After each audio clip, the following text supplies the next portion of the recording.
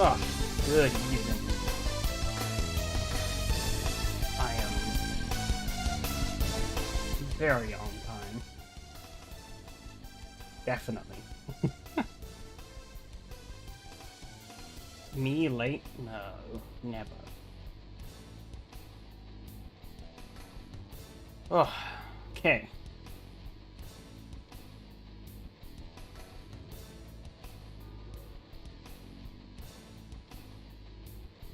Cool. We've had basically no time to do anything. Well, I lie. I've had some time to get things ready, but not any time to do any prep on the actual game. So I'm just gonna have to pray basically what we did for Daytona is gonna work. And hope for the best.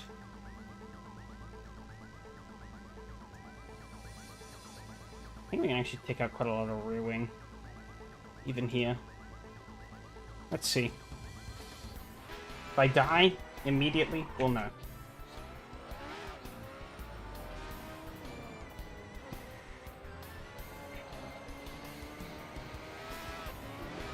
Oh. Oh.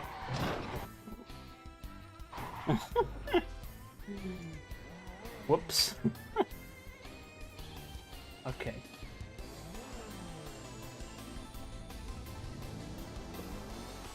Blame that on cold tires.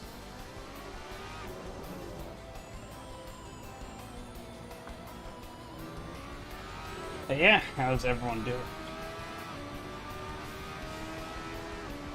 A little bit hectic at the moment for me, but other than that, be fine. The sun is trying its best to make sure I can't see shit, though, at the moment, which isn't ideal.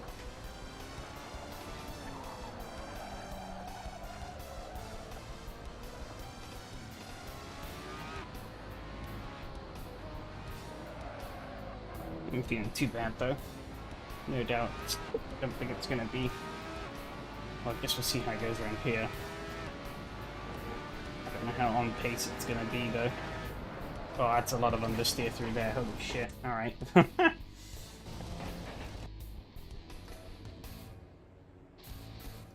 think we can get over a little bit of that.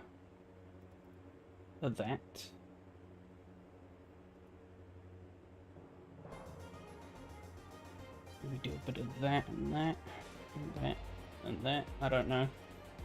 That might do something. It might not. Chances are I probably won't.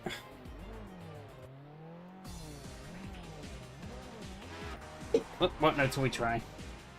It's on 5 and see. That might help also a little bit.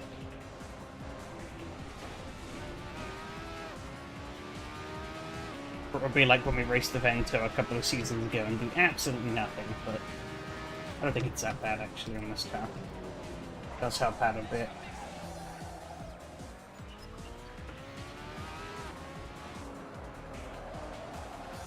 Just doesn't have that rotation though. I mean, I guess it doesn't help that the front tires are stone cold.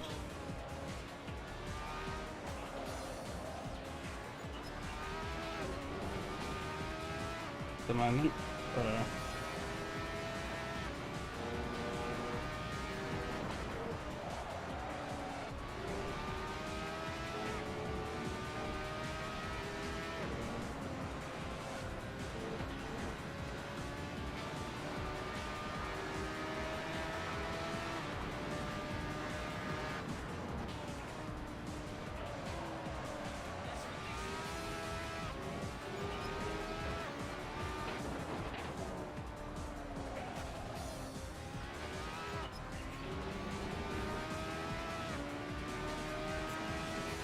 it's a meh.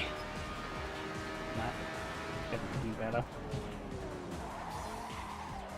Not by doing that though. Oh, no, no. Okay, we're not off to a great start.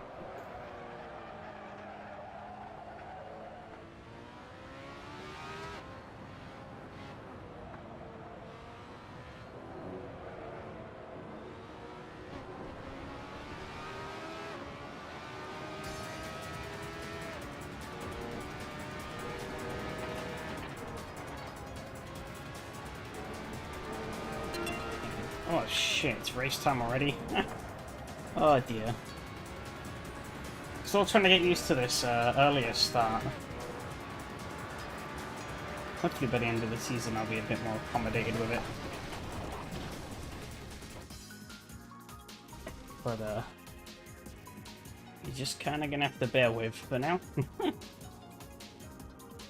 Down to 1. See what that does. Maybe push up to 9. I'm gonna kill myself when I join the server, but with that setup. But we'll try it, and we'll see what happens. Don't know if you don't try. I don't know how many we got for race in the end. 7. That's not too bad. Definitely seems to be paying off at the moment, bringing it to the earlier slot.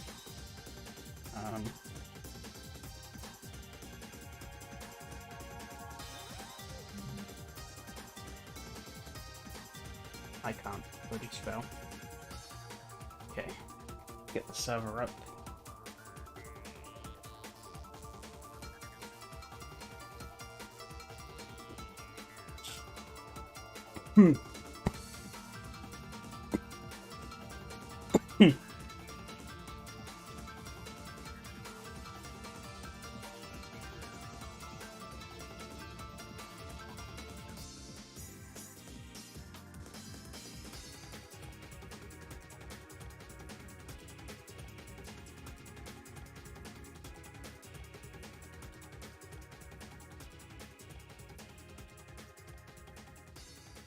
Well, apologies, I had to mute myself there for a bit.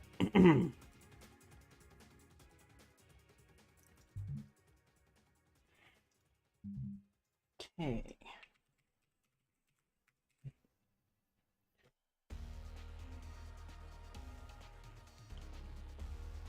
Hello. How's it going? Oof.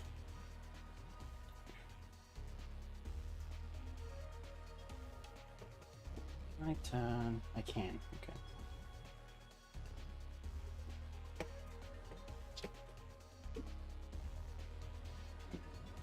Okay, so I am running partially blind.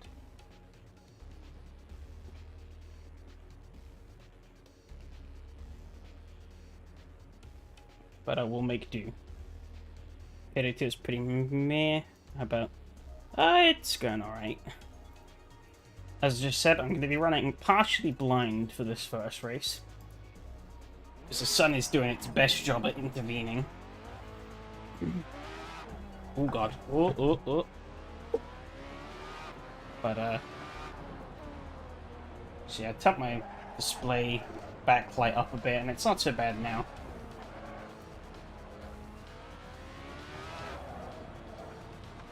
But, no baseball caps? No, that won't help it. It's more glare off the screen itself.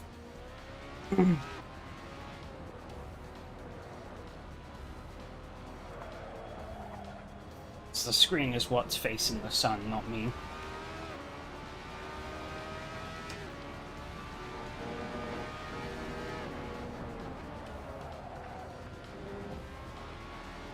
Front end does not want to pick up though.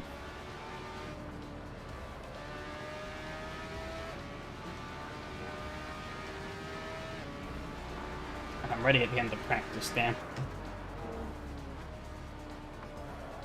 Because the music.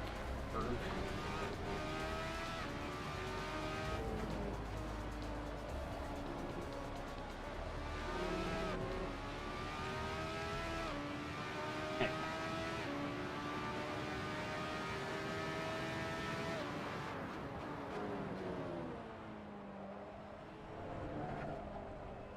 Still need to sit down at some point in time and do a proper session to rework this audio. I listened back to last week's stream and I think I'm running on slightly altered settings from then, but I'm still not fully happy with the sound sort of quality at the moment that or sound balance that I'm getting in this current space. So that's something that I'm probably going to have to look at. Oh, there's one behind me I didn't even see.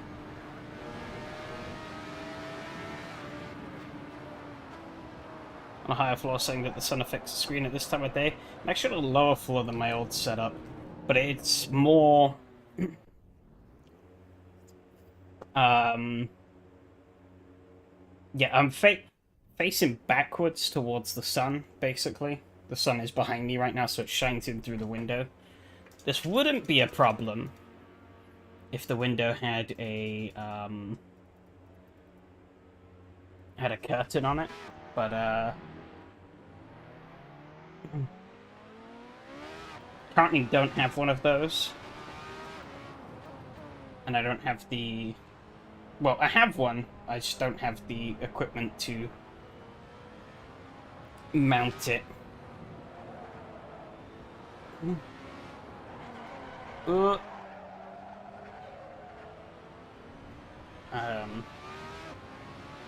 So, yeah.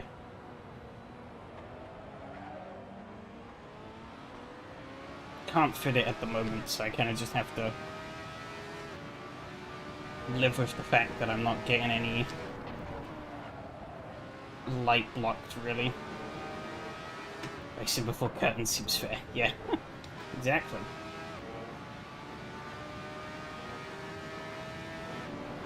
What the hell is a mile an hour? It's units for fast people.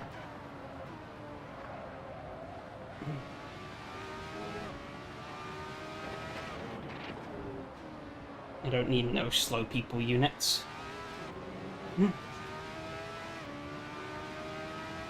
I just drive fast. Easy. Why? Oh, god damn it. Because I like to pretend that I'm actually fast.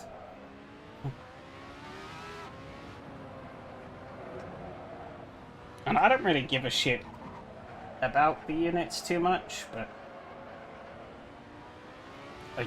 I've always had, pretty much always had miles, I think, so I kind of just used to it.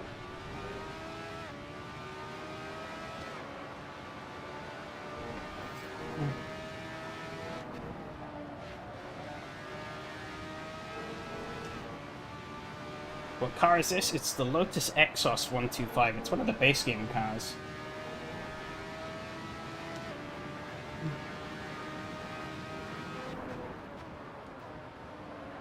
We are running here. Right. That hasn't felt too bad, actually. It's not good. I spoke too soon. 109, I think I was still... Well, I'm still miles off the pace, but, it's, I think that's better than any of my practice laps. Looks fast? It's not that fast. I'd say it's a little... It's faster than Formula 3, definitely. Maybe a little slower than GP2, Formula 2 level. It's F2 pace, oh, okay. I thought it might have been a little slower, but that sounds about right. There is a faster variant in the game, which uses the Cosworth V8 engine. Or which uses like a Cosworth V8 engine that I think is like roughly on par with Formula 1 levels. Or it might be IndyCar, I'm not sure. But it's a bit faster. I'm not doing good. Oh, I massively dropped the pressures on that front left. Is that what? Plus 3.4 Gs. Still getting used to your new starting point. Me too. Me too. Tuned is faster. Yeah, I'd imagine the tuned is faster. It's sort of a middle ground, I think, between F2 and F1. It is a little... The car is quite sluggish on rotation. That's what I'm finding. The front end is a bit of a dead weight.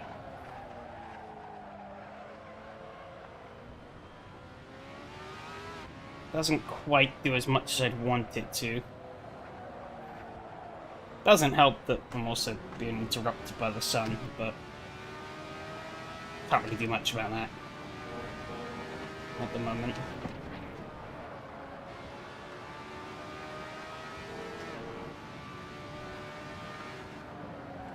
No. Oh, god damn it. See, that's the thing. I try and push for those corners, but it just doesn't turn in on the front end enough. It's very slow. Just be clipping like crazy. Is it? I haven't really been paying attention. Or no, rather than high sets. This one only has mediums. Yeah.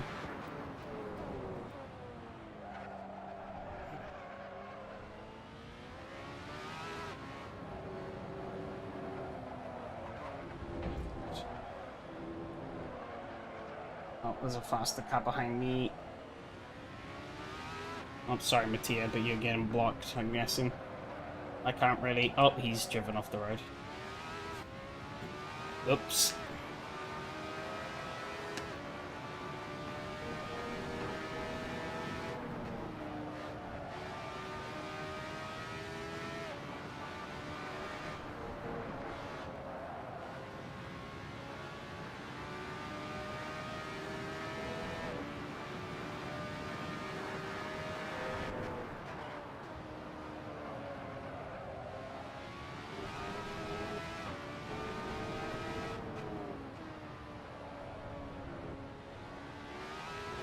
Oh, that was a slightly faster, but still.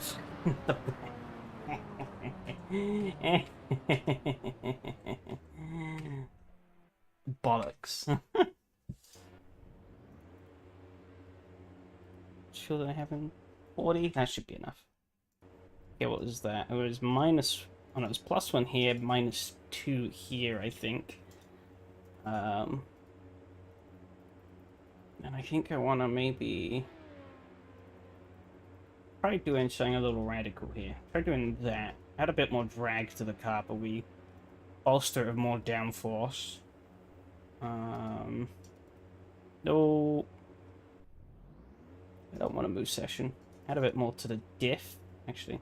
Yeah, I'll bump that to 35, drop that down to 10. And then I'm going to kill myself at the first turn.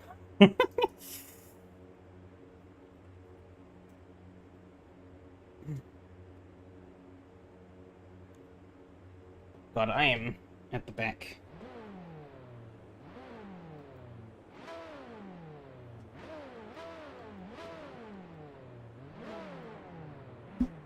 Yeah, I'll admit, yeah, you're right. You don't really notice the clipping much on our Logitech. We spin A yes, B yes, but later. Can I vote for C yes, but immediately?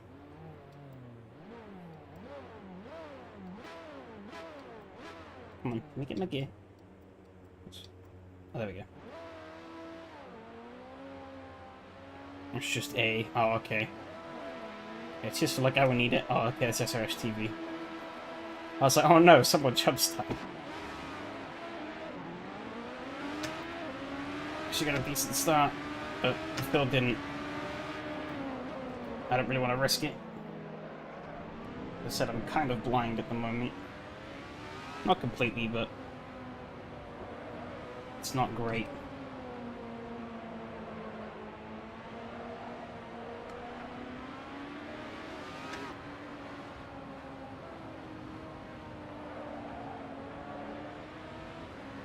Well, it started the broadcast car?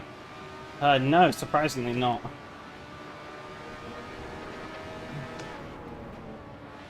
Oh, this has a lot more traction now. I almost died there, though. Okay, I think I found what the car needed. Oh, okay, I maybe put a bit too much on the front end.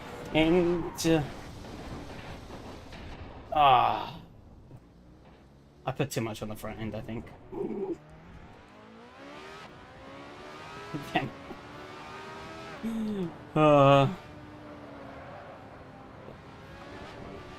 He's the winner. But is it not B? Technically it was later than the start. And my tires are cooked. Oh, that was Lucas? Oh yeah, there is no SRS TV. Oh no, there is SRS TV. How the hell was Lucas behind me? I'm lost. Maybe someone did actually jumpstart. Trust you to appear, Fred, as soon as I crash. Throw it all away.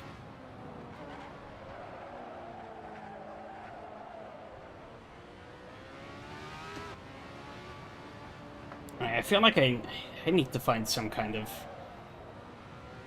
interim solution for the visibility, I feel. Because it's not great.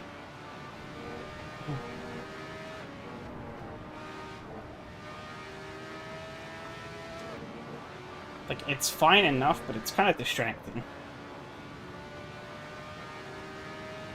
Okay, I felt a lot more stable that time. As soon as I saw the card picked up, I knew something bad was happen. If something was going to happen, I added in the bad myself. Whoops.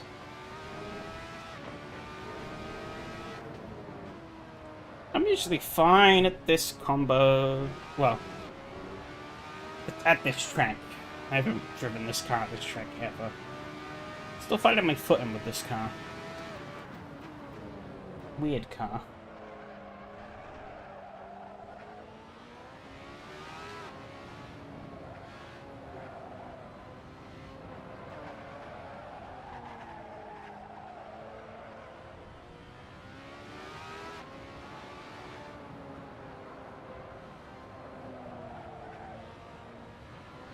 We've got another doozy afterwards. MX-5 Cup at the Battenberg Ring. That's gonna be a funny one. Oh no! Shit.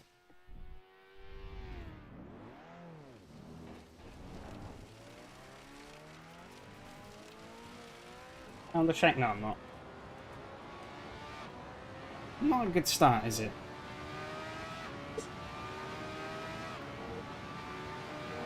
Now it's B2. Did I remove all the rear wing? No, I actually added more. The problem is I added like double the amount of front wing to the amount of rear wing I added. I think I went from like 8 to 15 on the front, and I went from like 1 to 4 on the rear. So I kind of did this to myself, I'll admit. I think maybe also keeping up in the diff power probably didn't help. And lowering the diff coast. I don't know, I just got annoyed that this car doesn't... no. Oh, I can adjust the front wing. Oh.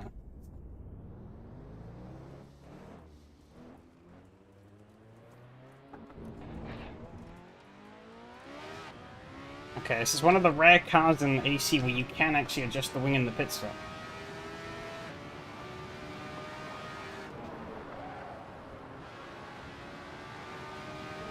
So I guess we're last anyways. Might as well use this as a bit of a R&D session. Shan't we? I guess we can run an extra lap like this, and then we'll...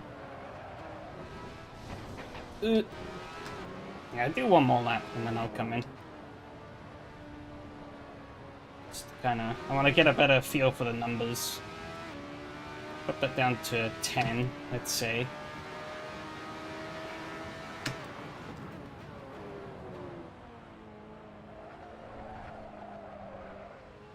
I did a compilation. No.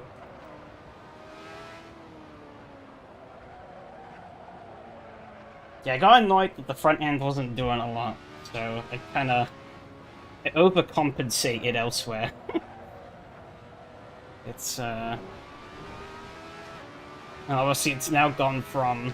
Well, the front end is still actually just dead as bricks. It still doesn't really do anything. It's now the rear end just doesn't stop. Got spied by Vettel on a stream in this game. I don't remember the tire pressures actually, so I'm going to keep the tires as they are. I was going to go and change them, but I guess we'll just trim off the wing.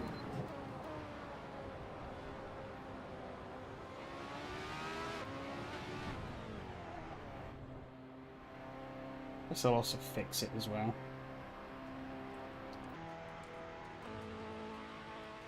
It's Vettel with Ferrari to play it safe. Le Mans the weekend was pretty decent, actually, speaking of Ferrari. I watched a good chunk of that.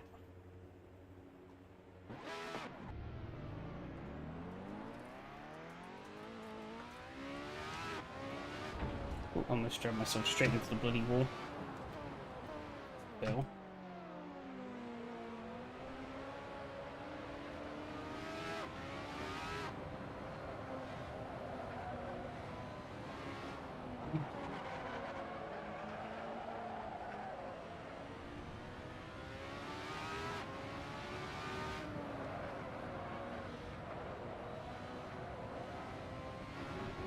Alpine was F1 like at Le Mans. Yeah, they're both their cars crapped out of an engine failure, I'm pretty certain. And then, if you thought the PR disaster couldn't get any more worse, their Formula One team announced that they're... Well, they didn't... I don't think they officially announced it, but it was revealed that the Alpine Formula One team is looking at going to a customer engine for 2026. So it's like... It's not great PR when even your factory team doesn't trust your works engines. Like, how bad do you have to fuck up for that to be the case?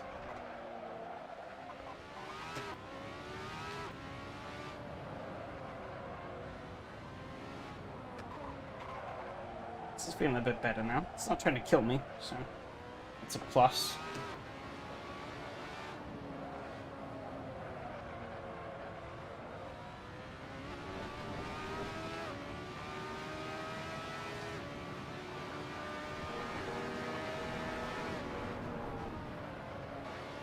I feel like if they are going to adopt the customer unit, Alpine might as well just leave, I think. Let Andretti in.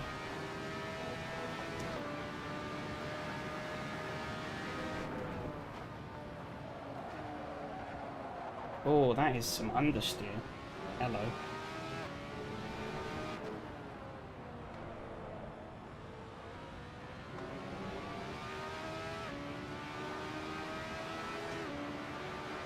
Fastest lap of the race. Damn. Still wasn't a great lap.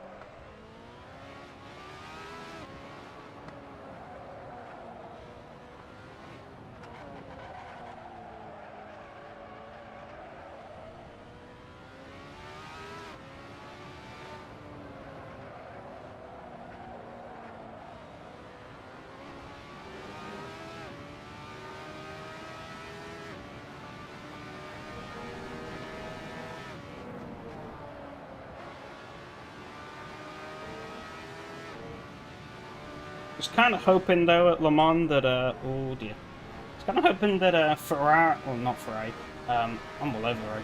I was kind of hoping that a Porsche or Cadillac was going to maybe sneak the win away. Or come, oh my god. Right, now I've gone the other way.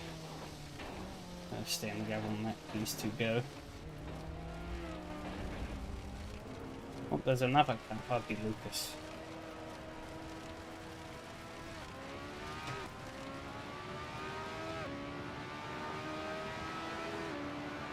I wonder if the front right becoming...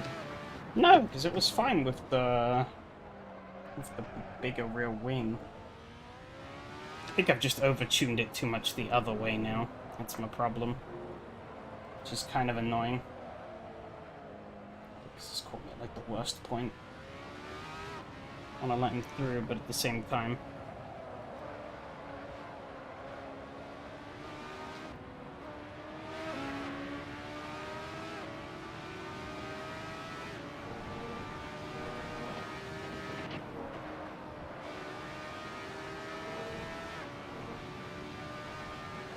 I think before next week, I need to find some time to sit down with this car, maybe. Try and get some more response out of this front axle. It's too dead. Not liking it. Like, the car is okay to drive otherwise, but I turn the wheel and the front end just doesn't respond adequately.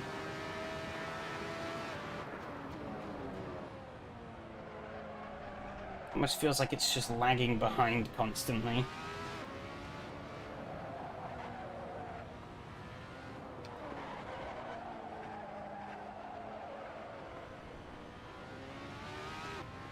I get this is meant to be a rich man's toy rather than an actual race car, but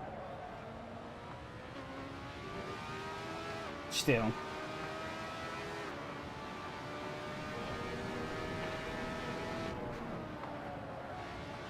I'm using it like a race car, so.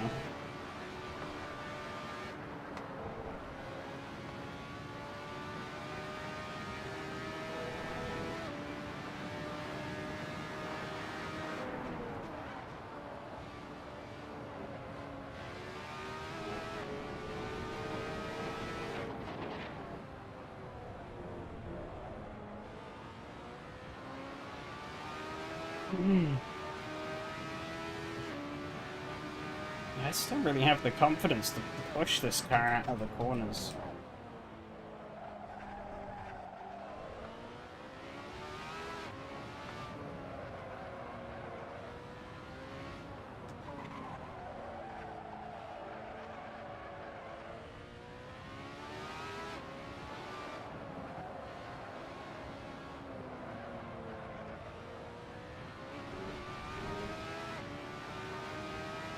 I think it's more of a suspension issue than anything,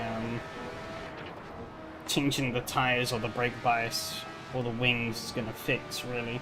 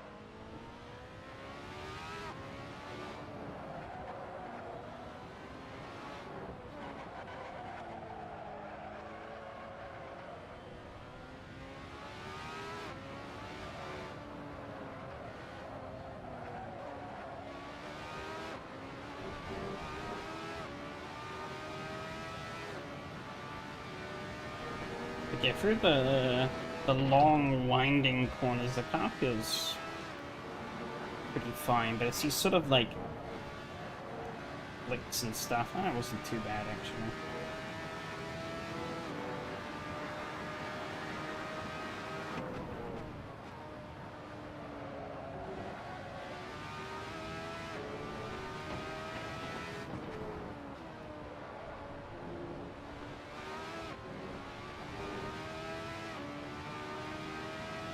Oh, almost a second there. Alright.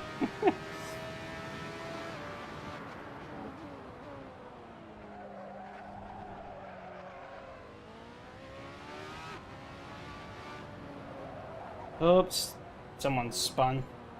Oh, it seems like there's contact between Lucas and Yari.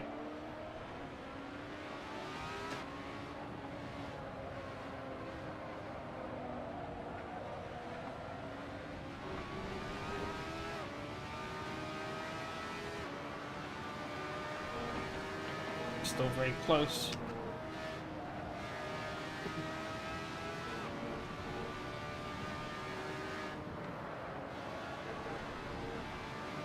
Just don't really seem to have the gusto or the direction. Marshall's very brave, yeah.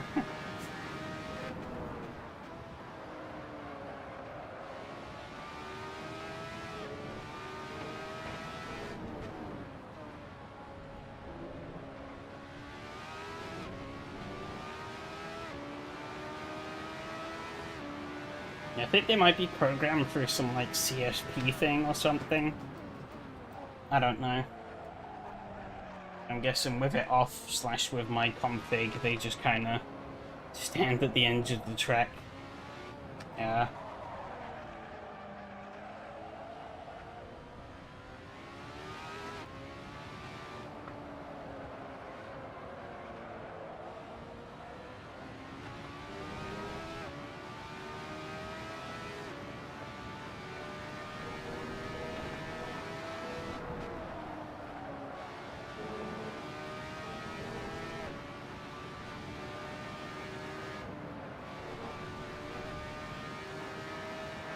Oh shit.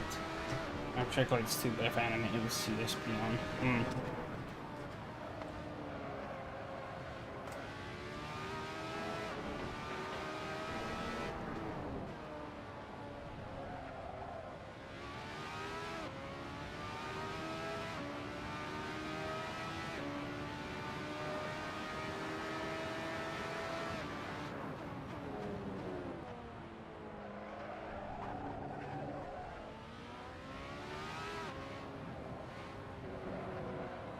Rear Marshal comes out once the race is over. Damn, the race is over already?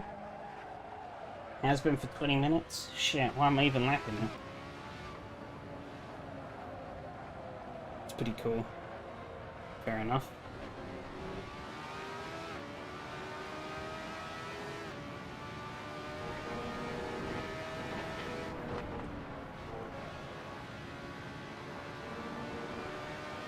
I just kind of wish that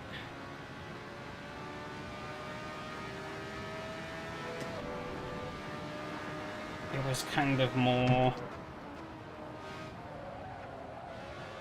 embedded into the piece of content rather than just being this one giant, like, central glob.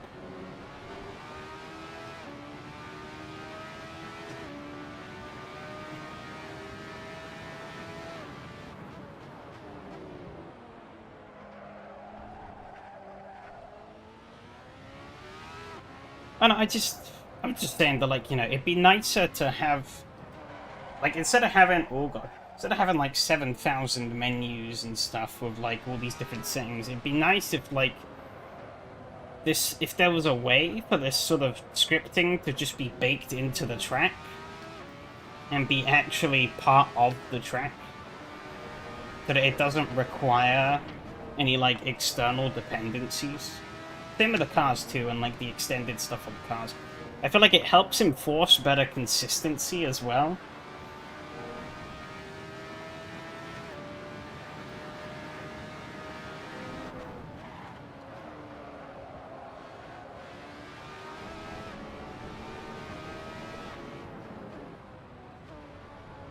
Yeah, everyone do their own takes on the concept ideas. I mean, every piece of content out there at the moment already has a different varying level of implementation of the stuff anyway, so nothing would change.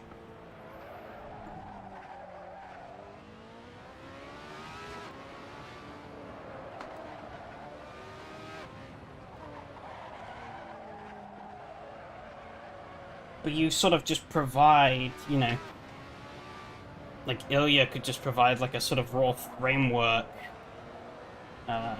that people can integrate into stuff.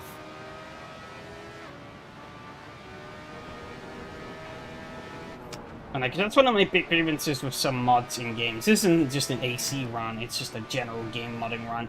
It's when you have dependency upon dependency upon dependency. It starts to get a bit of a pain in the ass to manage everything. Admittedly, CSP AC isn't so bad. It's just two components. Just the middleman has like 7 million different settings in it. But like, yeah, stuff like Skyrim, Fallout, Cyberpunk and stuff like that. Some of the mods for that, it's like, you click download and it's like, oh yes, you need 7,000 dependencies, and it's like, oh, can I just not? Like, the less dependencies a mod has, the better, in my opinion. I like things to just install and...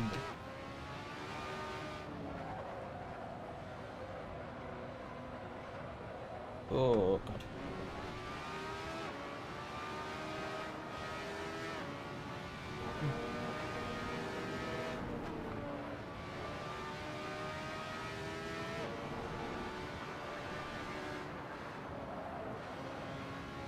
Okay, see, it's pretty much the same as Payday 2. Fair enough. Oh, it seems like Lucas must have run into some problem.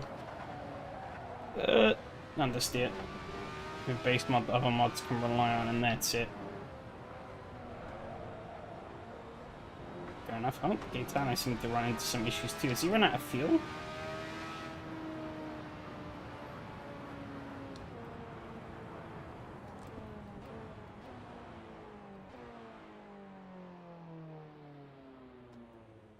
think he might have run out of fuel.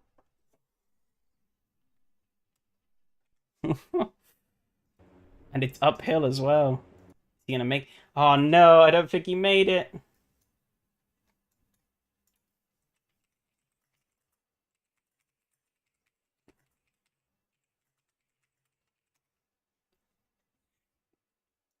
Oh, tragic.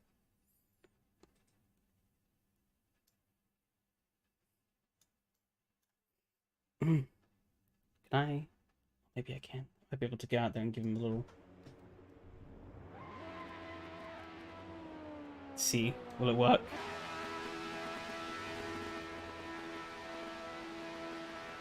See, different...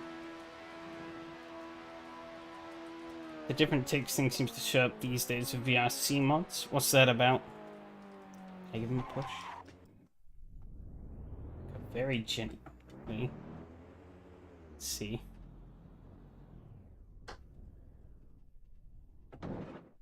Oh, it's not gonna work. His car's stopped. No! I tried. Damn.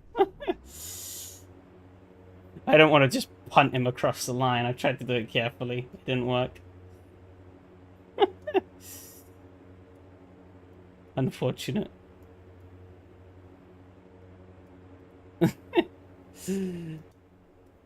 Need to use bigger... Yeah, I didn't want to just, like, shovel him across the line, though. 20 into the passing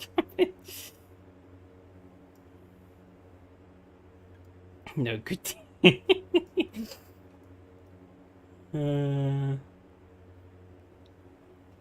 Some of these cars just kind of jam up when you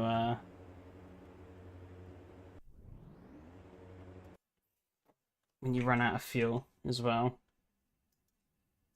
I forget what car it is. I do remember there was one car once that I drove somewhere that when you run out of fuel, like the rear axle just locked. I think that was an AC car, but I can't remember what car it was. It was pretty funny, though. So you'd just be driving along, run out of fuel, spin. And it was, like, violent as well.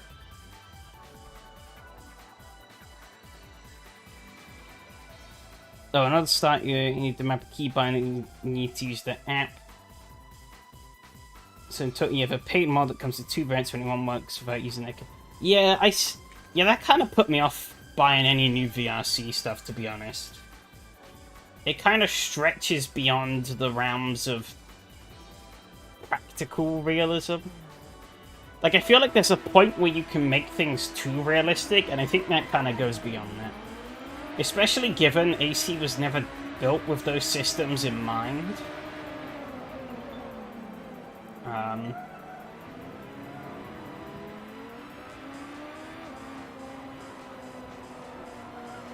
Not to mention, to get the car started properly for the race, you're probably going to have to allow for bigger windows for things, so people can actually fiddle around and get things started.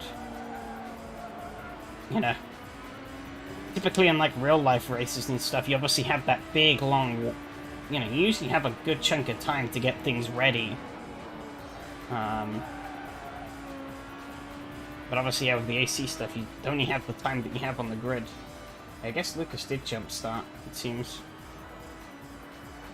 Yeah, I just lost it.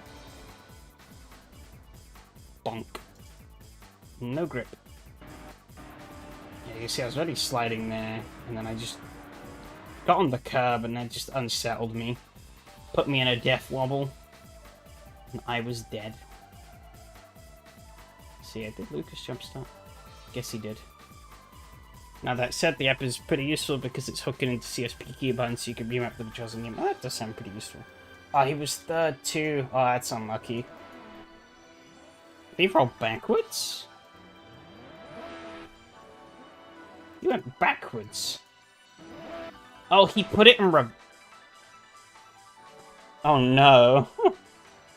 He put the car in reverse.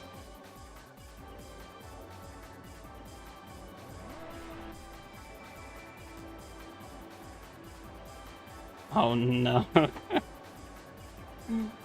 tragic.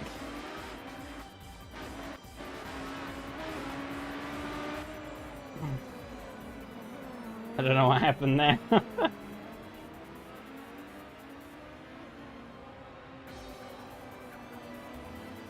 Well, they were very tight there for the lead.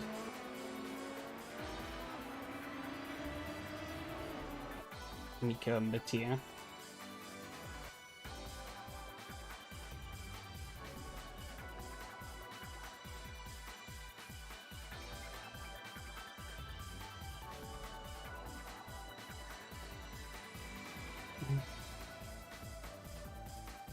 Did they stay close? I do stay pretty close.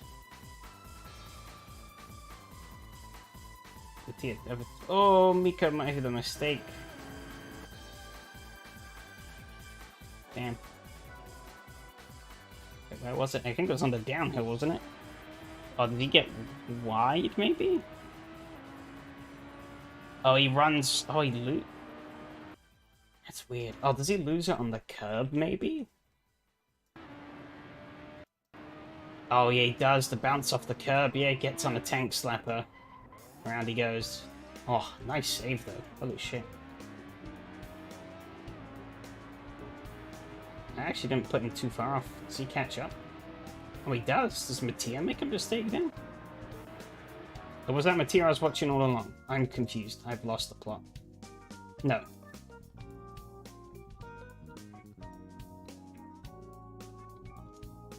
Oh, yes. He makes a big mistake. Maybe I should look where I'm going sometimes. Oh, yeah, he just steps the rear end out into here. Bit of rear locking, maybe. Just whoop. Rear end goes out into the gravel. And that absolutely kills his momentum. And then, oh.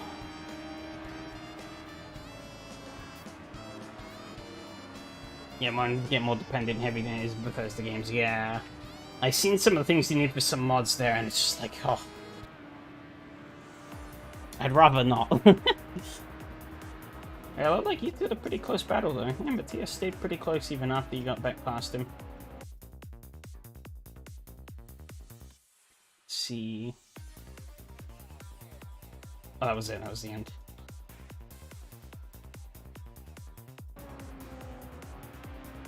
So he doesn't quite get it done. He comes very close. Oh, he gets on the curb too much there, I think. I think he bottoms out. So he tries to brake for the corner, the car goes straight. Damn. Got the close DRS. Car is DRS. Huh?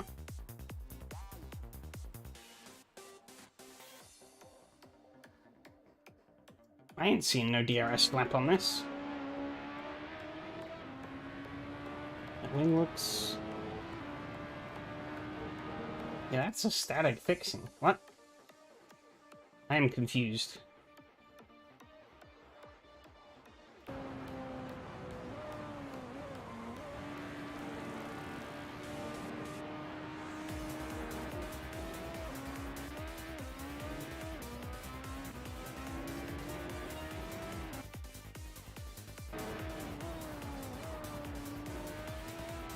Okay, you see pretty much move any mod you want, yeah.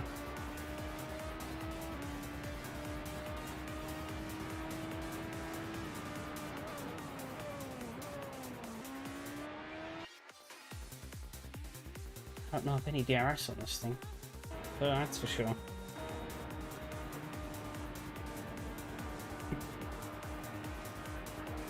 think you might have just... No. But the DRS would be there if it was a thing, right? I'm pretty certain it does animate for other people. But there's no indication, I don't think.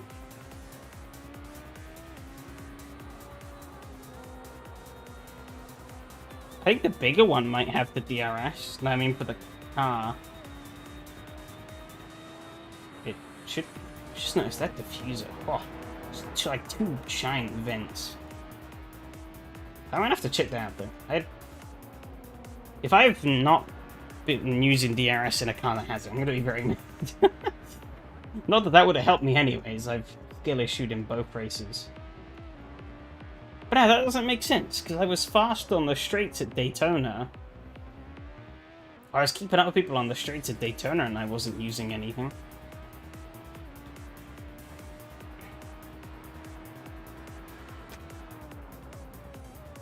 Where was Yari and Lucas's little bonk? Let's see.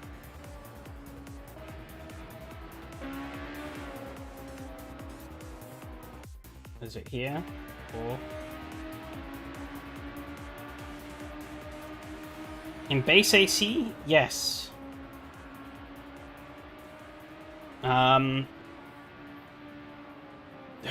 Basically every car with DRS will have a light on it, like they do in real life, to tell you that you can use DRS. And that light will glow, obviously, when you're in the DRS zone. That's a base AC function. Oh, he just gets a little deep. Ah, unlucky. At least he stops and waits up. That was a bit unlucky for both of them. They're having a pretty good battle there. But, I'm guessing Mr. Santa Nicola ran out of fuel. Let's listen. Who's that? There was behind. Oh, it's Lucas. Lucas caught up to him. Damn. I guess maybe he was trying to fuel save a bit. Oh, it's a bit of contact. Eek.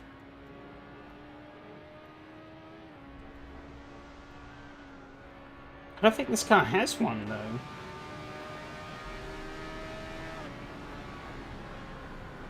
Oh, there we go. Look, he's full throttle. He's out of fuel. Yeah. Oh, no.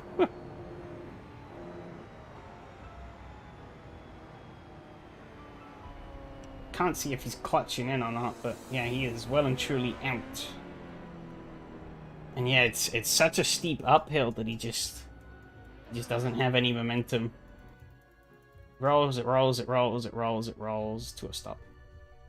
And then, yeah, he sits there. And then I head back out the pits. Tried. And the car said no. The car has DRS? What? Well, it's disabled the tracks and I'm... Okay, what? Okay. Booting up Spa. No Spa has DRS zones.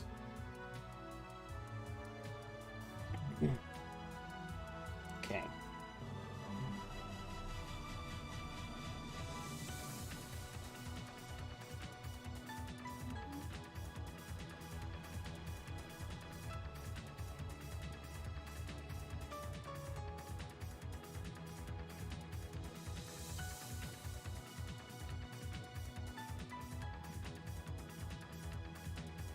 Unless there's a specified zone for it. Yeah, okay. Leave the car as is. I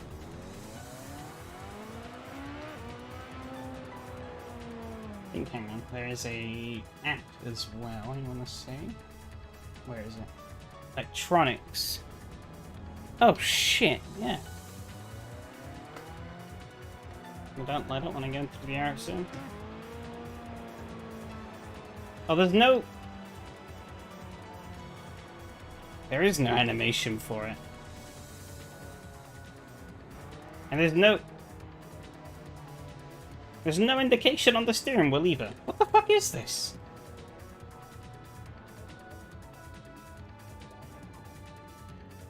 You can see it's lighting up on and off there. Oh, until now I reached the end of the zone.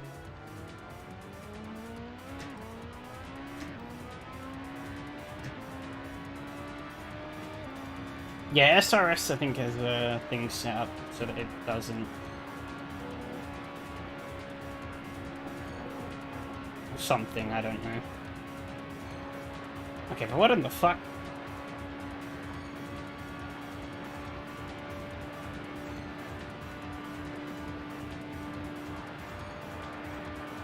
So I've been without DRS this whole time when the car's had it.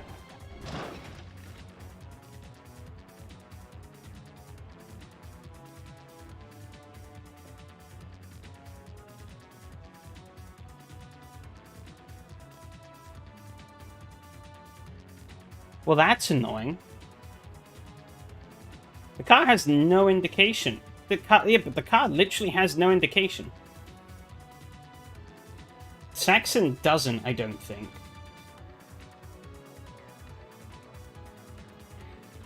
I mean, I'm gonna have to run this app then. Because yeah, look, if I... So we go around again. Usually every car has a DRS button.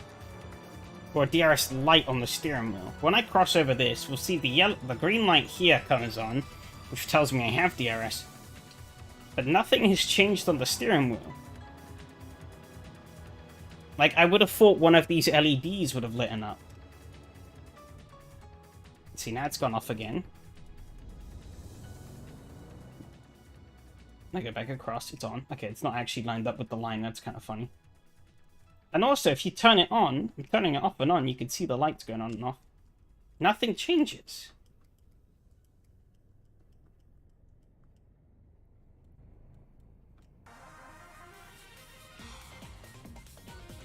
At the very least, I would have expected a button on the steering wheel. Or a light on the steering wheel, sorry. Green bit on the pedals app. Is that related to DRS, though?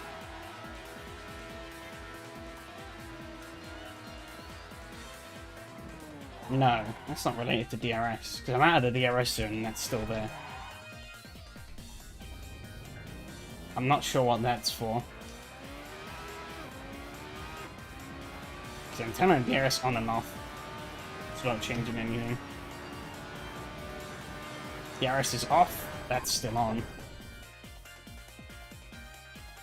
If I restart the session, it's still there.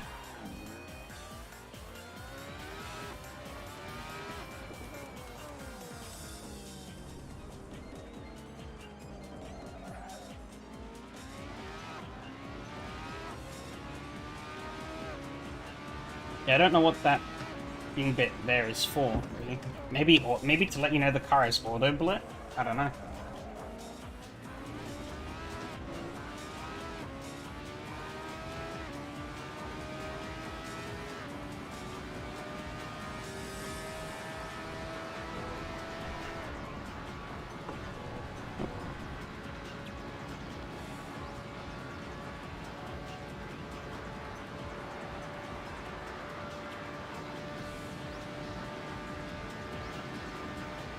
Yes, it's still there.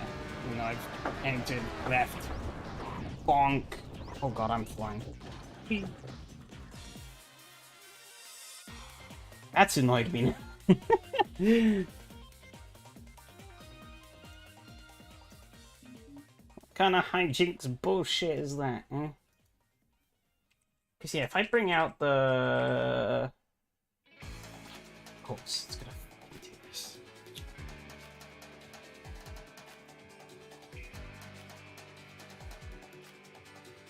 I have to look at the results for the thingy later, because I want to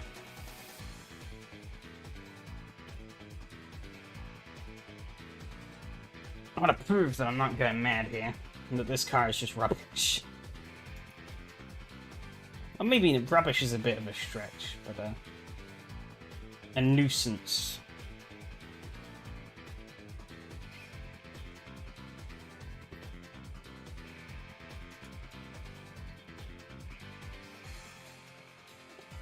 Thing is, plugging in the LED light to the car really isn't hard either. The car has the LEDs there already. It's like you literally just change a bit in a config file, and it's like, yep, there's a light here for the DRS. Good.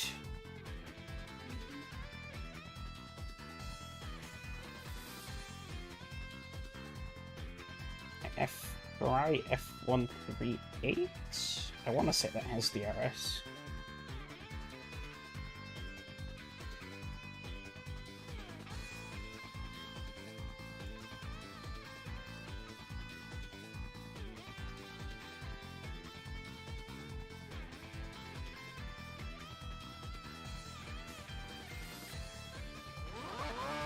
I'm pretty certain it does, yeah. Yeah, it does. You can see there. Ooh. cold tires. And, like, triple the horsepower. Oh, it doesn't turn. You see? That blue light on the steering wheel came on, and when I open it, that red light comes on above it.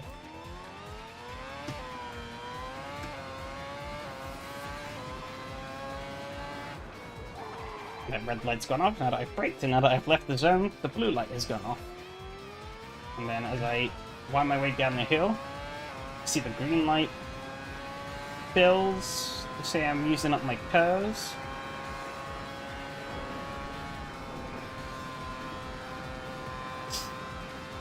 Barely tell those lights are on. Yeah, I mean, it's not great, but you can still see them. See blue light, red light.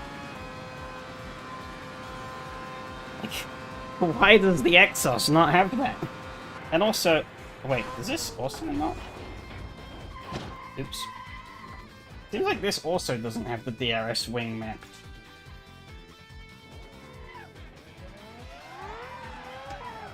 Unless it just didn't open much back these days.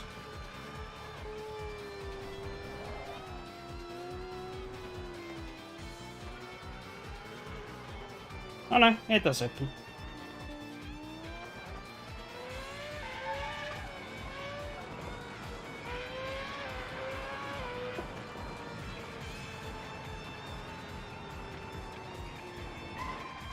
God damn it.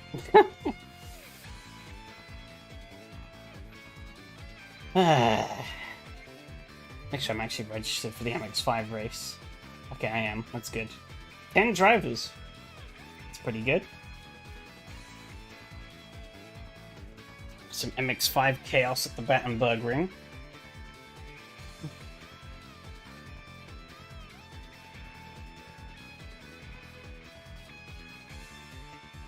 I guess we can take a very quick peek at the results.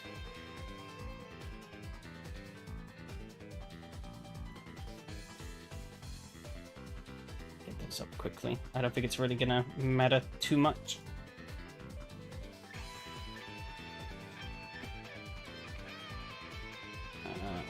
Standings and races.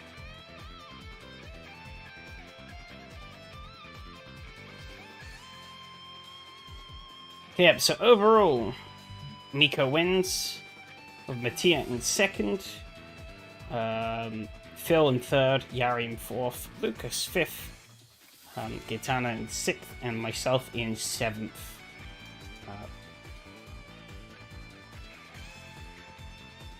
Now, the only one who didn't get an incident point in that race was Phil. A bit of up and down, but other than that, not a massive deal of movement, but that was some. Overall championship, obviously Miko leads over Mattia, those two have stayed consistent. Phil and Lucas swap after last round, and Yari stays comfortably in fifth, but is just behind those two, so those two could have a pretty close fight. I've got some work cut out if I want to get involved in this, though. And Gaetano and Henning have only done one round apiece. And, now it's time for MX-5s.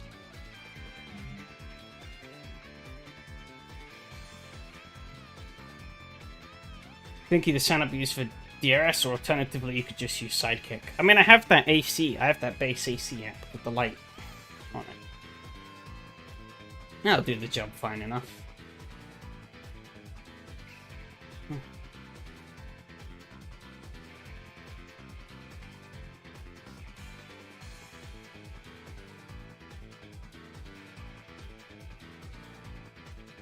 Okay. X5 server is up. Let's get on in.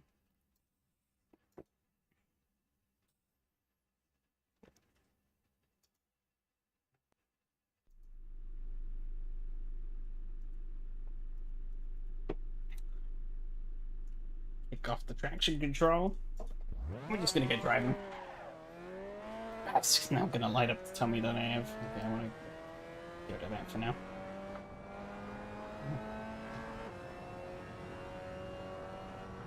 I have space for it.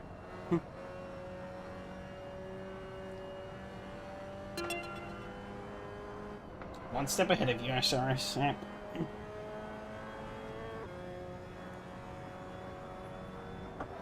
Oh, saved it. We're good.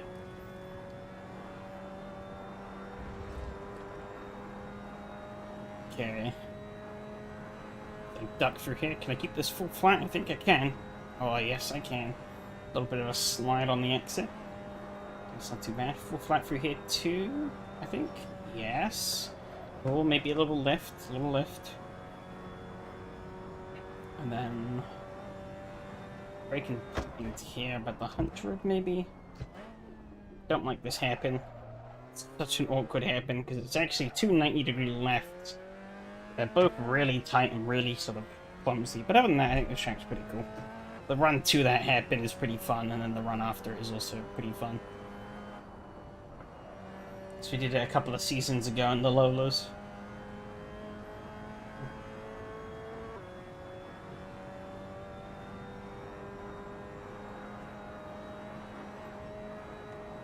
We'll flat through there into the village. We want to start cleaning off a bit of speed as we enter the village. Maybe I bled off a bit too much speed. Be a bit easier affair compared to Brasheed from last week. Cobbles are going to throw up a bit of a grip challenge, but it's only a short part of this track that is cobbled. Can I full flat this turn? Nope, lift. We speed off through the fields. It was actually the main track that I was testing cars on, so it's probably one of the more fresher ones in my memory.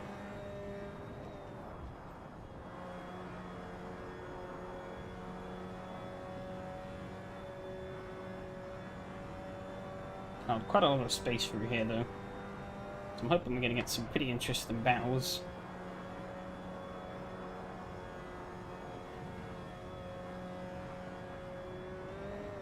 Ooh. Bit light over there. Okay. Should have slowed down. Done me practice, though, so that doesn't matter.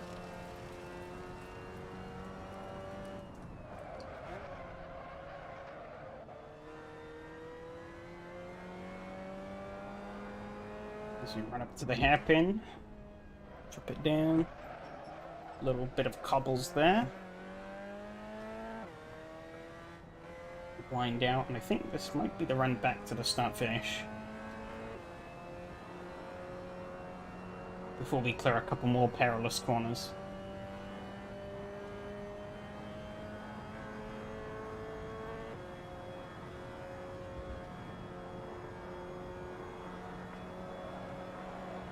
Should have turned a little earlier.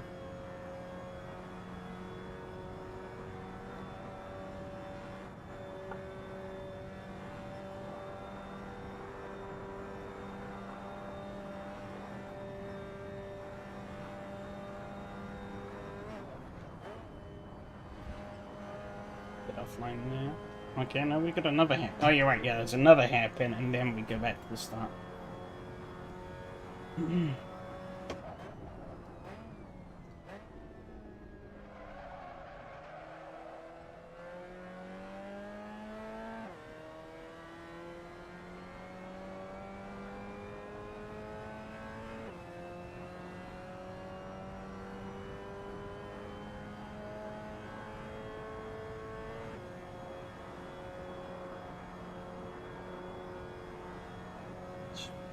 Flat.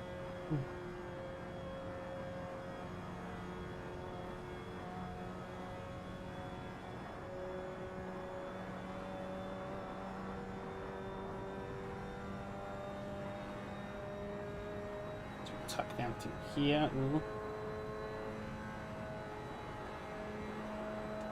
Can I just flat? No, I can't. Ooh. Okay. We lived.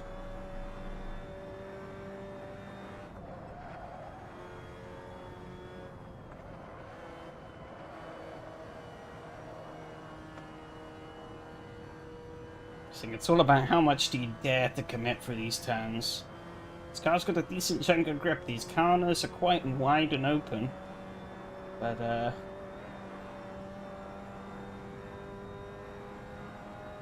how much are you going to be willing to put on the line?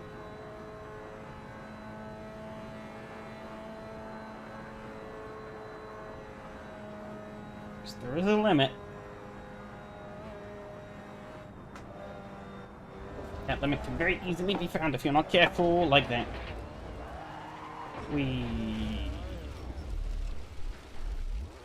You can go quite deep out into these forests. Can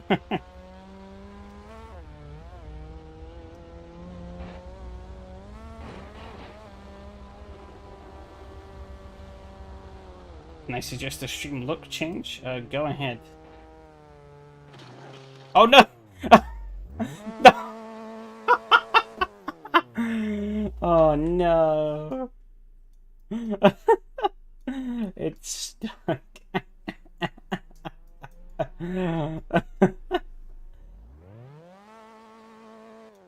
Shit. Oh dear.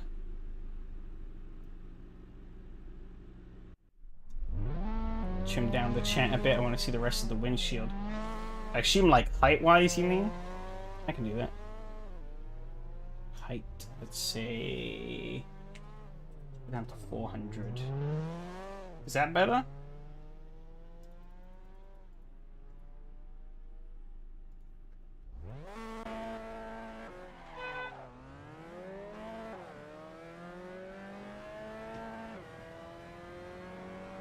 Okay.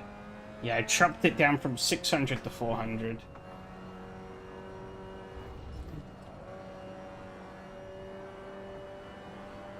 I think that still fits enough of chat on screen to make it decent. Let's see. Yeah. Oh god. On the window that I actually have up right now. Oops. I wasn't paying attention. Back to pits we go. Yeah, no, on the window I see, actually, I can only see one extra line of chat, so it's pretty much the same as what I'm looking at right now.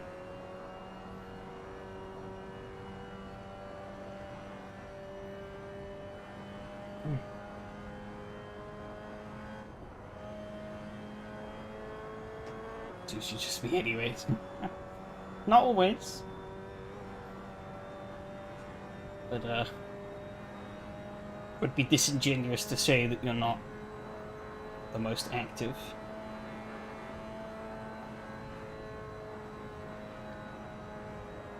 Said usually, fair.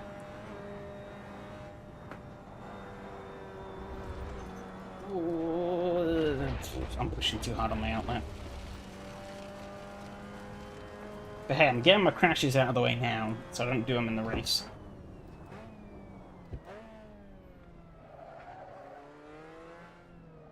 It's such an awkward corner.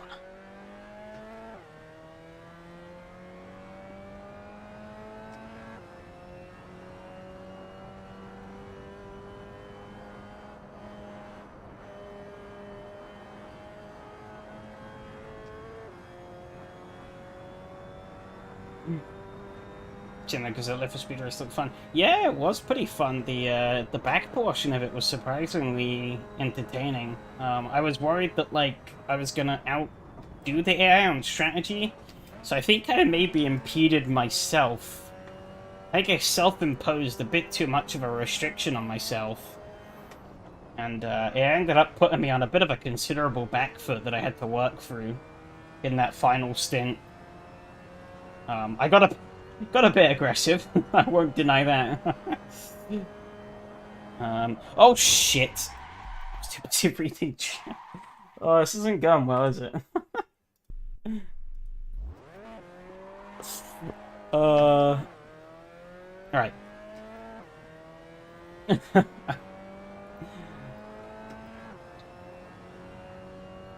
Yeah, I got a bit aggressive with some of the AI there, but I kind of had to if I wanted to pull off the winning class.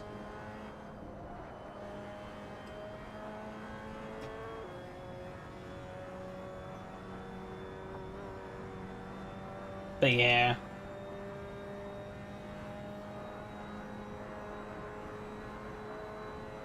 I can't really complain about lurkers though, because I lurk a lot myself, so... Like, we have ads about safety. Yeah, don't read chat and drive.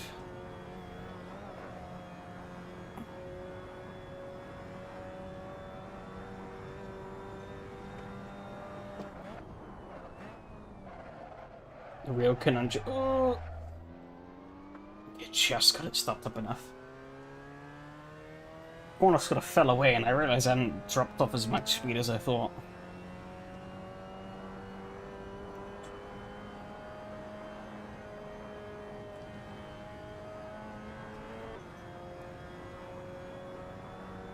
Yeah, do you think I could get an exemption for texting and driving? Because I am totally a professional live streamer.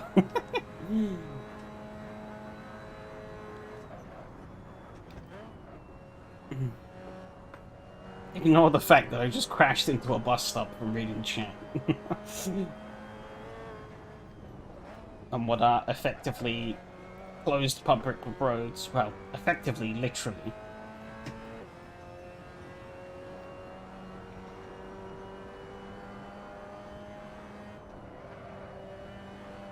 Oh man, Logan's problem is guessing who are they. I don't really mind who they are, but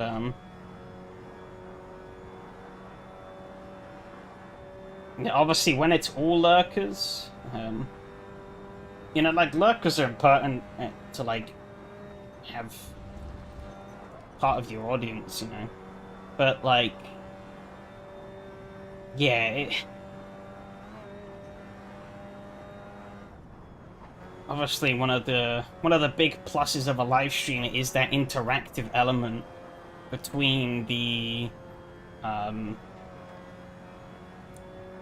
creator and the viewers, and that's what a lot of people thrive off of.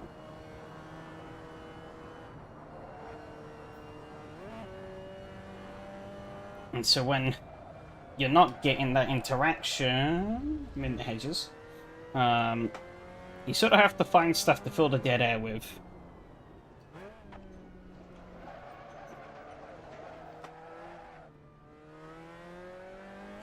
Yeah. That's just on racing. Nobody should have put chance, so just focus on racing. Yeah.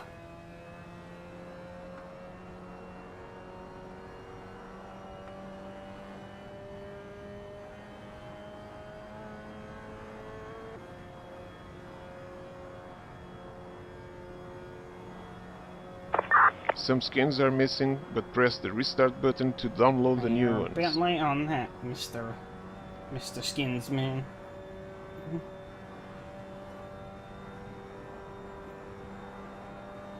I was assuming she mentioned that there wasn't much discussion.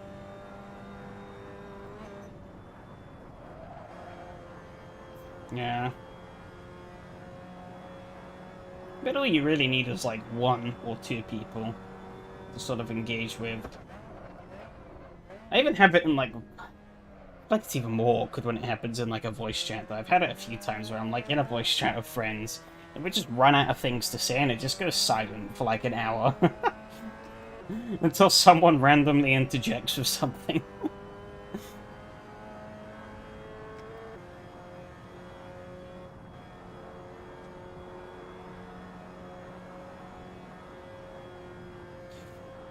But yeah, sometimes you just don't have anything to say.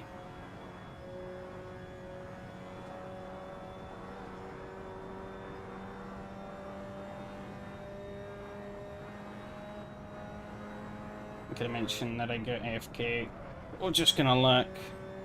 Oh, when I could mention. Oh yeah.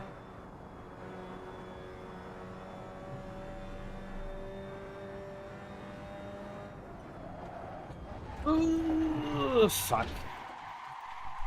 Saved it.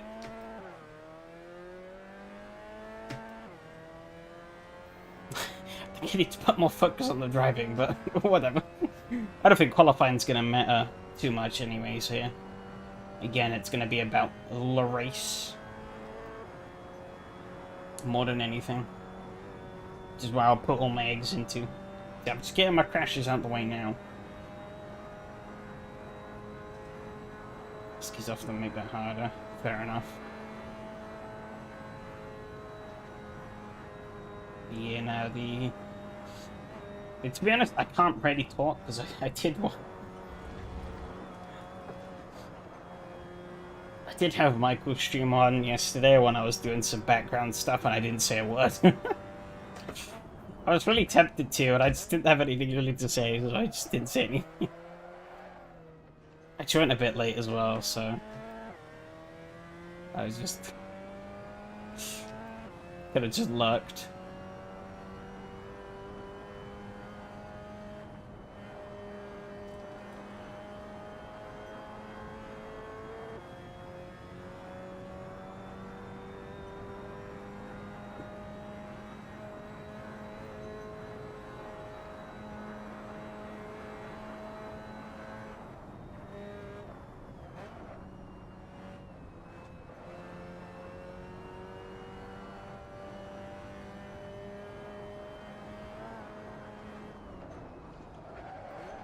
Oh, we're alive.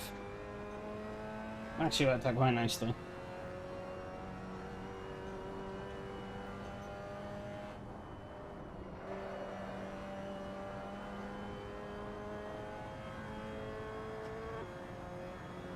I don't think I'm going to be setting any laps that are really going to be challenging the top echelons. But maybe I can lift myself up from 7th, even with that spin. Hoping that I can have enough speed and commitment through the rest of the lap to put something together that isn't complete shite. Little lift there. I can power all the way out. Oh, that was nice. Maybe a little lift, a little less.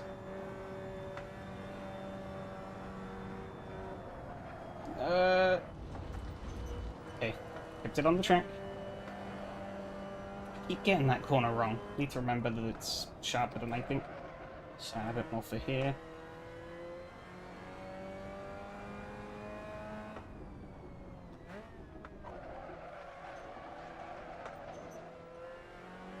Said I do find myself typing way less when there is already a lot. Yeah.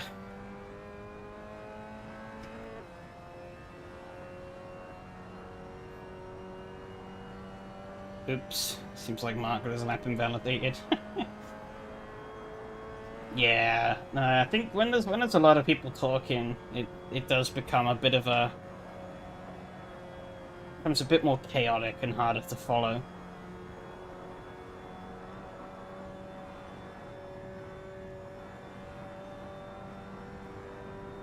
I think I'm the only car on track holding everyone up so they can watch me fail to put together a qualifying lap. It starts to feel like competing for the attention of the yeah, it kind of does. Especially as the streamer gets bigger and bigger, people are just trying to, you know, the bigger and bigger the streamer gets, the more people are watching, the less time the streamer has to pay attention to each individual person. And so people start competing more and more for that attention.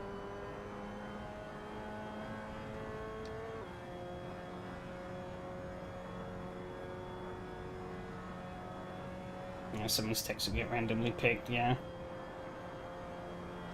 It's almost the same with any social media platform, really, isn't it? The bigger and bigger it gets, the more people start chasing for attention.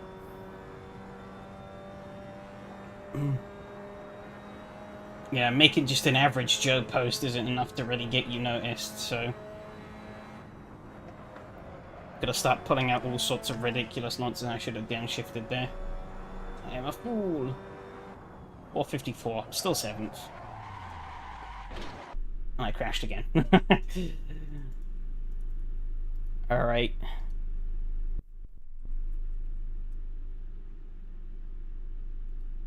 What was the qualifying times? Oh, it was the slowest car to the lap. Only 2 seconds off of Lucas, though.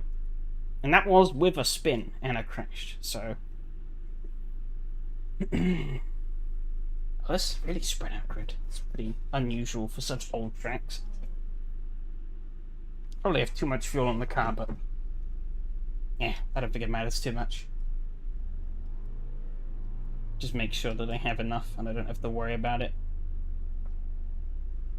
It's like when people display the whole chat on screen when they have very fast feed. Yeah. But there's that, I hate it.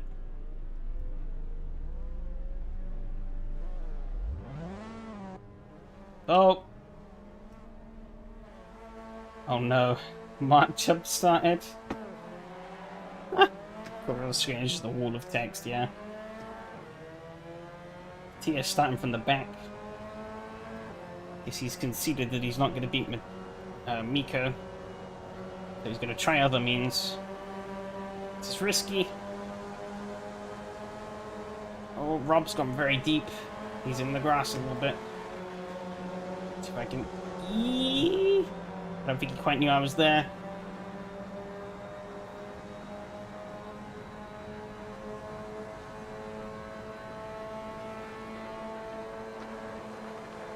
Big slipstream through here. Going up to 6th gear did not help me at all. So left. Oh, no.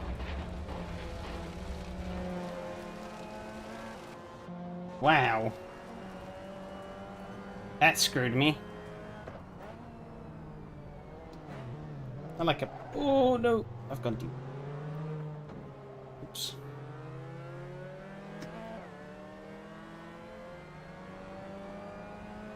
Wow. There was like a post buried in that hitch. At least I didn't get suspension damage, but this cracked windshield is going to be annoying to deal with.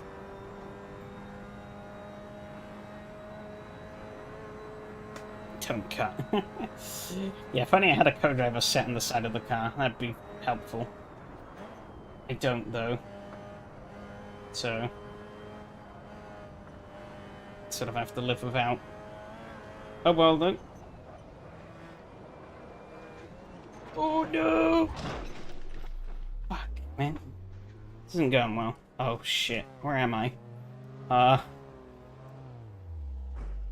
No! Can't get back on the track. Okay, these cars I can drive shit from. Is there a car coming? There is. Sakes. What a shit show, eh?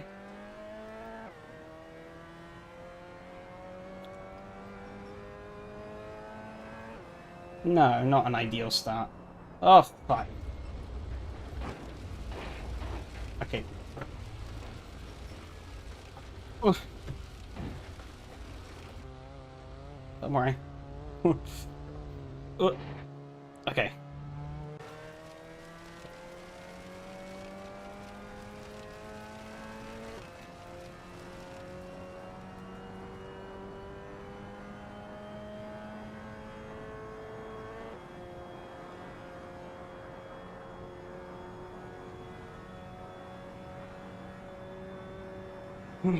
He's A plus. I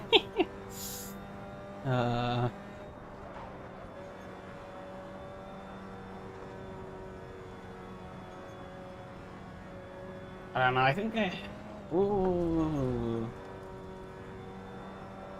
I think I have been lacking in focus a bit lately. I'm not really sure what that's stemming from, but... I haven't quite had the connection that I previously had with SimRacing. I don't know. Oh, that was early of a downshift. Almost cooked my car in the process.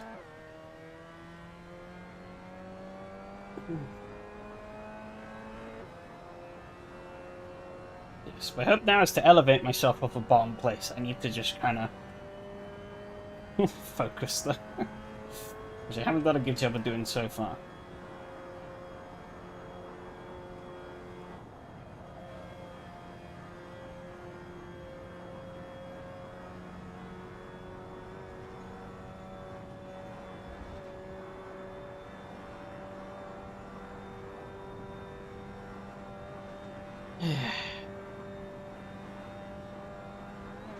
At least it's a fun track and a good car.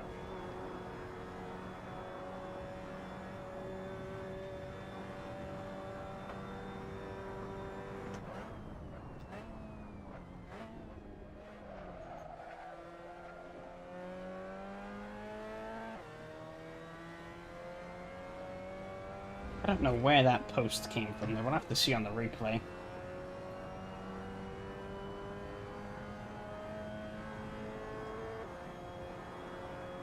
Seems like Martin Henning are probably the realistic targets here, so I guess we're gonna target in 8th place. I'm gonna say. That's my little feeder stick. Ideal goal. 8th place. Uh-oh, someone had to go to the pits. A bit of a skew on the numbers there.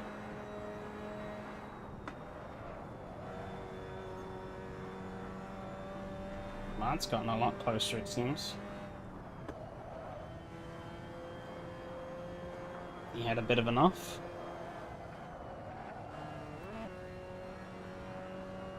He's just up the road there.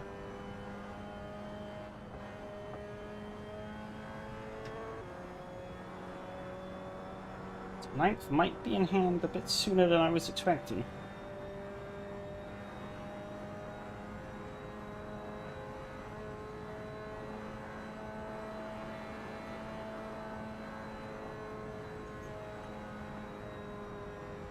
Staying away from the inside.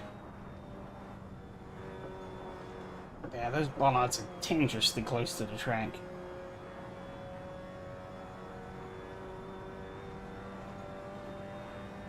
See them now as I go back around. Must have just kissed it. Such a narrow spot that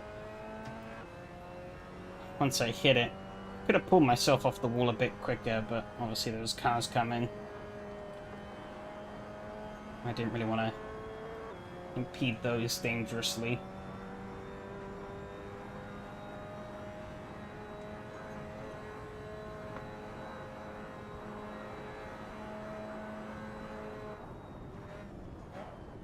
Yellow flag up ahead. But it seems like Henning's run into some trouble.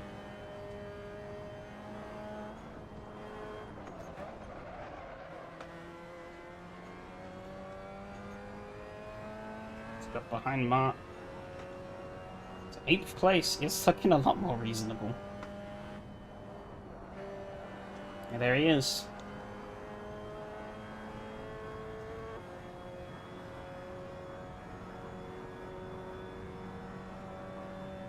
And his pace, they might have even bigger damage.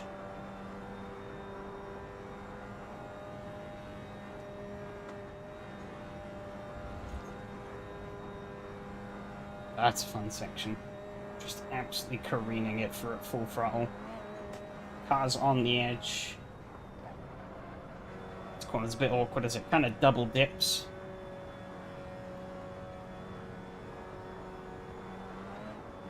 Bit of a rise over there. Makes the wheel go light. Shit. God damn it. Just pushed a little too hard there. Fuck.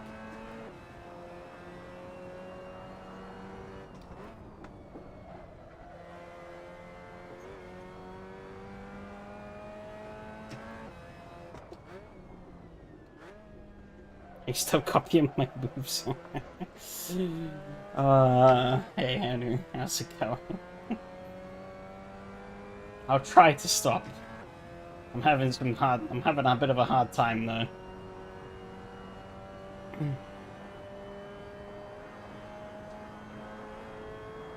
Your driving style is just too perfect. I didn't break that, was interesting. Maybe he is lugging a bit of suspension damage. Doing his best James impression. I mean, he's been absent for a very long time, so someone's got to fill that void. Has anyone heard anything from him? I have not seen any. Oh, I think Henning's going to let that go. No. Yeah.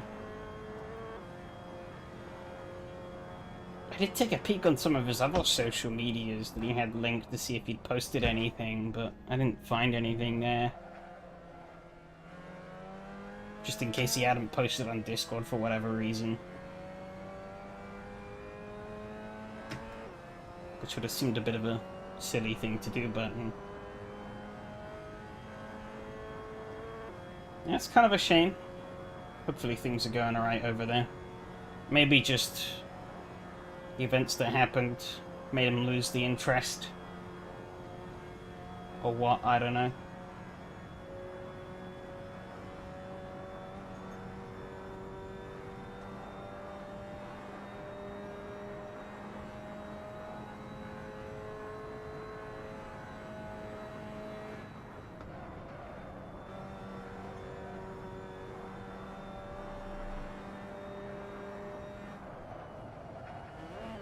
Whoa.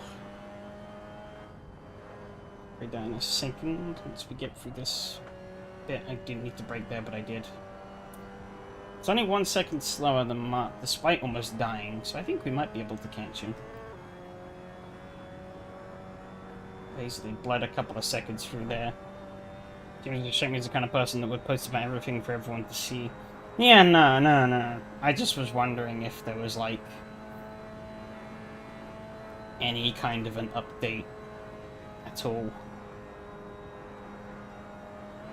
Of course, he's definitely not the kind of person who blogs about his entire life story on social media. But I was hoping maybe we would have heard something.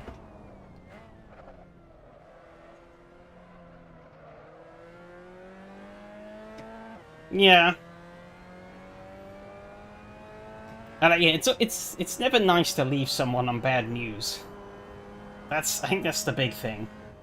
He left us on some pretty bad news.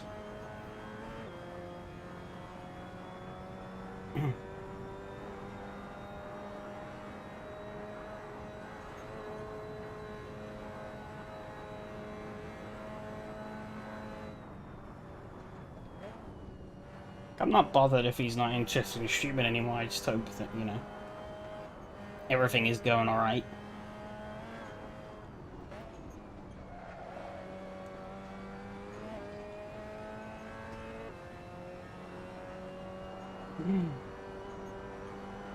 You know, because people's interests come and go.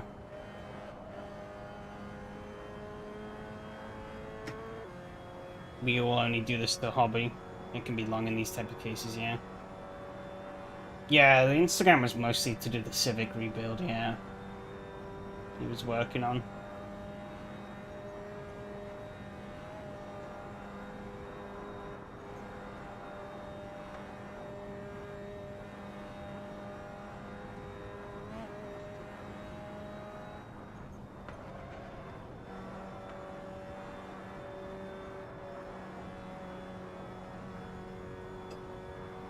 I'm pulling in Mark, so I might be able to catch him. I think goal is still on.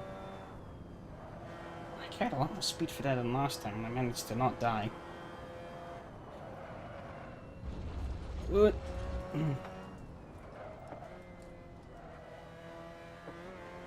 Jimmy's just trying to like can take care of. Yeah, no.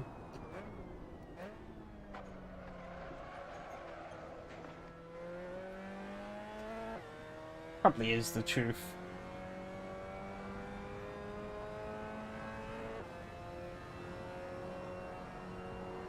But yeah, I mean, we're also all nosy fuckers, so...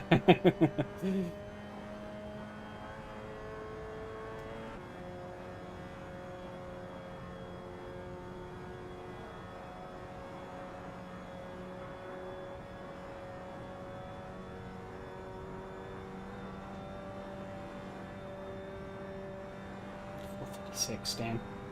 Fast.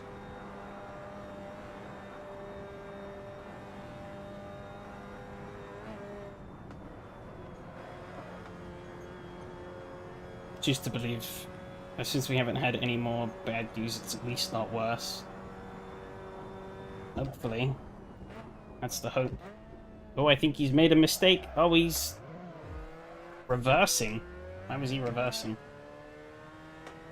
I don't quite know why he was reversing there, but sure. I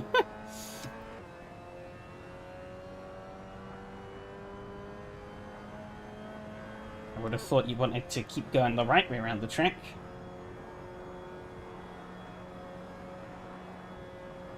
Seems like anything higher though is pretty much out of reach unless people crash. So I guess we just gotta focus on bringing the car home now. I have way too much fuel, but that's whatever. It's not. I don't think it's really hindering me too much. My idiocy is what's the real hindrance. Who would have guessed?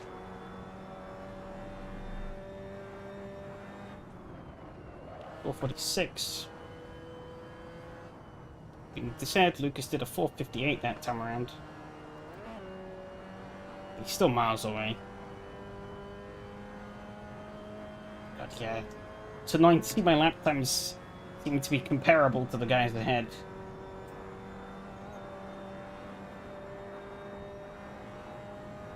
That fucking bollard. Even with the bollard, actually, I could have still been in it.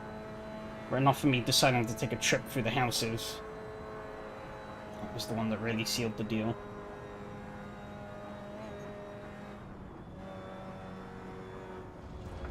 Okay, careful of that grass.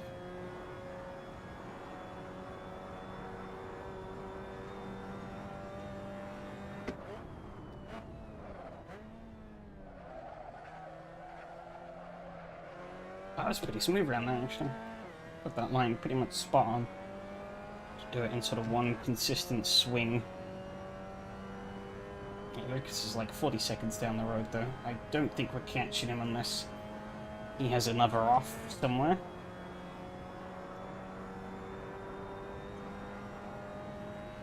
Hello. Welcome back. Did you miss? I'm up to 8th place, so I made it to my target.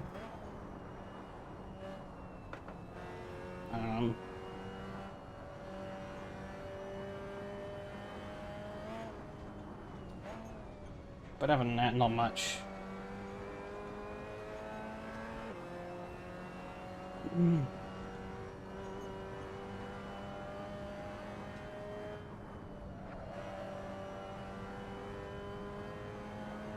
Two minutes 51, so that's 1, 2. There'll be another lap after this one, I guess. I'm not gonna get back around in time. Any... Yeah, no. No, there is no news.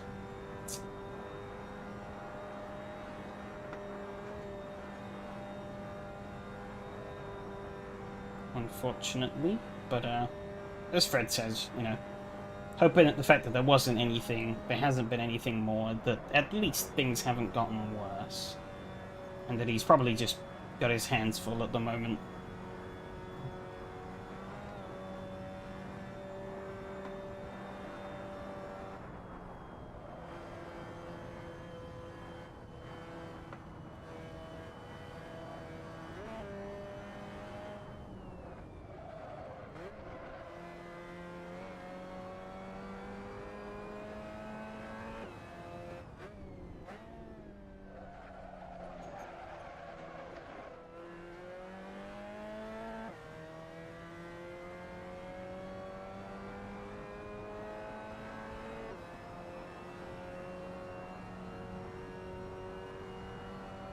Yeah.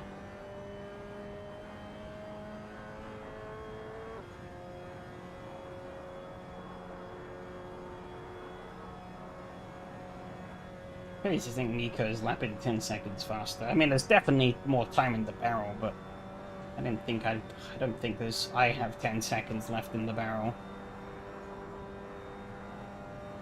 That man is just on another planet.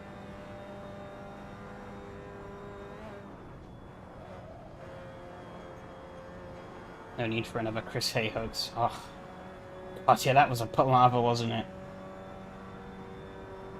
I think that's the annoying thing with stuff like that, is that, like, you end up getting embroiled in a load of shit that was, like, not even your fault. Yeah. So Chris Hay, obviously, pretty certain you probably know who he is. He stopped posting on his SimRacing channel, and someone on Reddit decided it was a brilliant idea to come up with a hoax to say that he'd he died in a car accident or something like that, or he'd like been seriously injured, something like that. And that was why he hadn't posted. Oh, his wife had yeah, his wife had died, and he was having to look after the child, I guess. And it was like, okay, that's kind of fucked up. But like, people believed it, and he then obviously started getting all these messages, and was like, hang on, none of this happened.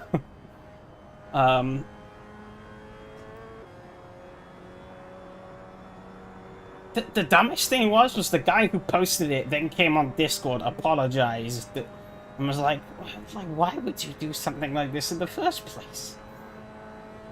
But yeah, in reality, it turned out he just moved into, he got fed up with sim racing pretty much, and he moved over into, doing like, I think it's like Warcraft model kits. He does like, I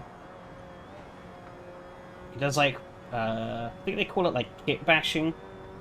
They sort of like mess, or like make like custom kits and stuff using like bits and stuff. He actually seems to be pretty good at it. So, and it was quite funny looking at the comments under his first video, because everyone was like, "Wow, you're really good at this. I can't believe someone like you is like, you haven't got more attention and stuff." And he's like, yeah, I wonder why. Yeah, it's like, yeah, Warhammer sort of like kit bash stuff. Yeah, one expensive hobby to another, yeah, exactly. I think he even made that joke himself at one point on the Discord. Oh, Mart's caught up. I should start getting my ass in gear. I can't lose to him. Oh,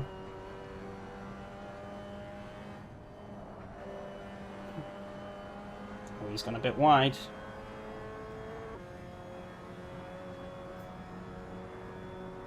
You try to jump over him.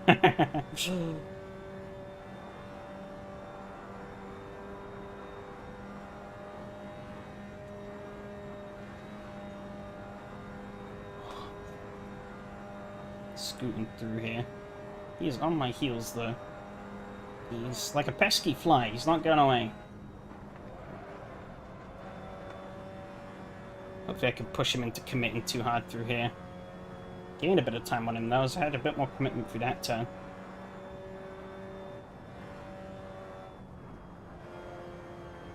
These corners, though, demand you to slowly bleed off speed.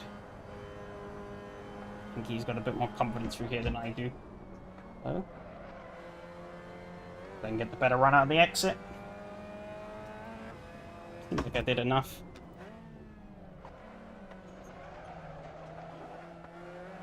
Oh, big slap.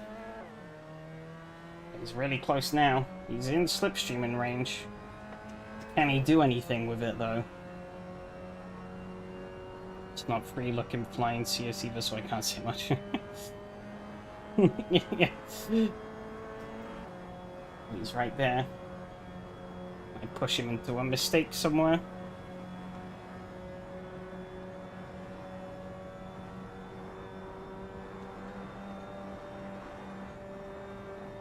To push him into a mistake without making a mistake myself.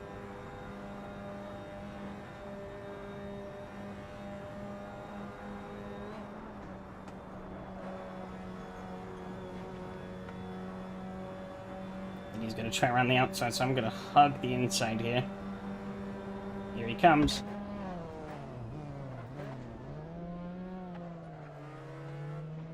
Keep the car plastered on that apex.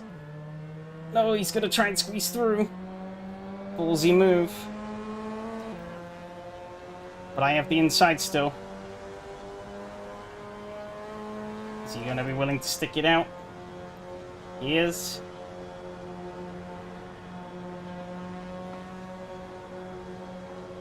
Oh.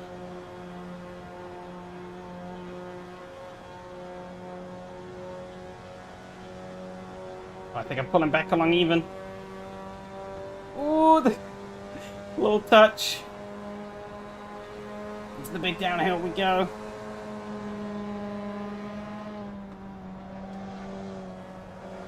Oh, he's gonna have more commitment than me. God damn it. Ah. I lost. No. Oop!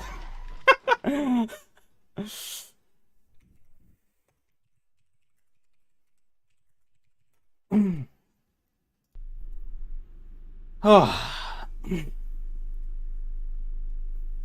Bloody hell. Didn't even get my goal finish. He robbed me. Reddit post coming up.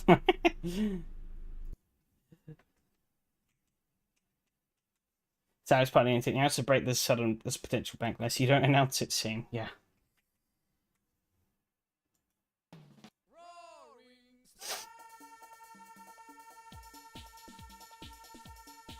Ooh.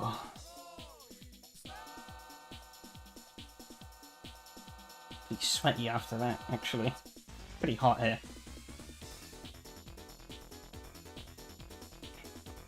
What could have been?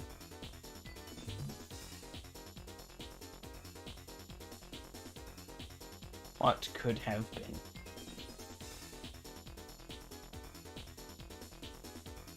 Pissed almost all of that away on my own accord, really.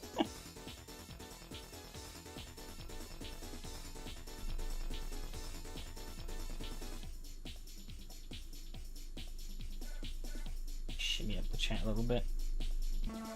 He jump started pretty early, I know. Oh, yep, he did jump start pretty early.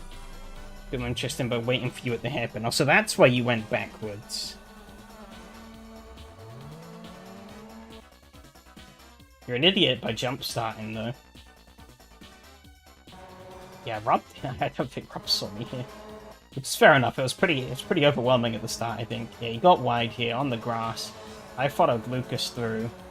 Yeah, I think he just didn't quite see. I had a little more space on the inside, but I was a lot more on the outside. When creator stops posting, most people just accept and move on. I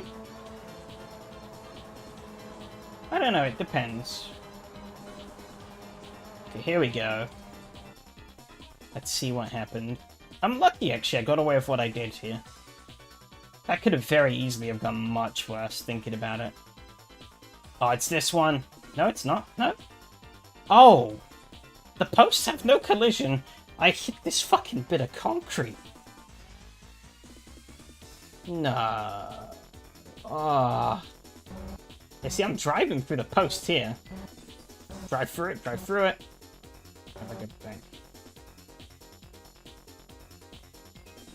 Yeah, nope, I missed that one.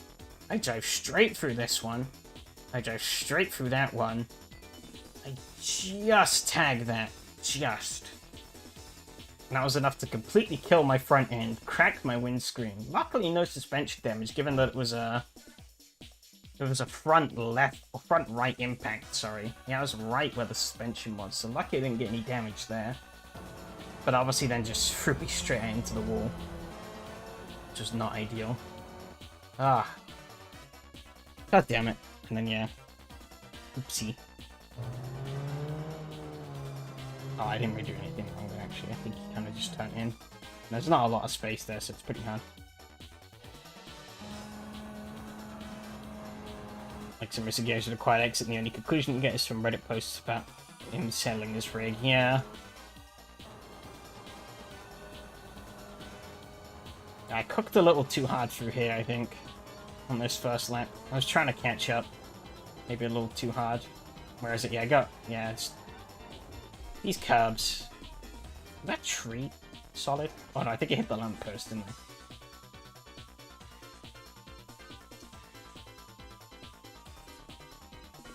Let's see. What did I hit? Yeah, I just hit the lamppost. Goddamn. Well, I guess if I didn't hit the lamppost, I would have T-boned the camera stand. But then I had no clue where I was, so I was like, road. Oh no, wait, this is the wrong road. Did I like squidge between the house? Nope, there's an invisible wall. So I was like, shit, put it in reverse. Then Mark went past, and I was like, oh, okay. And then here, I don't know what I was doing there. That was a big jump there. Yeah, turned in, and I was like, oh, I'm wrong. And then I just braked to make sure I missed the shed, and then that jump sort of threw me off into the grass. fight the car back under control. And from there, it wasn't as bad. Made a few more mistakes, but let's see, where's Henning?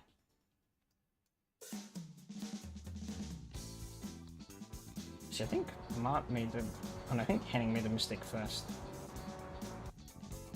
And then Mark, I think, made a mistake somewhere. I think I might have made another one in this time as well. Yeah. It seems like I'm going along pretty fine.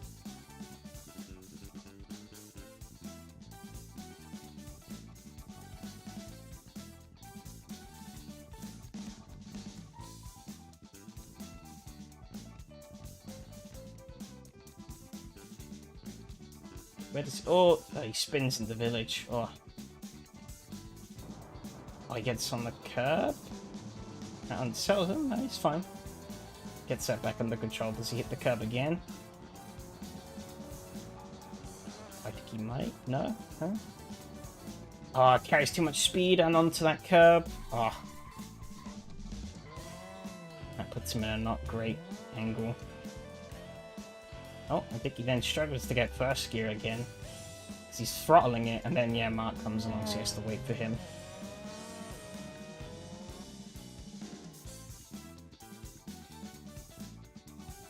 Not Mark does. I feel like he makes a mistake somewhere, right?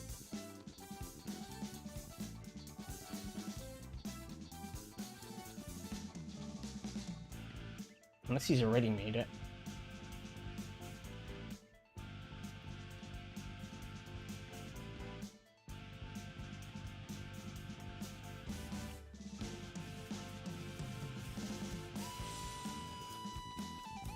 Oh.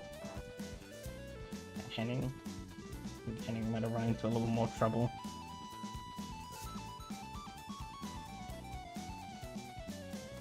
Oh.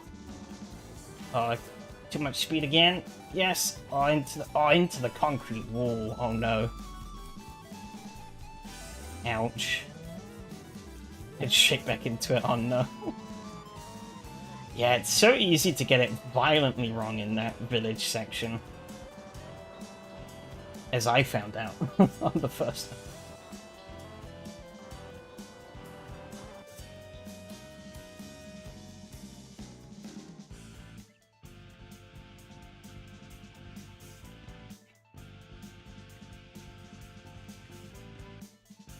Okay, then he just parks up, reverses, lets me through. Okay. Damn, bro smurfing. There's a bit of damage there. Where did he get that? Yeah, because he was miles ahead of me. Okay, that went into the bushes a little bit. Because like, actually, it's hard to forget. I think the first lap was one to forget. From then on, it wasn't so bad. I made a couple of small mistakes, but nothing too major from then on out. But yeah, if I could have... Oh, into the pit lane.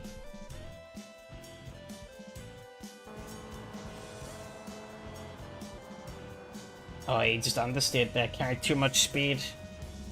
Couldn't get it stopped into the wall, into the pit lane.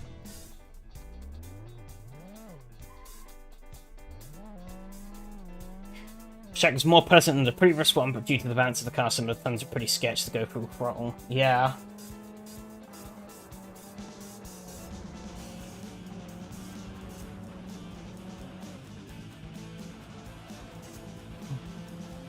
I thought it was pretty... Yeah, this track was quite fun to push around. But yeah, it's very easy to go horribly wrong.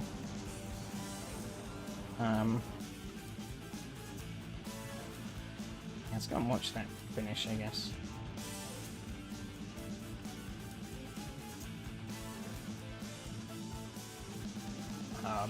But yeah, Brusheed, I think, is definitely the hardest track on the calendar. Oh, I just carried a lot more... I think I was taking it safe through here, so yeah, that allowed him to close up a lot more.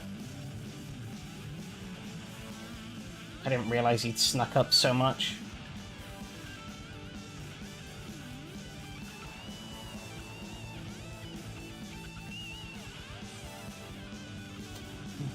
I quite liked Brusheed though, that was pretty fun. I might have to use it again sometime.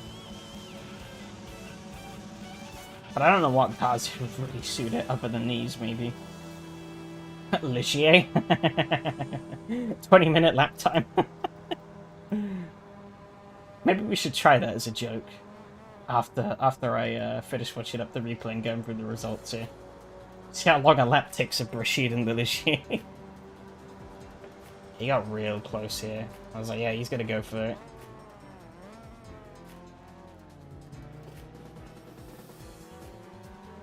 Yeah, he hung back just enough, I think, the right amount. I should have been more aggressive here and just cut you the fuck off, but I didn't.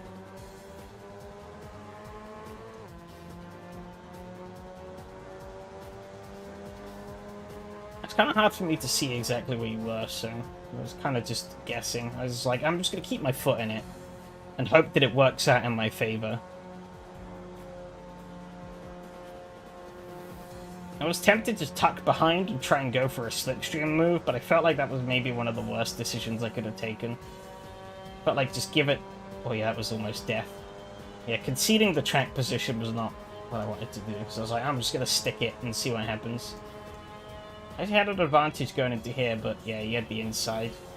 A lot more wiggle room on the inside. I needed much more advantage if I wanted to make anything work.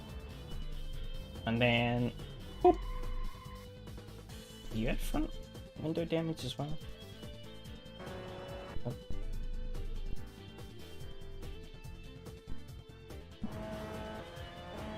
Oh, I guess that came from crashing into the pit lane.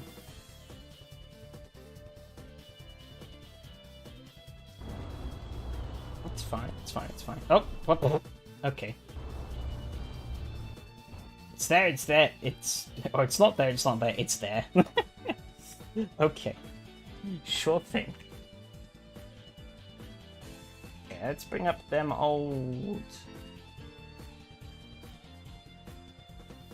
results. I'm looking at the wrong window. Very smart of me. Then yeah, I actually want to jump. I'm going to jump in the Ligier and take it around Rashid and see what happens. See how long a lap takes. That could be pretty funny. Okay, results though.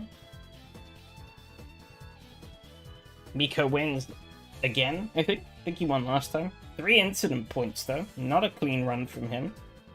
Mattia and Yari clean runs in 2nd and 3rd, respectively. Phil in 4th with 3 incident points as well. Rob in 5th with 2. Jim in 6th with 1. Lucas in 7th with 3. Martin 8th with 5. Myself in 9th with 7. And Henning in 10th with also 7. Oops. That's not too bad numbers though. Higher than I'd want them to be. I think my incident average is probably going to be crying at the end of the season. Let's see. It's basically I think it's basically stagnated now. I'm basically stuck at 1.2, I think, forever. I'm up to 845 though. Aha. Either that or I've gone down and I wasn't higher in the 845. Overall championship though. Miko leads over Yari. Yari is tied with Phil on points. Lucas is in 4th, only 3 points off of those. Mattia is 4 points back in 5th. Ironically, had a better race this time. Oh yeah, right, because he missed out on the last lap. Myself in 6th, 8 points back over that. Tied with Mart on 172. Henning is a bit further back of that, and then everyone else is single race entry. So they're off of that. But yeah, it was pretty fun. If only the first lap didn't happen, we might have had an even more interesting race on my hands. But first lap happened. Wasn't much I really could have done to have made the race any better from there on out, really.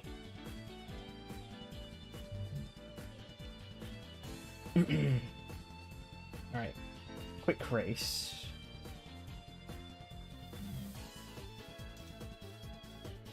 Ligier, where is it? Yes, Ligier JS8. S. Oh, god damn it.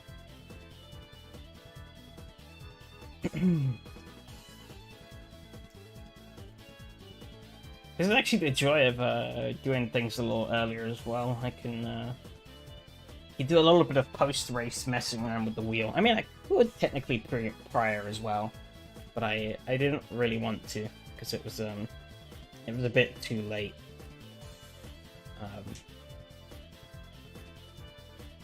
But now I have like more time that we can just waste in a variety of sim racing shenanigans.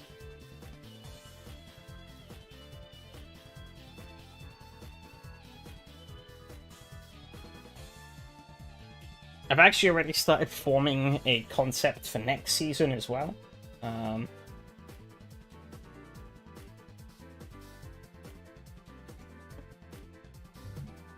I just need to figure out how feasible it's going to be. And then we'll see.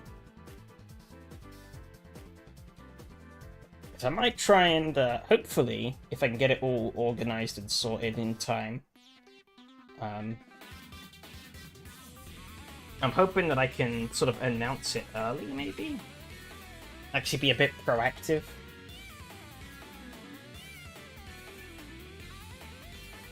Already? Yeah. We've been proactive for once. It's a miracle. It's not that I'm abandoning this series, obviously. I'm still gonna run them all, but, yeah, I wanted to try something maybe a bit more off-kilter this season, or for next season. So I actually want to put a bit more time and effort into it. So...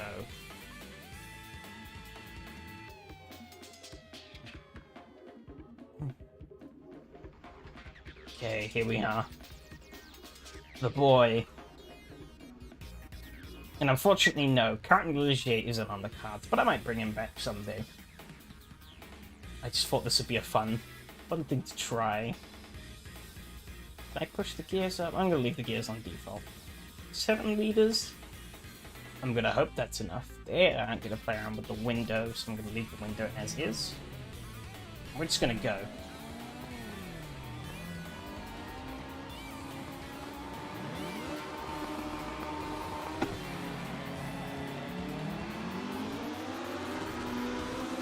Oh yeah, of course, Robert's and block tribute livery. I forgot about that.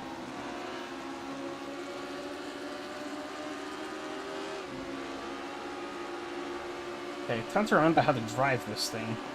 I think I want to keep it in 5th gear. Yeah, basically want to... Pretty bad numbers, don't think it would work nowadays. It had good numbers for the first couple of races, then it fell off pretty hard. That was the Ligier last time.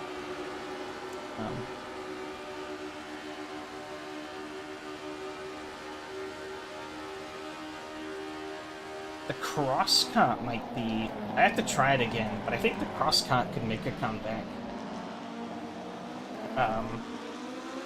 The cross cart got an update, so I'll have to try it again and see what's changed in that update.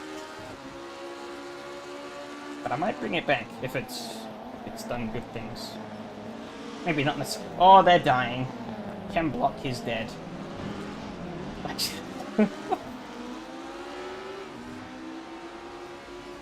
That was a bit of an unfortunate coincidence.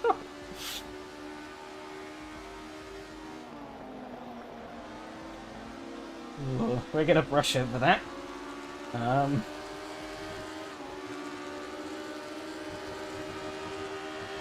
I'm topping out. Maybe should have gone with a slightly longer gear ratio.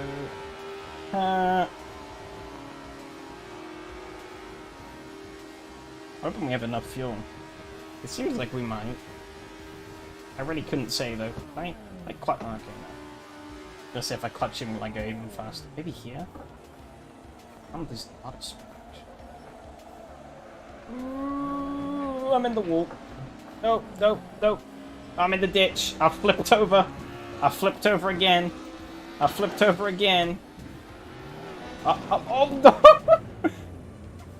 no! Help! Oh god! Oh, oh, come on, come on, come on, come on, come on, come on, come on, come on, so close! No!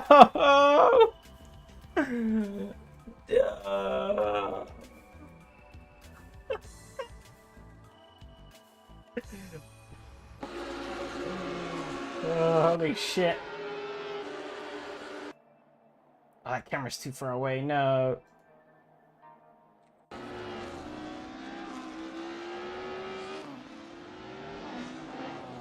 Jesus. What did that look like from the cockpit camera? Oh god. I set the TV camera for this specific section is like a bajillion miles away. Can I force it into another? I mean, it's cinematic, but like, I want to see myself flipping over on the hills. Maybe I'm gonna have to ride on board with the cars that were behind.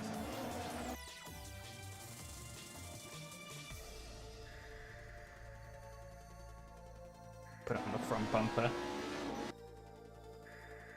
Right, there I go. Move back a bit more. I don't have F7 enabled, unfortunately.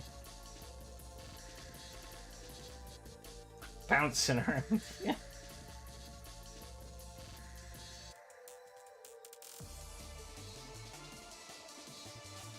Jesus Christ. I'm like, oh yeah, it's stabilizing. And then I think, oh, it's the track that flipped me up. Oh my god, I kicked that guy over. Holy shit. Alright, yeah, we are, hang on, I'm gonna enable that. The car's like break dancing. Alright, we're saving this replay.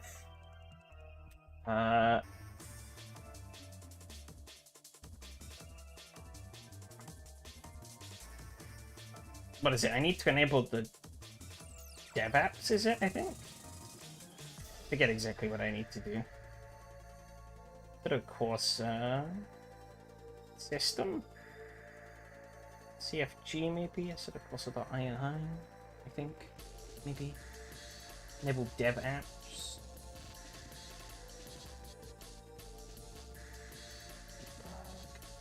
Oh, allow free camera. There you go, that's right.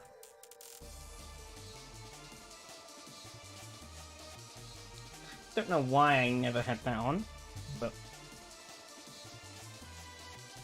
I think it's one of those things that's like, it'd be cool to have on, but I just always forget about it. Okay.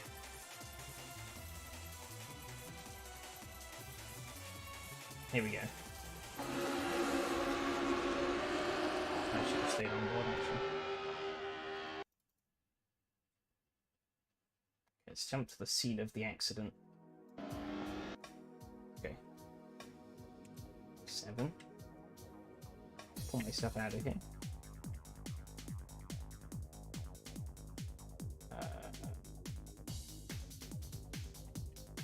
Wait, change the...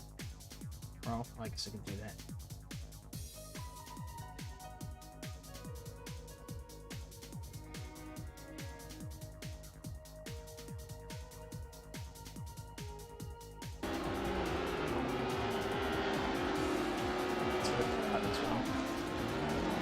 Oh my god, yeah, he got flipped. Oh, did he get going again? Oh, he got going again. Oh no, but he fell in the ditch. I get good. Let's rewind that back. My god. So yeah, let's go even further back.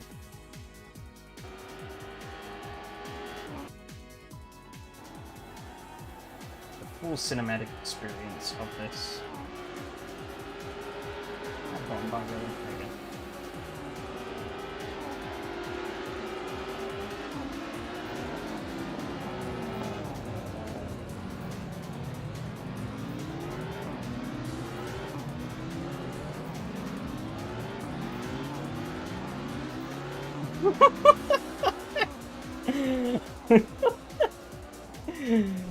Oh my god. Sturco simulations be like.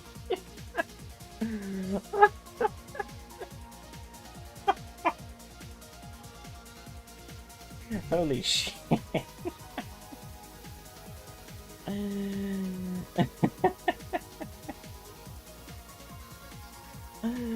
Alright, we're gonna try that again. This time we'll see if we can actually do the lap.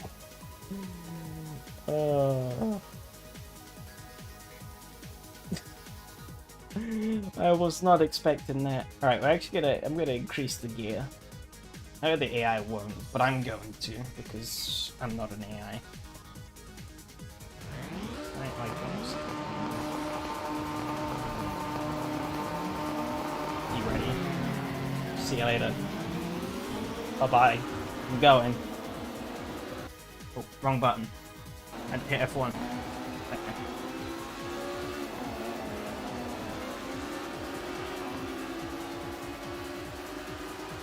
It's back on. Yeah.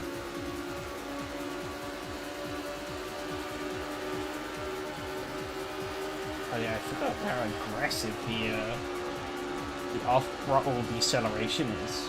It's very aggressive. Faster than I remember.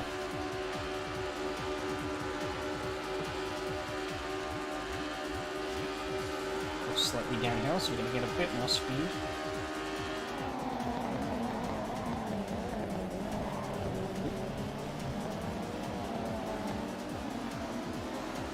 Oh, slippery. These tires don't have a lot of grip.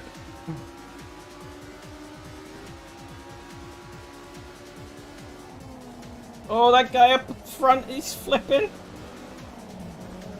Oh, he's gone into that person's driveway. Oh, I had a terrible run out of there.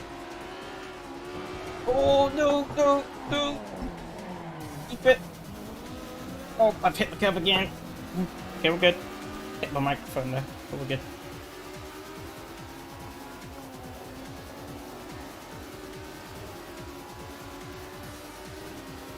Okay, downhill run.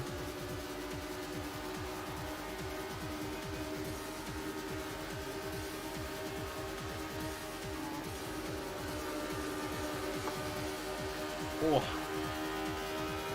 Full speed. God, you just lose too much speed off the power. This is interesting. I think I braked a bit too early. Oh well, I'd rather live. Drifting! God. Oh no! He's driven off the road at the back, but he got back on. Drifting again? Holy shit, I forget how little traction this road has. My rear tires have overpressured as well. Oh, no grip. Holy cow.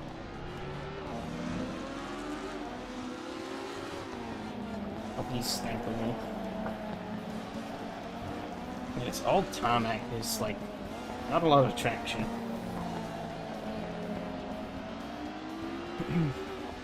What I think is it does make this track quite difficult. It's the constantly changing traction and elevation levels that you have. Of course, this car doesn't have a lot of grip to begin with.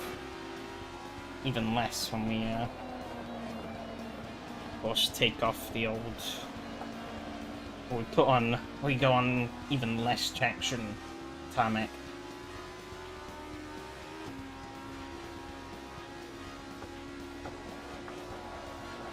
Just turning, going full throttle. The bumps are enough to throw me offline. Check we could gutter run this. Can't even get it turning enough to do it.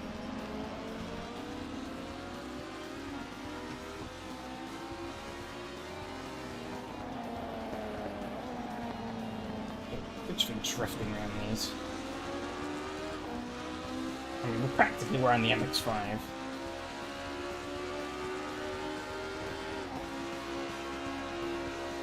Oh, Curtis.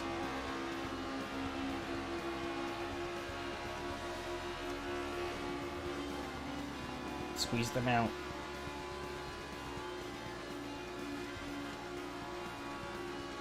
Okay, well, Pro Tires is telling me my tires have evaporated. I don't think that's quite right, but... Cool.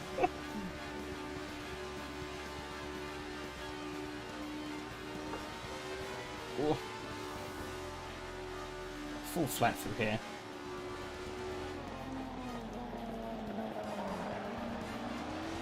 Hey, shit, corner. Back onto actual grip, though. I missed you. See if I can maybe claw back some here.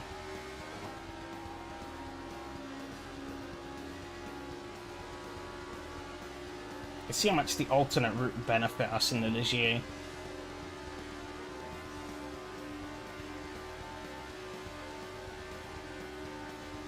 This downhill isn't benefiting me a lot, though. They seem to be pulling away. Hard to tell. Here we go.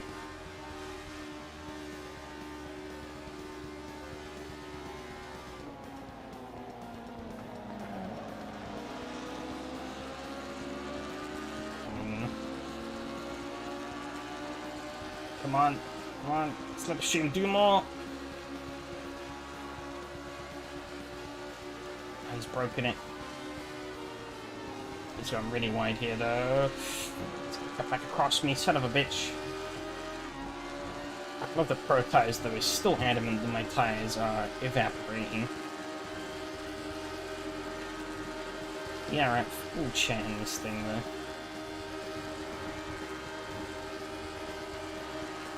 Maybe freeing myself. Can't free myself. I'm stuck on his bumper. But I don't want to lift off the throttle either. Okay, there we go.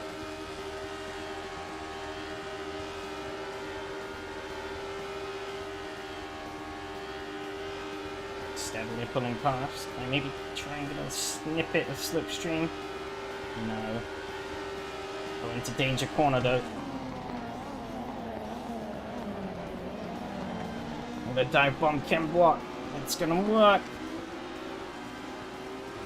It does work. He concedes.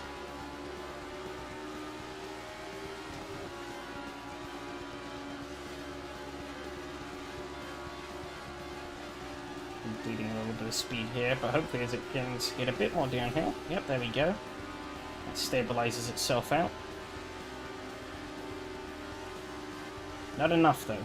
Not enough. He's gonna Ken box catching me. Please. Ken, have mercy. I was hoping he was gonna have a bit more speed and get past me. He's not really. Come on. Hurry up. Ain't got all day.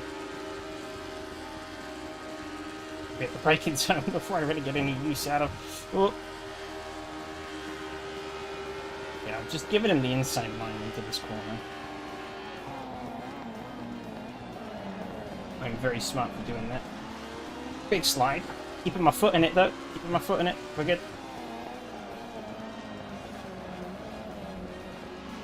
Power on the exit. Nice. There we go. Up to the 8th.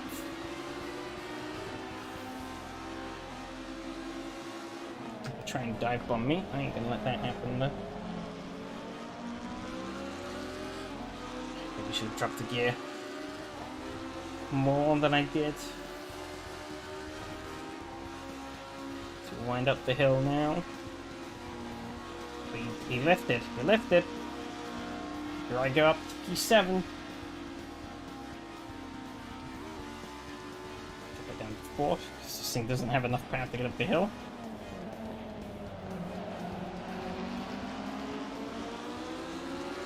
I'm going to jump him now for 6th.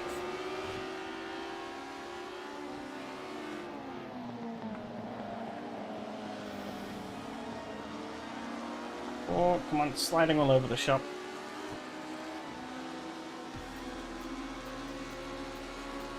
Oh, the wheel's doing the funny pull thing again. That is a quirk with this track. I forgot about that. I don't know what causes it, but there seems to be some weird spots that causes the steering wheel to stop pulling. I only had it twice in the MX-5 race, and I've only had it once here. But it was enough to be noticeable. And it's not for long either. But it's for like a second or two, or for like 2 or 3 seconds, the wheel is just kind of hard pulling itself to the right. It's right up my inside. Get my foot in that way too hard. I should have backed off a bit more. I didn't.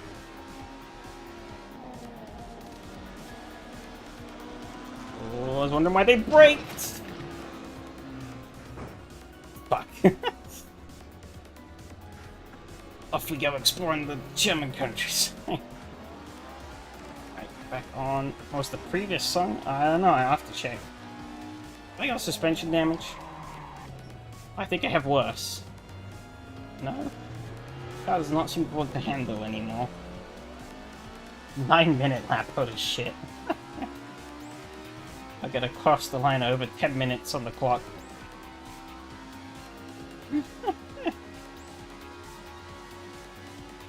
It's 10. God. What was the previous song? I don't know, actually. Let me check.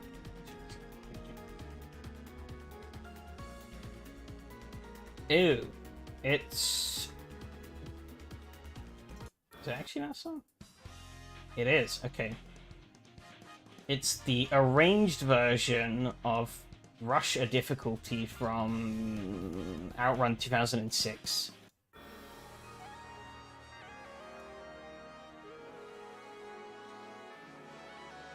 So it'd be 3 laps? Yeah, it would be 3 laps.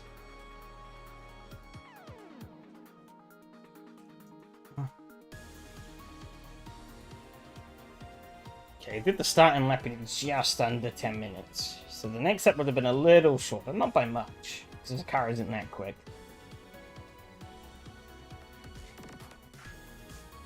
I get copy-pasted in chat. I can maybe try finding the link for it, or for the song on like YouTube or something later. That might be better. Because I don't know if that's the official song name. I just have the... I think I literally just ripped the file out of the game.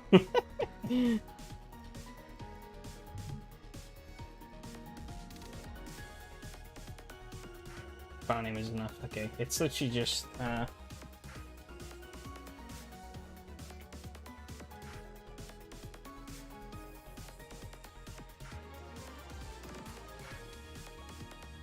No, it does have a file name.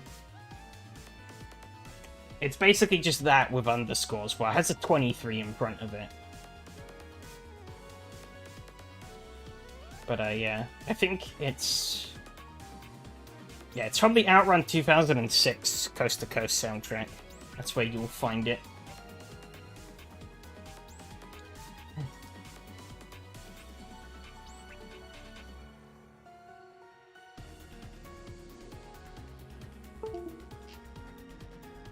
Okay.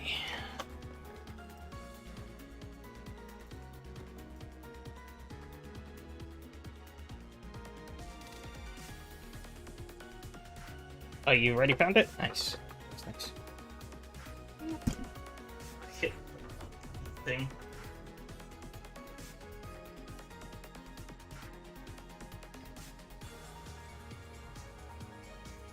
Okay. I have been absent for the past couple of weeks, but we're gonna be returning. If it all wants to work. Should do. But the other day when I was playing.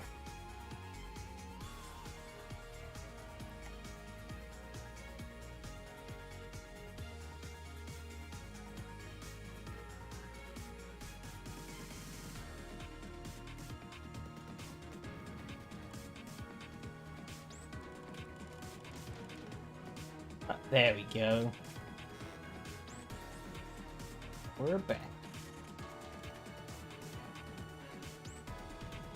Stop that.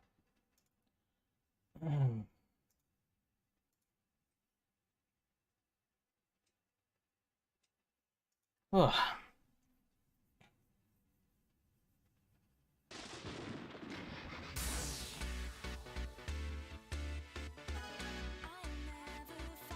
Hey, there we go. All works.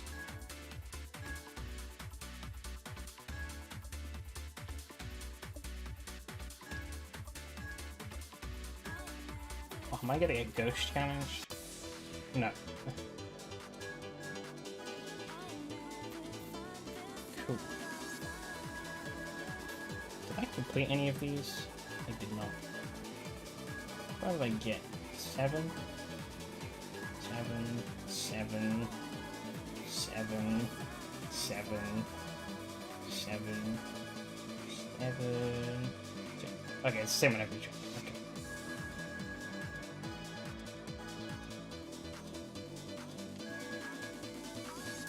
Good.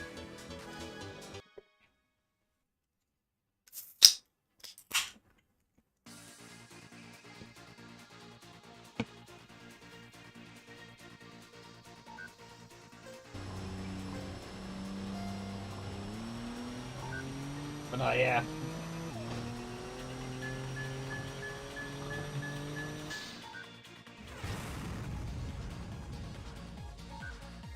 You lose? Damn. Rude. Oh, that just changed up for me. Thanks. Yeah, I don't know. I've been... As I kind of mentioned a little bit in the MX-5 race, I feel like my focus has kind of wandered a bit these past couple of weeks. Not sure where to. But not here is the answer.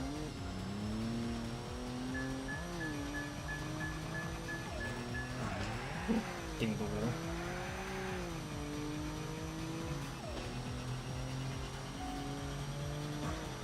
Hit the wall again.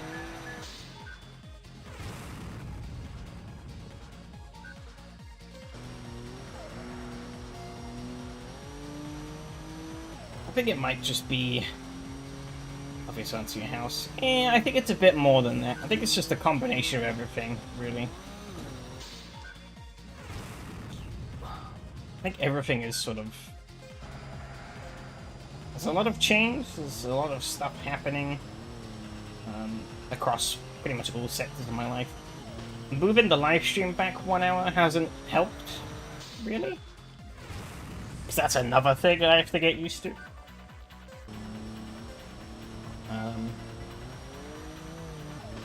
You know, I'm in the office on Tuesdays, so I get home, I eat food, I sit down, and I'm like, oh crap, it's like almost time to stream. I think it's been worth it so far, though.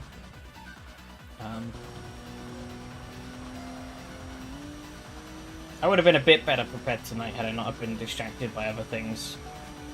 I'm in the office, yeah. With, I don't even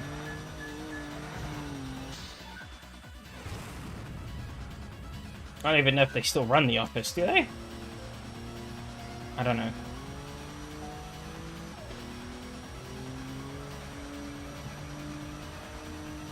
I think it's extra confusing that there's also 2 completely different versions of the show.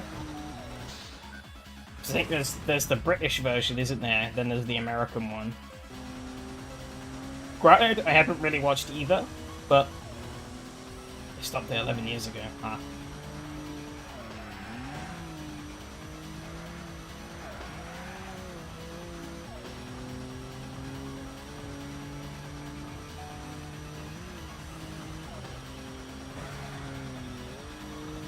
Well, let's go through.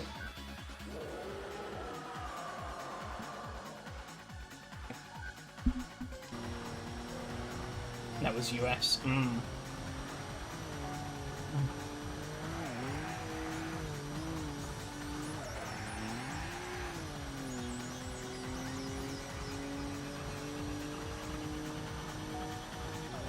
Oh, squeeze. Oh, they're only around for 3 years.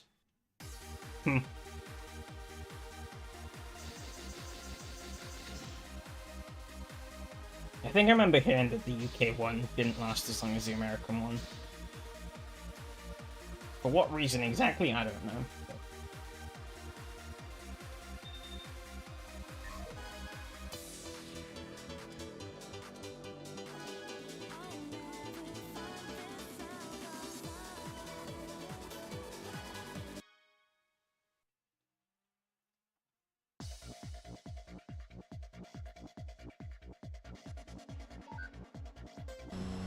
Will probably be it.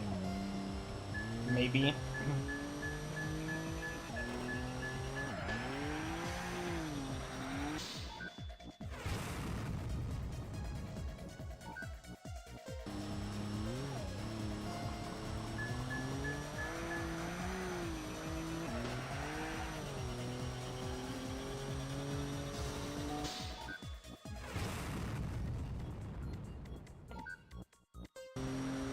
I think it is kind of funny, given that us and...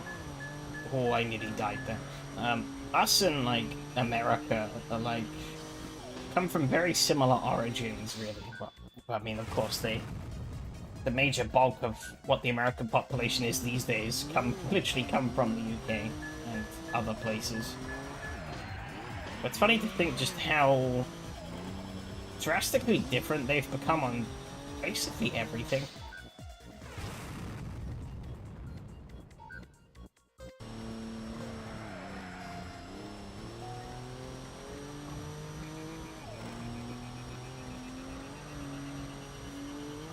Like, British culture and American culture is very different.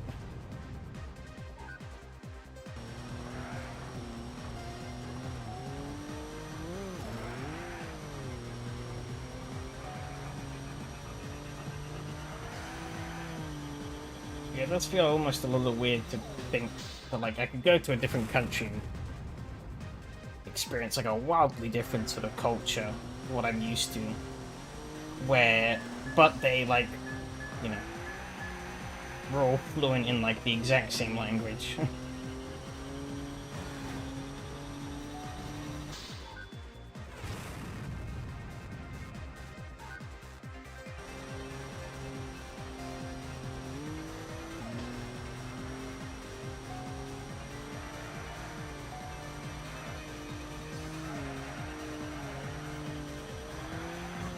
Oh, hit the wall.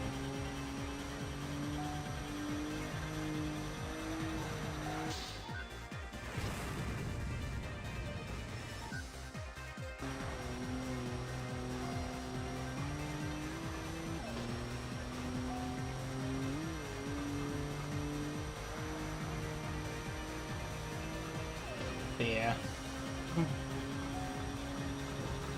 Ooh, you fucker. Thought I had him there.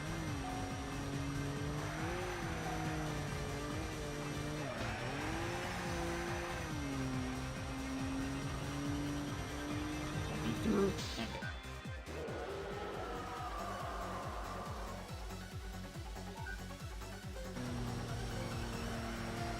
There's an example I've heard compared to...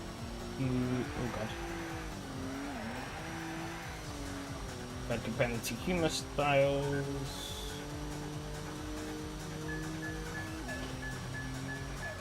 Oh wait, Dennis, I could...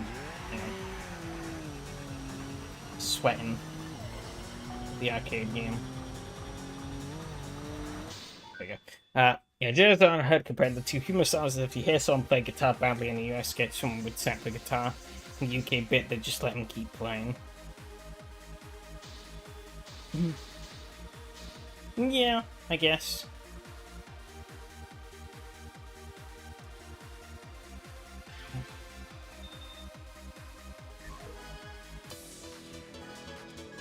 I think American humor is definitely a lot more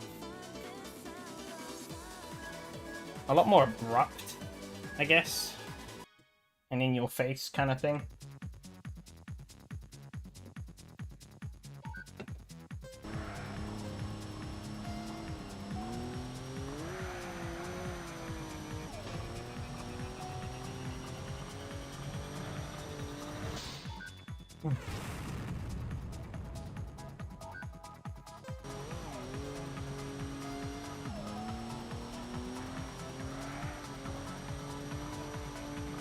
I think sometimes our humor can be a bit harder to understand because it sort of hinges off of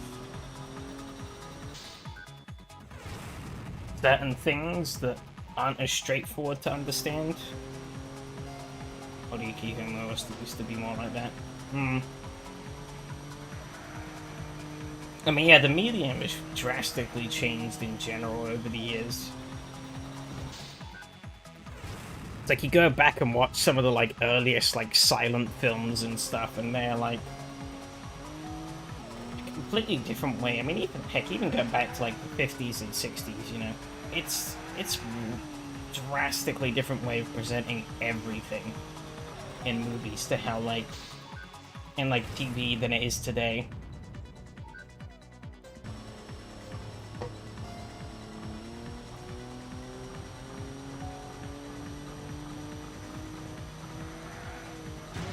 Oh god, I remember that being really cringy.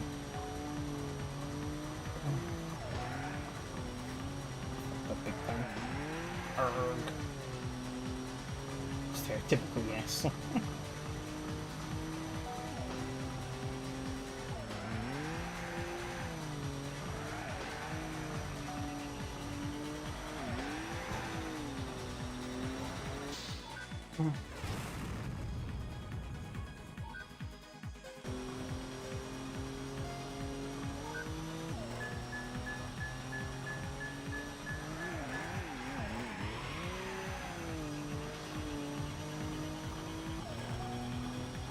Yeah.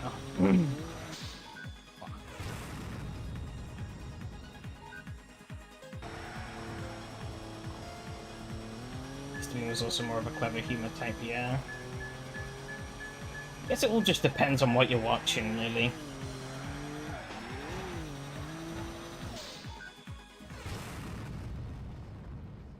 Yeah, some stuff like, you know, like Mr. Bean or Wallace and Gromit and stuff like that, like, you know, the humor there is really cleverly delivered most of the time. But then you go and watch something else and it's like niche.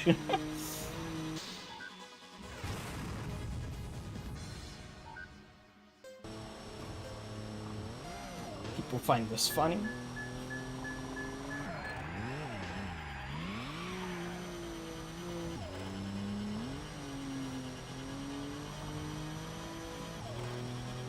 Children's movie I go to as a kid.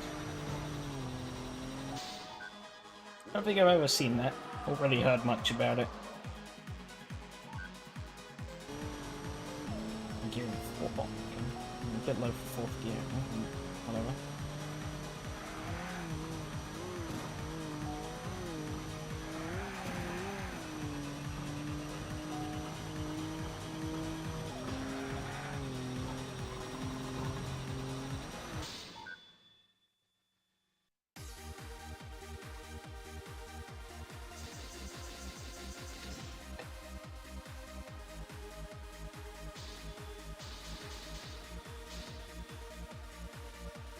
Damn, I'll die. Never would have guessed.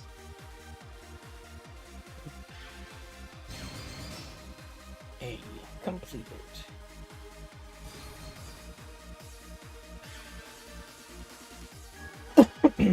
I'm trying to sell Corbin Station. True. That's 2 for the C1. I've done even less levels here? Seems like I have the quote from it here.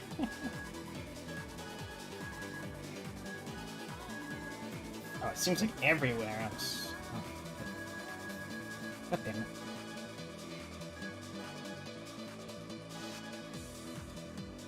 I want to get through the nightfall.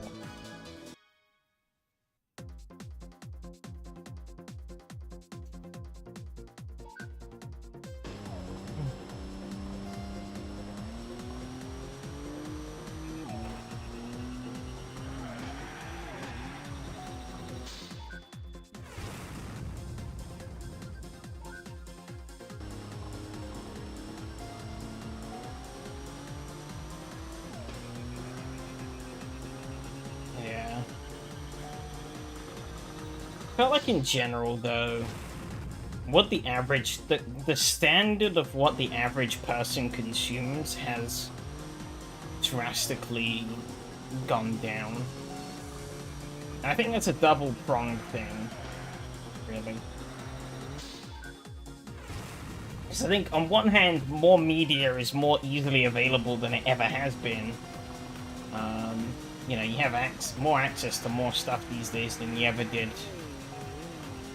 back in older days. But also, you know, just the way in which, because it's more available, you know, people are pumping out a lot more stuff as well. And trying to push for a lot more exclusives as well.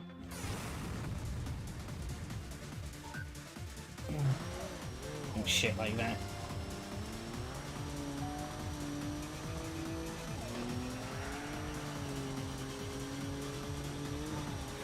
Current stuff is way different now compared to when you were a kid, yeah.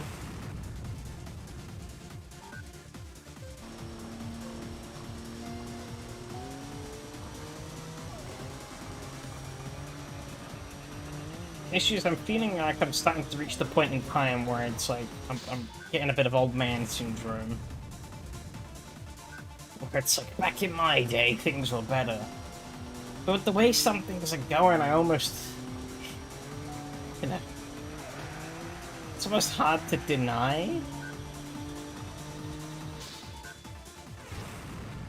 Like, I think a lot of the older times back in my day was more about, you know, kind of ignorance is bliss, and I guess maybe some of ours was too. Versus more easy these days as well, yeah.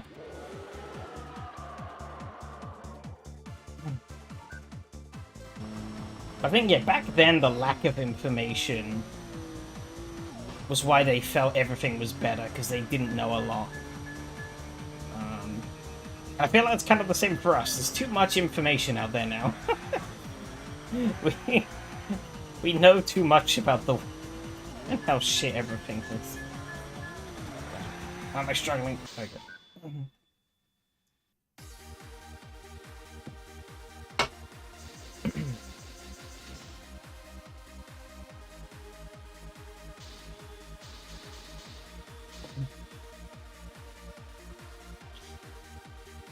They just need to Google something and put Reddit at the end of search terms.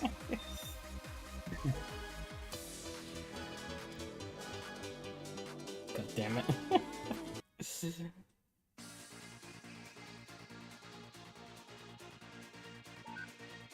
Yeah.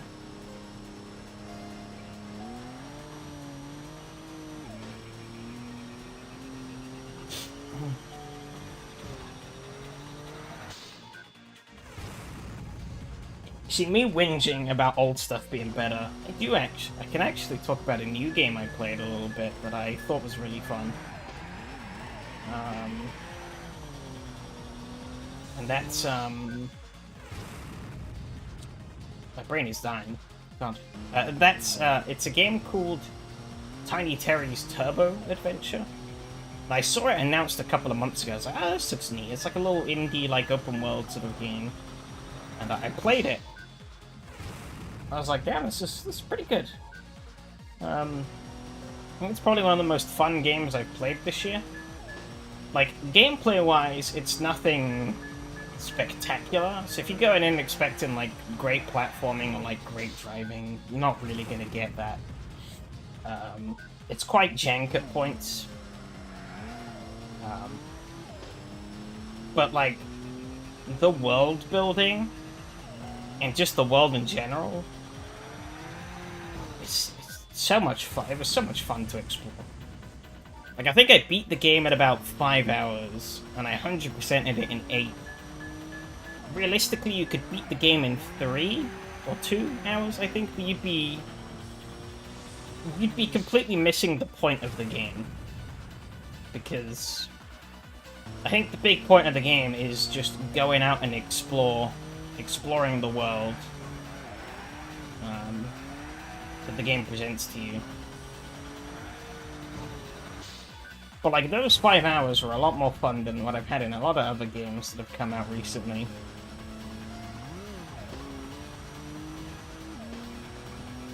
Driving game bad physics. On April 1st? No. I mean, as I've said before, I mean, to be honest, this game is mostly not a driving game.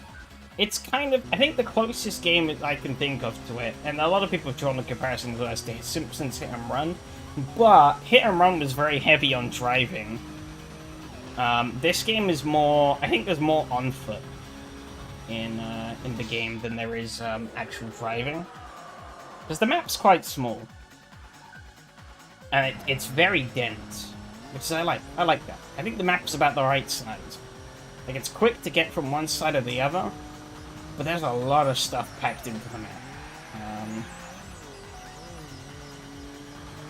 Looks like a Barbie-styled game. I think it's a very different game.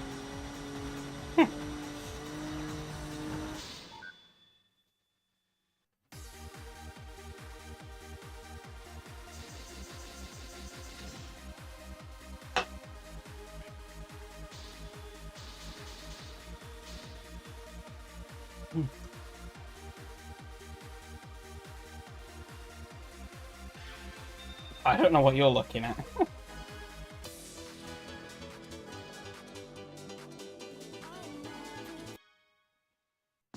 But if I type in the game's name... There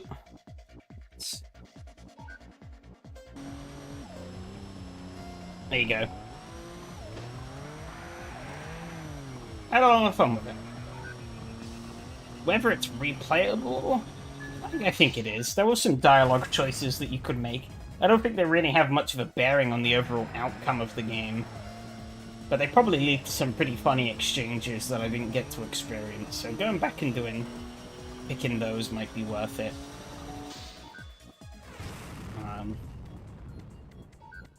But yeah, it was a short game, but I felt it felt like it came together really well.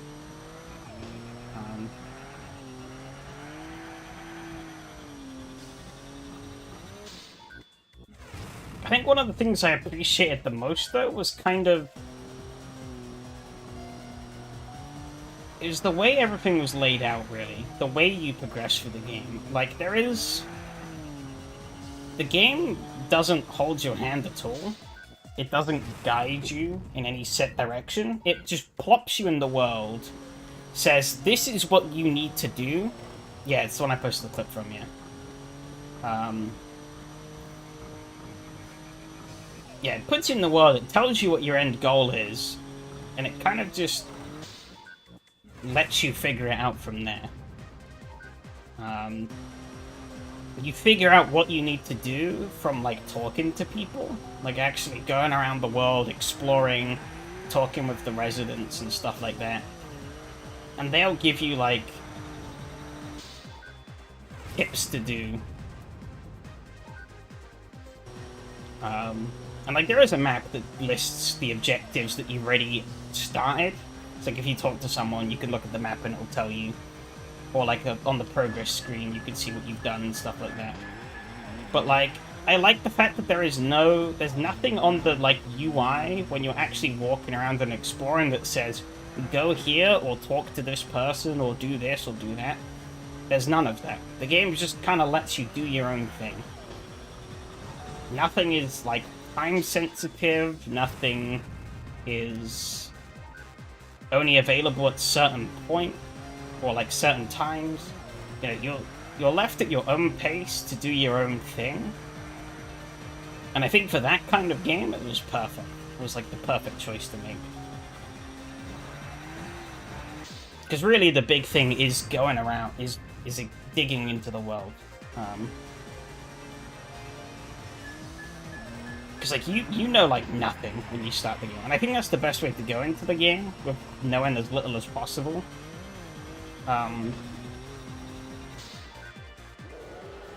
Because the game sort of slowly unravels itself as you play more, and you begin to understand more of the world and what actually kinda... Like, more nuggets about the different characters and, like, Terry himself. Have some notes. I mean, there is, if you, like I said, once you talk to someone, and they give you an objective to do, you can open up the map or the game progress screen, and it will tell you what that objective is. So there's reminders there, but the game isn't constantly reminding you about it on, like, the main exploration UI. sort of thing.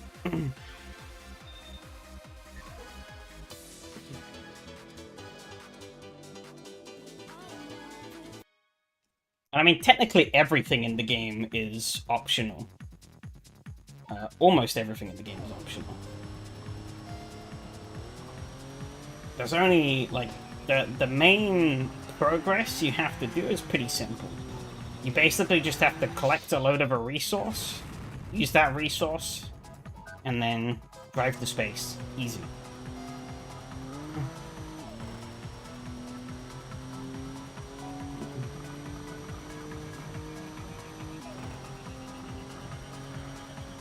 But it's the different ways the game gives you to go about collecting the stuff you need.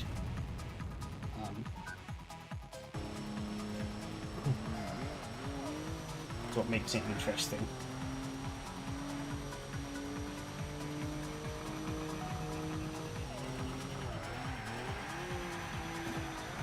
Oh god.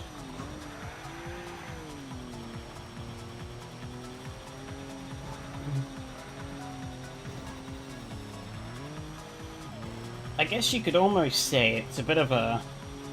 In a weird way, it's almost like a bit of a love child between, like, Simpsons Hit and Run and Animal Crossing. It's a very weird analogy to make, but I feel like it kind of fits. It has, like, the open-worldy GTA-style nature of, like, Hit and Run with, like, light platforming here and there. But it sort of has those, like, intricacies about the world that you kind of get in, like, the Animal Crossing games. And it's all about, you know, interacting with the people. Then what's the end goal? Well, yeah, everything is optional besides the end goal, obviously, to get... Because the end goal is to get to space. The game starts... So, like, the game is a little more restrictive at the start, but it still doesn't hold your hand much. It more just confines you into a space. Like, you're locked into a building. Until you get the car. And then once you've got the car, you can leave.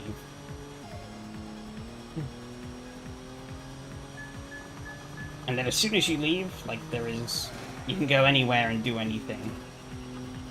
But realistically, all you need to do is collect a load of stuff to upgrade the car, so that it's fast enough, and then bish bash bosh, job's done.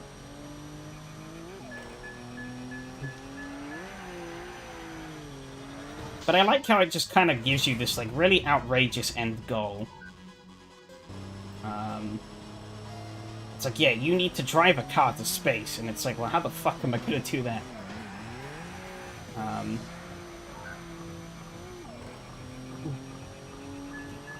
But once you start exploring around, it becomes pretty obvious where you need to go and what you need to do.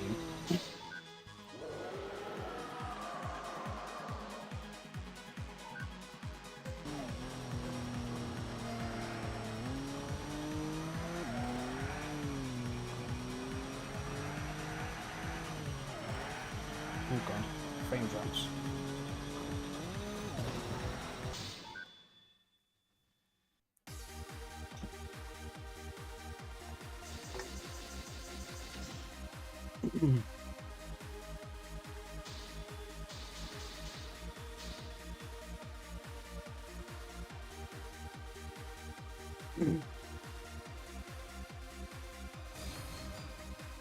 Messing, yeah, like, I feel like there's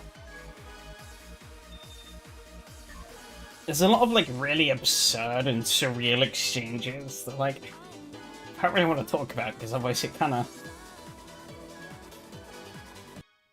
soils the impact of it happening.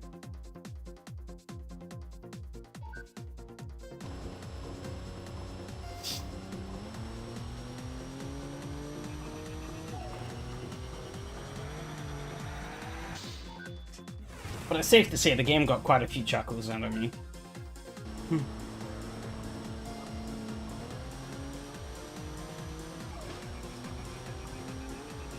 Like,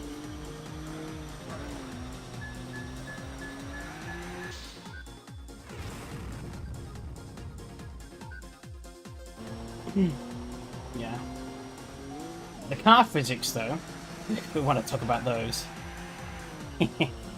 They're serviceable, is the word I'd use to describe them.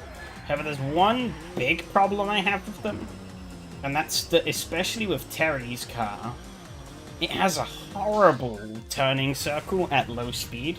Like, you get in his car and you try and turn it around, it like doesn't turn at low speed. You have to get it up to speed to turn it, or put it in reverse and do a J-turn. There's kind of fumbly in that regard. I think, ironically, his car, I think, is the worst for it, and that's like the main car you drive. At speed, the car is fine. It handles. And that was all it really needed to do. But yeah, at low speed, you try and turn it, and it's like, ooh.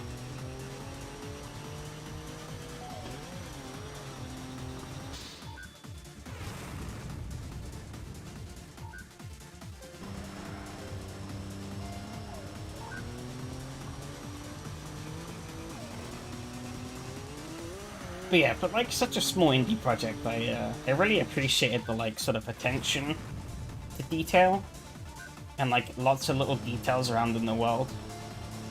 Like there was like a few instances where like you do something that you would do in like other games, and in those other like basically every other game, nothing would happen. I don't know why I risked that. That was really risky. Like yeah, in like a lot of other games, nothing would happen. Like, you do this silly thing, nothing would happen. You chuckle because you've done something silly, though, and you'd move on. But in this game, you do something silly, you chuckle, and then the game actually has a scene cooked up for it, and you're like, huh? And then you chuckle even more, because it's just ridiculous. It's like...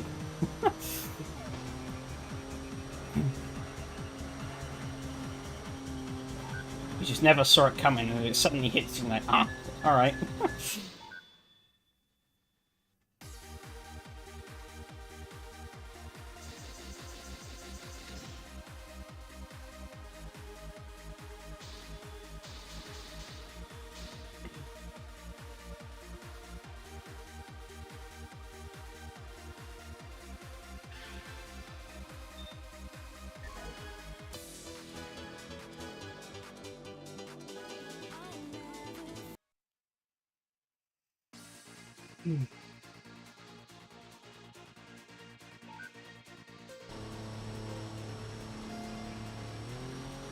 Ironically, though, out of all, like, whenever, like, all the new games I'm looking forward to, or that I have some sort of a vague interest in going forward, like, none of them are racing games. Actually, that's a lie. Sorry. Scratch that. Victory Heat Rally, I forgot about that. Oh, excuse me. I had a lot of fun with that demo, so, yeah. I actually got a couple more friends into it as well at the end of over the weekend, because they were talking about trying some of the racing games on Next Fest, and I was like, hey, I know one that was actually pretty fun that you might have slept on. And they're like, oh yeah, I did. They went and tried it, and they're like, oh shit, it's actually pretty good.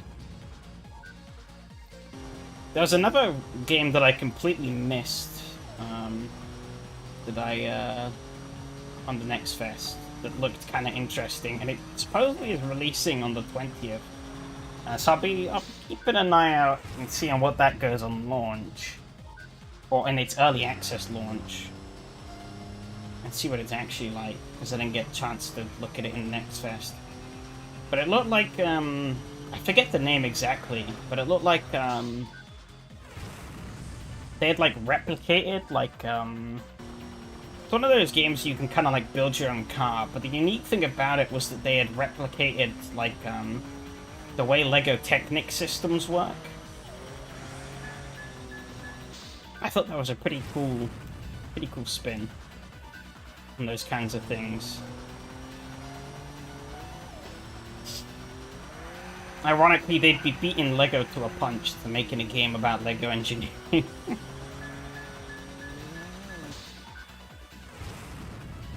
I don't know how rigidly it stuck to like the Technic stuff, but it seemed like it had some kind of elements of that kind of construction style of like mechanics and stuff, and I was like, oh, this looks pretty cool. And then I looked. You might get Redout 2. Redout 2, I think, isn't Redout 2 free on Epic at the moment? If you're willing to sell your soul to Tim Sweeney, you can get it for free, I think.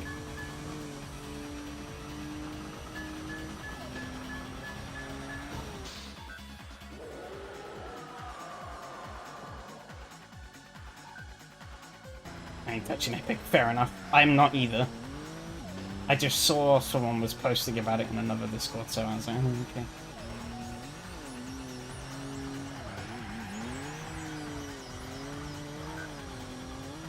Just to get the monthly free games.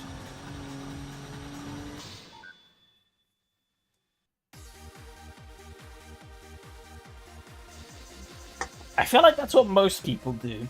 I'm surprised they keep doing them.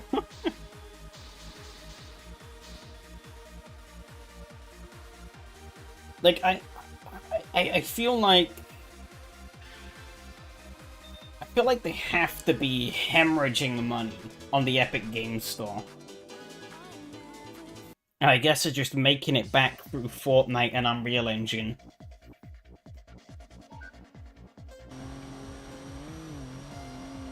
Yeah, reason the soundtrack sounds like some hard DMV on it, fair enough. I would hope that a soundtrack for a game like that would go pretty hard.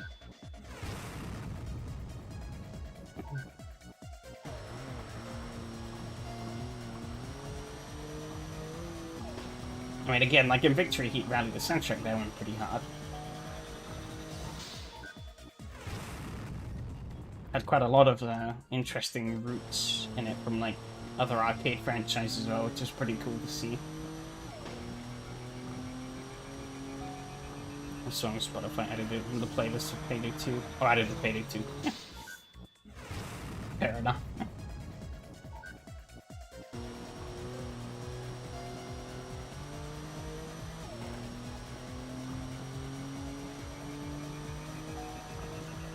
Yeah, video game, like, I feel like a lot of people do underestimate how much a good video game soundtrack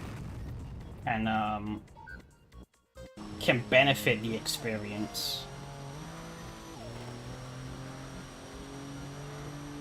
Like, a bad one is like, whatever, you can just turn it off and put your own music over the top.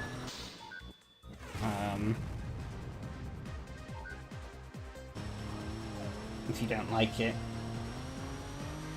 But like, when they nail the soundtrack, it's like, oh. Most people can't get that part right. I think that it fits thematically into the game and the context of what you're doing in the moment.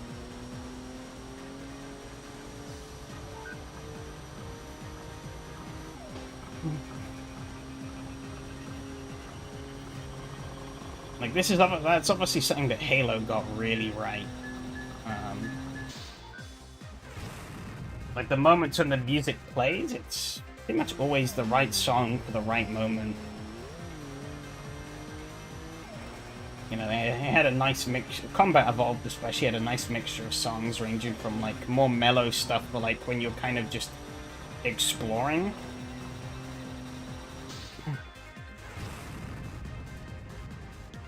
And then it, like, you know, there was the real hype stuff for, like, the big action set pieces and stuff. And by the soundtrack was fine, it fitted the style. Yeah, I think... Yeah, I do agree it fitted with the style, but I also agree that I didn't like it.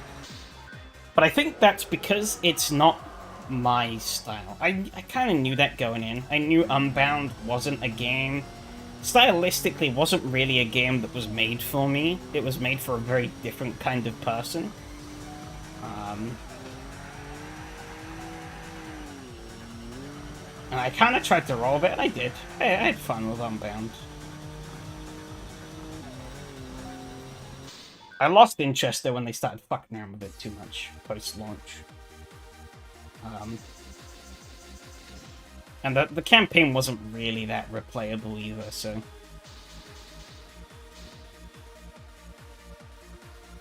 Yeah, I think sometimes it's good to branch out a bit. And again, it's like you can just turn the music off. So, like, a bad soundtrack for me isn't the end of the world, but a good soundtrack can really improve a game for me.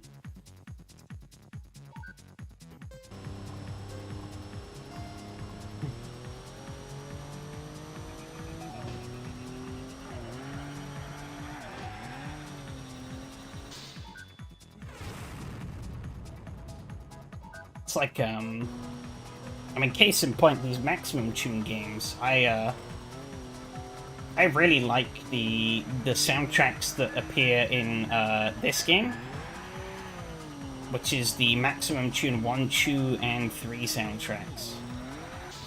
The soundtrack for R that's included here is a little weird, but it's funny to put on sometimes. But like the Maximum Tune 1, 2, and 3 soundtracks I think are really good, and then from 4 onwards they sort of changed it stylistically. They moved away from some of the more trancey elements and got more sort of generic techno sound.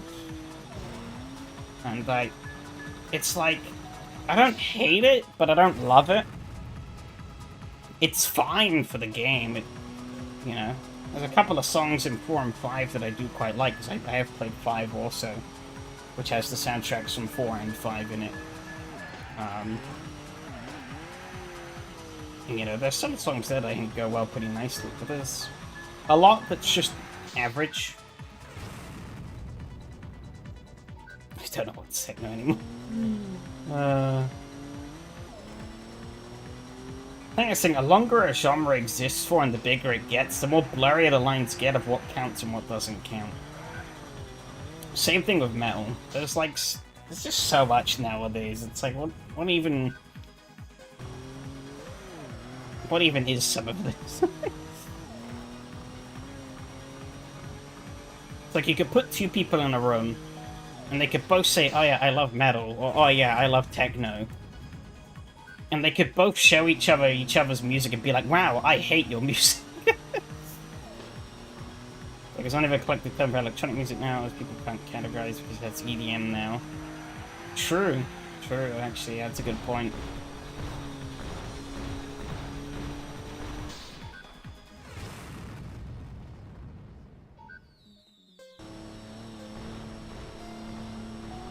That's a very good point.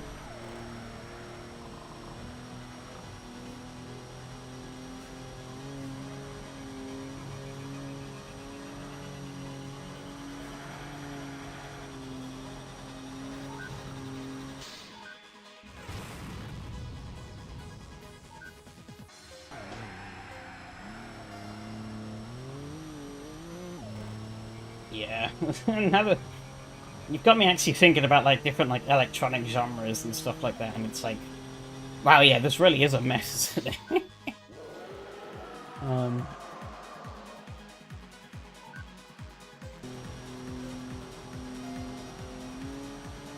God, yeah.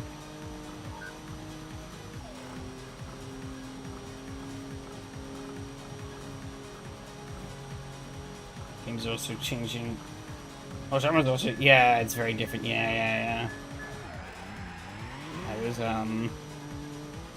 I got a snippet of some of the soundtrack from the new Initial D game, which uses the Odyssey Eurobeat stuff, and I was like, wow, this sounds bland. I didn't really gel with any of the stuff that was on there. This is the first 240 albums. It took me years to get there, and Jesus. But yeah, like some of the really old Eurobeat stuff is so different.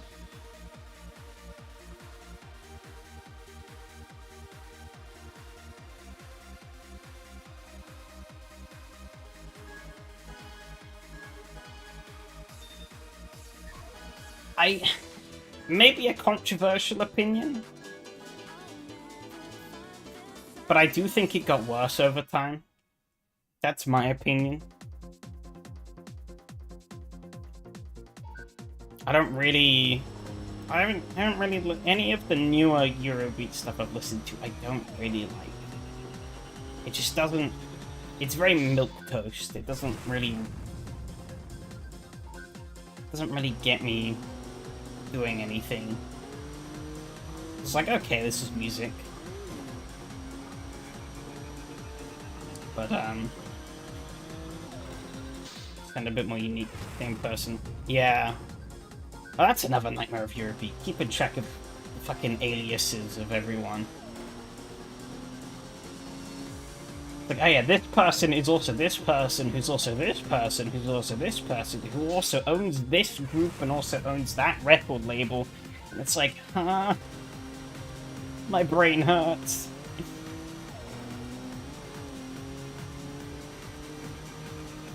And then you hear, like, something that sounds really similar to, like, another artist, and you're like, ah, it's that person. And then it's like, oh no, wait, it's not. Someone else.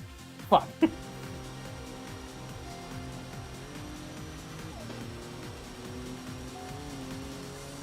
don't think I've ever listened to such a genre where people change hats so often.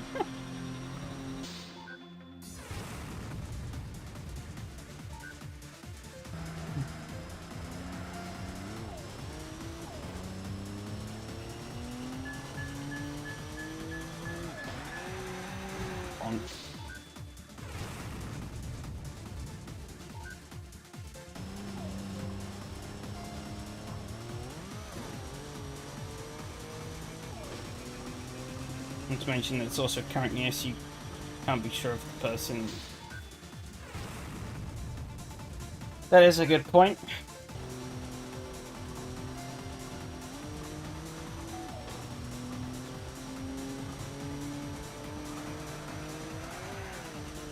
And I do have that problem still of, like, automatically just defaulting to...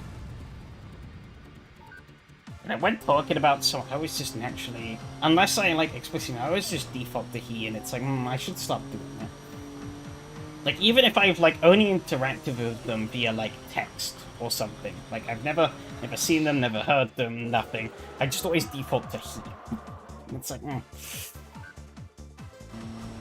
As the internet becomes more diverse, I, shouldn't.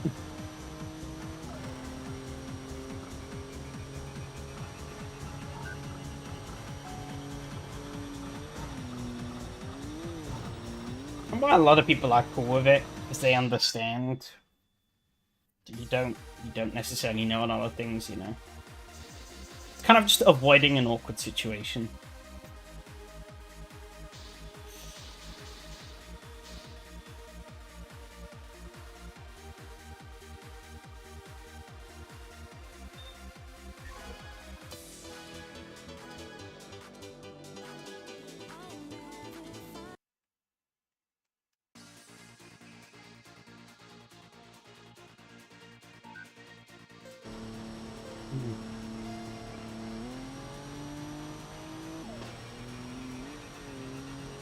It's just a drawback of the language. In Hungarian, there's also no he/she reference for third person.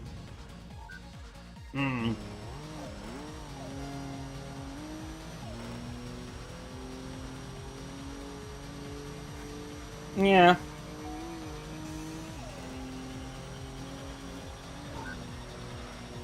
You're not wrong. It's like the same thing when you see animals, you know. Your typical first instinct is to just be like, he. Unless you, like, explicitly know it's, like, the female side of an animal or species, you know, in, like, say, the species where there is a much bigger disparity between the male and female. But, like, in like, animal species where they look the same, it's like, yes. So F Hungarian? Why?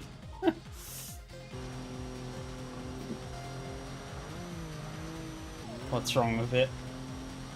I have, like, no experience with the language, so... cannot say or really have any idea what you're on. Ooh. Stick slightly to the side.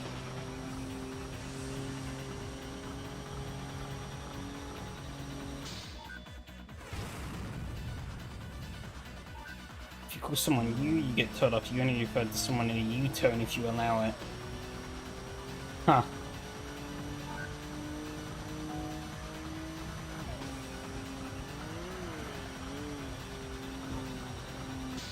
I mean, I guess even in English, you... I guess it depends on the context you use it. I was gonna say you is quite assertive, but like at the same time, it's also not really. It entirely depends on the context you use it in. Because if I say you go to the shops, you know, that's not really assertive. But saying you are going to the shops, or something like telling you that, then I guess that is more assertive.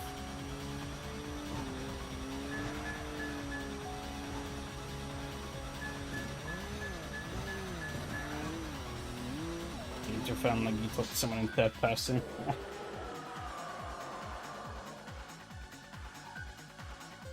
I love funky societal norms.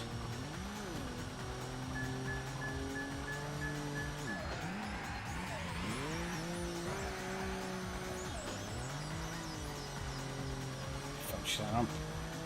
A really shit corner.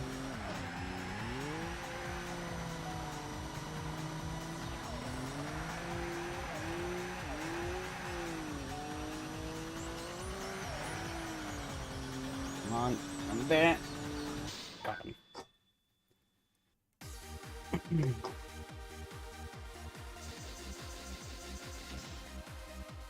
Sudden kill.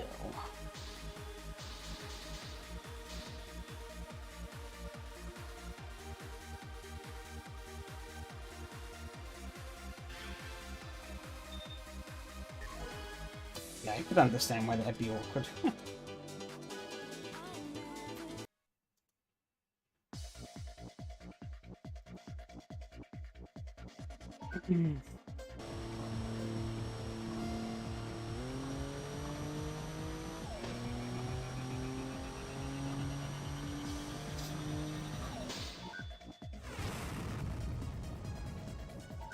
It's kind of funny actually. At work we were doing, like they've put out like the sort of like half year like performance review sort of thing. And, like we had to fill it out, and we basically had to write a lot of rubbish in like a bunch of boxes to say like, you know, how we met certain like organizational goals and like achievements and stuff. Like what our involvement is in reaching those and blah blah blah blah blah. And like my two colleagues were like struggling to think of what to write, and when I sat down with it with my boss as well, they were all like they're all pretty amazed at what I'd written. And I have a unique skill of being really good at politician speak. Writing a load of... really being able to fluff up a load of rubbish. To make it sound way better than it is.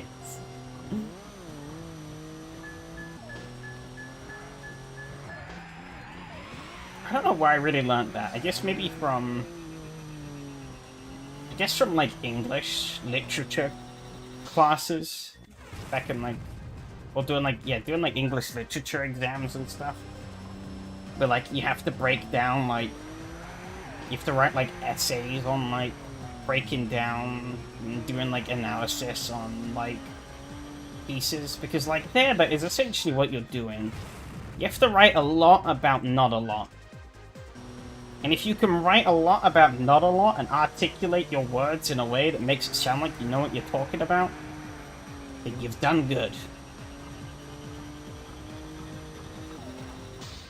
Imagine cops talk to someone and they pull the or a police there, because pretty much the same way you need to talk to someone until they you can you me. That sounds really awkward. There should also be one side of one person says you prefer to be the youth, and another side refuse to adopt it. That is pretty janky.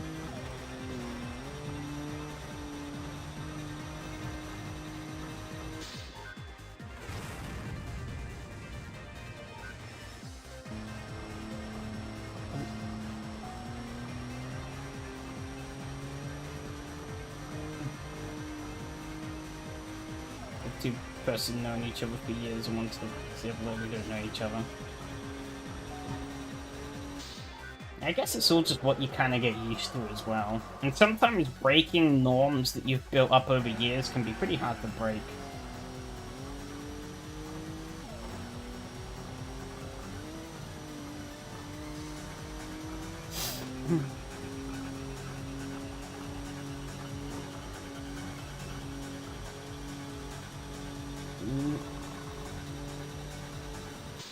Like whenever someone changes their name on Discord, I'm always like, fuck. How do I address them? Do I keep addressing them as the name I've known them as for years? Or do I now adopt this new name?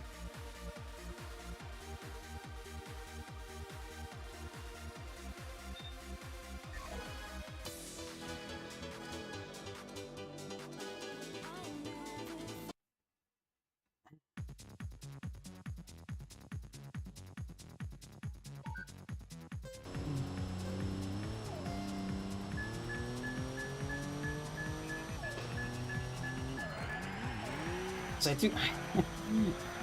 do have someone I know and talk to quite frequently who is like that. They did change their name like a couple of years ago, but we all still call him the old name.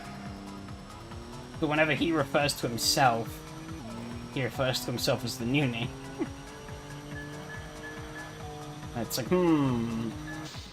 which username is it? So then I change the name, so it's rarely a problem. Yeah, but the problem is they could change when it's like a nickname change on a server. I mean, I usually change mine just for like jokey stuff.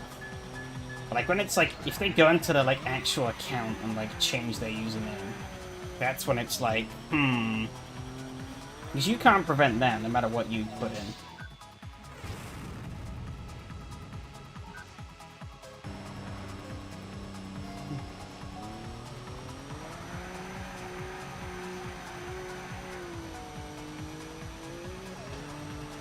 Yeah. But I mean, like, if they then say go and change their nickname, or like change their actual username, then the nickname no longer accurately matches with what their username has.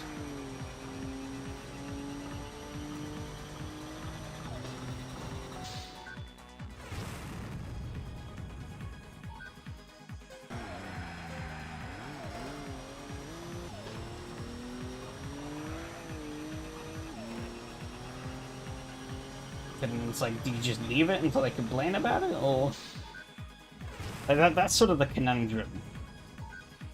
That's what I'm on so far in the past years.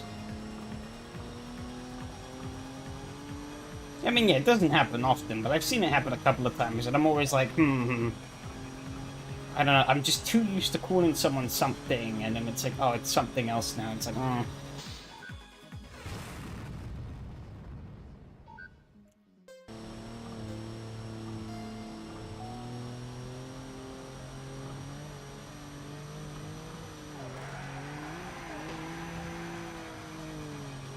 I mean, that's why I'm stuck with the username I have now, whether I like it or not, really.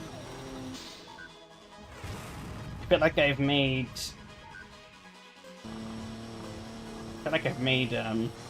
too many connections around that people just know me for, like, this one name. And if I was to suddenly change it, I feel like it would lead to more problems than it's worth. They get complaints, I just realized, yeah. I'd seen that, and I was tempted to say something. I was like, I just forgot about it. It's like, I'll leave it. He'll probably notice some point, and then forgot all about it. I just noticed, actually, I think my license plate is messed up on this car. I just noticed it doesn't have any of the numbers at the top, or like symbols. It's just the 4 main license plate numbers. I don't know if it's always been like that. It might have been. I haven't really been paying attention to it. Let's see what's... Oh, this is like that too. Oh, okay, never mind. I guess it's just how they've done the license plates here. They didn't even bother including the top bits. Damn co-lazy.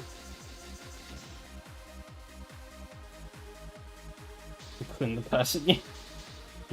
Yeah, you're not wrong.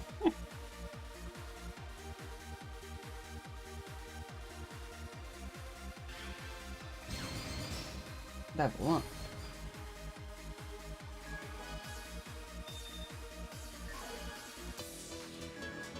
Oh boy, one gun line. Probably do this and then just. Oh shit! I didn't max my power. Didn't maximum the tune. So I'm gonna be slow. Or should be fine though for this one.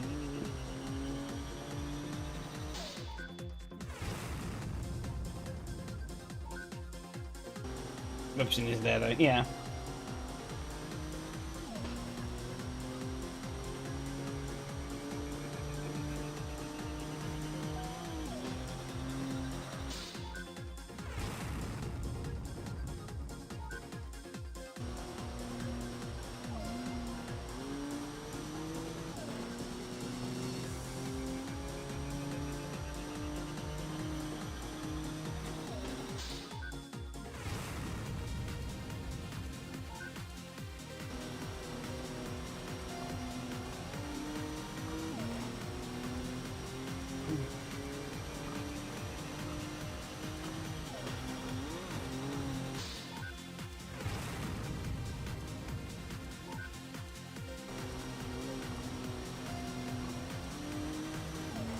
I do think in, like, I guess sort of talk about wider social situations as a whole.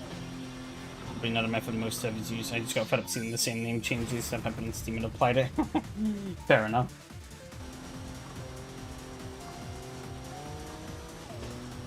I don't blame you. I do think sometimes having... I do think that having nicknames available does sometimes add a little bit the charm sometimes. Because you can sort of use it as a way to, like, channel, like, in-house jokes and stuff like that. Like in another server I'm in, that I'm quite active in, people kept posting this one image of this bloody... It was a pretty funny image, granted, when I saw it the first time. It was like a... It was a shop listing for what was supposedly a HDMI to HDMI cable. But it was actually like a... It was just an Ethernet cable. So it was like an RJ45 to RJ45 sort of connection. And it's like, this is cursed. But then I saw it get posted again, and again, and again, and I was like, fuck it. You guys clearly like seeing this image so much, so I just changed my profile. To have the image and the name of the image file. And I was like, there you go. Fuck you. We'll come on and see people change names daily, yeah. I feel like on Steam, I don't really do it on Steam though, because it is kind of more of a nickname. There is, or it is like a proper username. There isn't really that sort of nicknamey layer on top of it. So I got baited. I don't really say baited. It's just kind of fucking around. 825. Full power.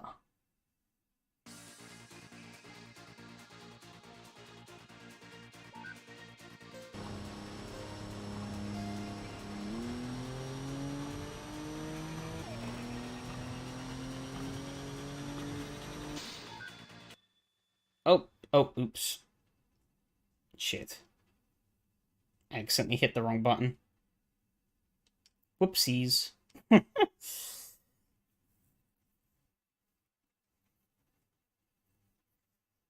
nudged the start button on my controller and that opened the test menu.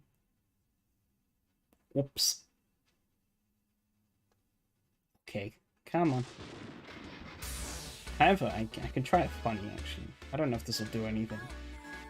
I want to see if it does anything. What is it?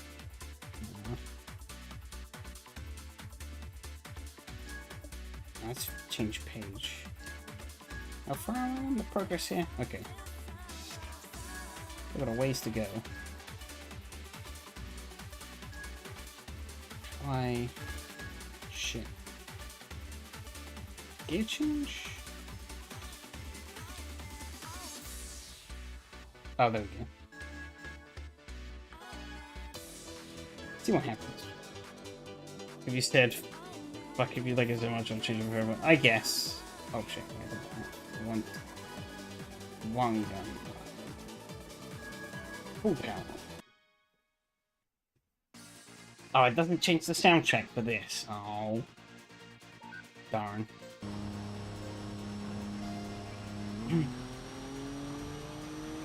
I guess it makes sense because this uses its own independent soundtracks. Because they're broken up into little chunks for each of the stages. So that there's a more smoother, well, there's a more sensible audio transition between the stages.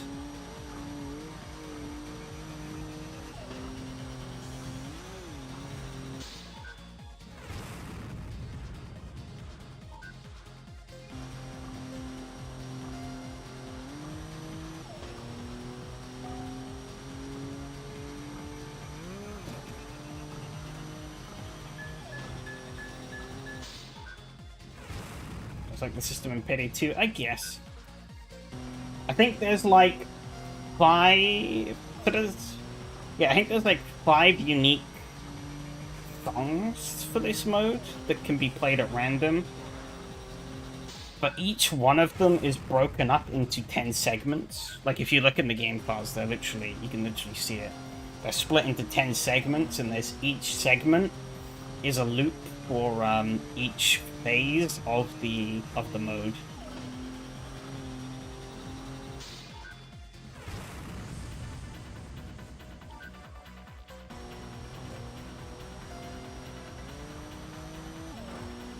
And it like steadily ramps up towards the climax of the thing as you go along.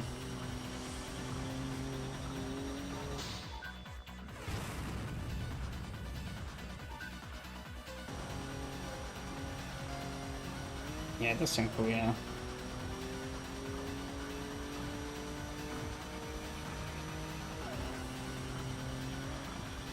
I actually took one of the songs out from that's exclusive for this mode out, and put it into the actual like main game as like a replacement for one of the songs that they have in the game by default. Because that song was rubbish, but the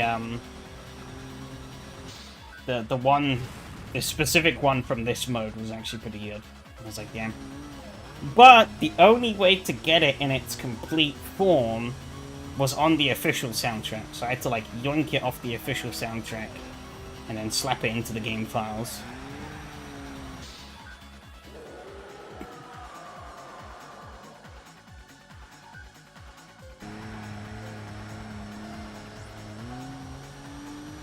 Because yeah, when you look in the game files, it's literally just 10 different music files for the songs that they use in this mode.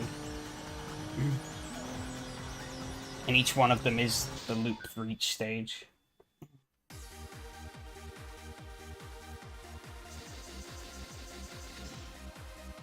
So it doesn't really work as well if you stitch them all together.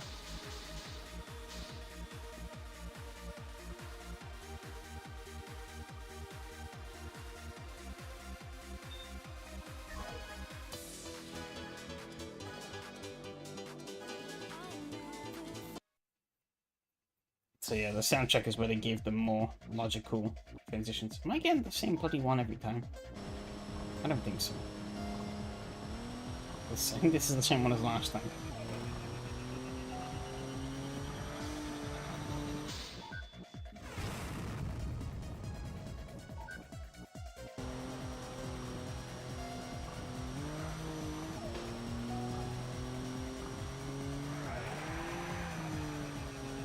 I did switch the soundtrack to Longer Midnight Arc because I knew to see if it would change, which I'm not surprised it didn't.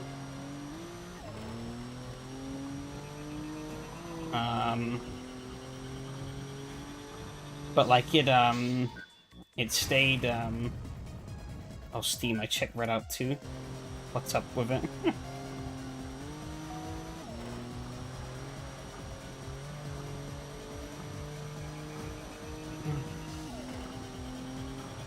Yeah, the soundtrack, the 5 songs for this are the same across all the modes.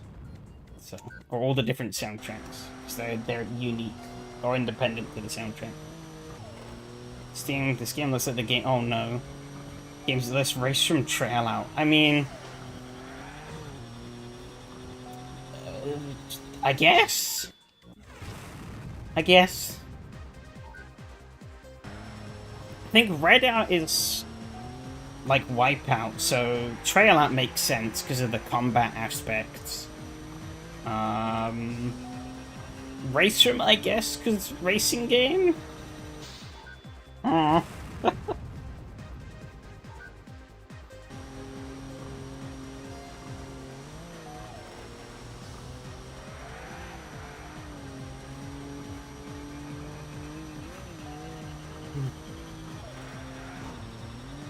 And I think because I work with these, like, computer systems for a living, I do find it interesting to try and think of the logical... Because, like, you think about it, all these recommendations and stuff are based off of some kind of algorithm or logic. It's kind of interesting trying to figure out what the logic was behind this decision. I mean, I'm pretty certain Steam just bases it off of, like, the tags. So, it's more just thinking about what kind of tags the games have that are in common.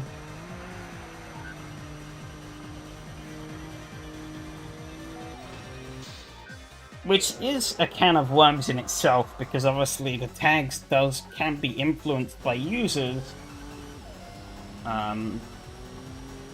Which is very much a double-edged sword.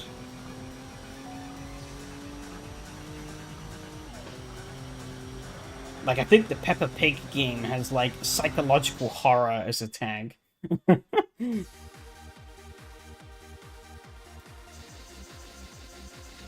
Chat Lisa style, whenever I see games show similar, and it's a similar to around how solid some of them look outside of driving bits. Yeah.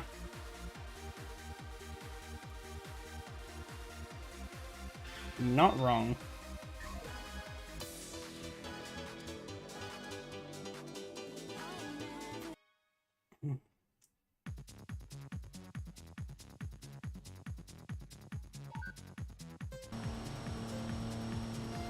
Oh, a different section. Nice. Not the one I was hoping it would be, but it's different.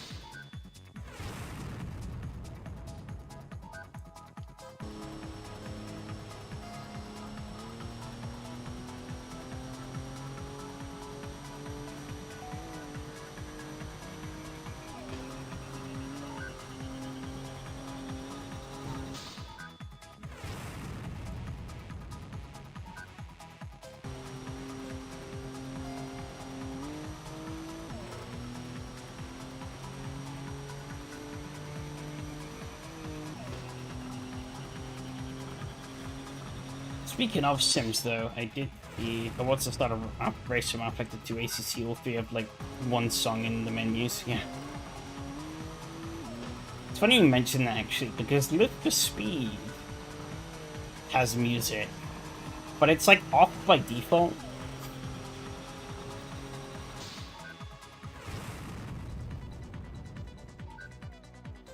But it's there. It's just a thing. I guess maybe it was on by default back in the day, but I think seeing how like the rest of the industry has shifted, I think they maybe just cut it off. Could alternatively be due to my configs, me just carrying over configs from previous installs, maybe. AC's music too only on console versions. Just generic garage rock. I'm not surprised. I mean, heck, speaking of AC, there's that whole opening video that everyone just bypasses completely.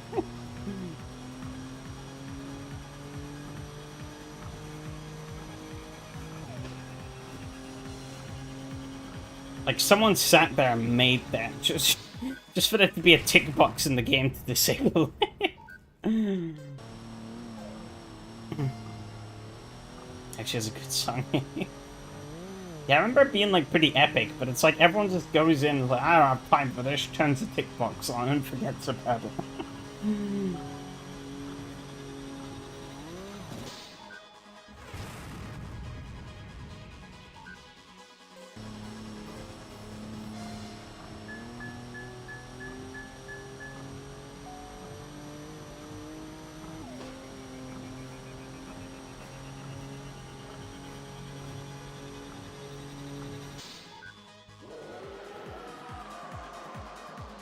But yeah, speaking of Sims, I actually read an article today talking about, it was finally given an update on GT Revival. And in a sense, they announced, but I think they almost announced that they're basically going back to square one and starting again. And it was like, huh? Because they announced that they announced that the game isn't gonna be called GT Revival. They announced that they're getting a new publisher, and they announced that they're moving off of Unreal Engine 5 to some unknown engine.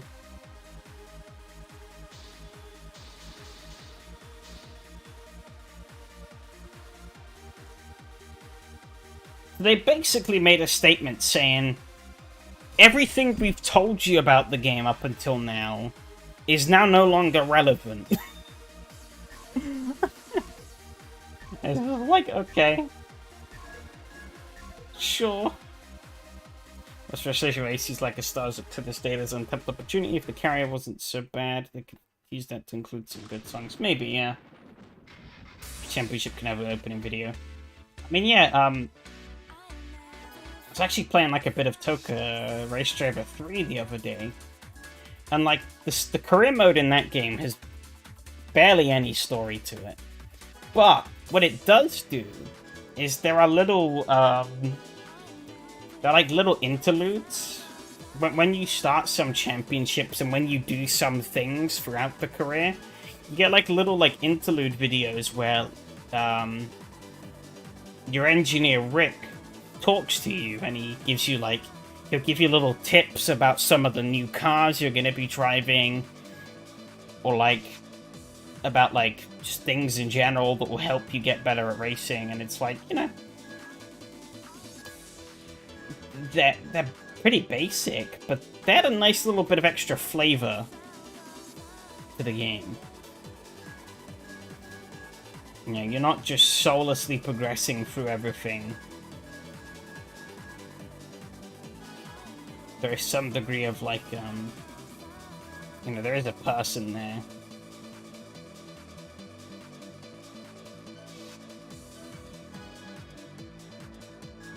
Was he 800?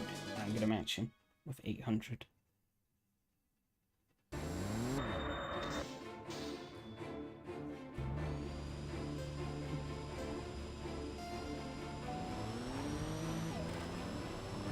Toka Race Driver 3 is such a fun game though. I wish they made casual racing games like it these days.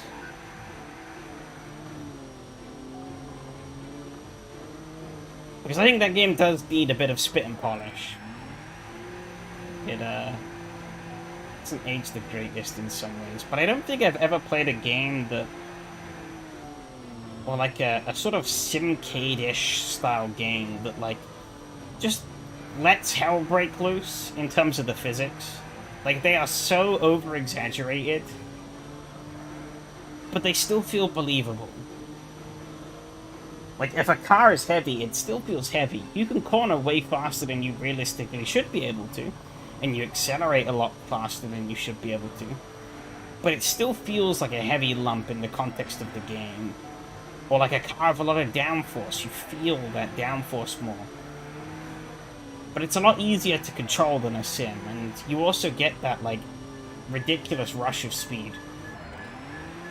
I mean, one of the funny things I like to do in that game, there's like a tuning cup that has like some pretty like bog standard track prep like supercars. There's a Gambala, which is basically a Porsche, and there's two Koenigs. One's a Ferrari 360, and the other is like a Lamborghini Diablo.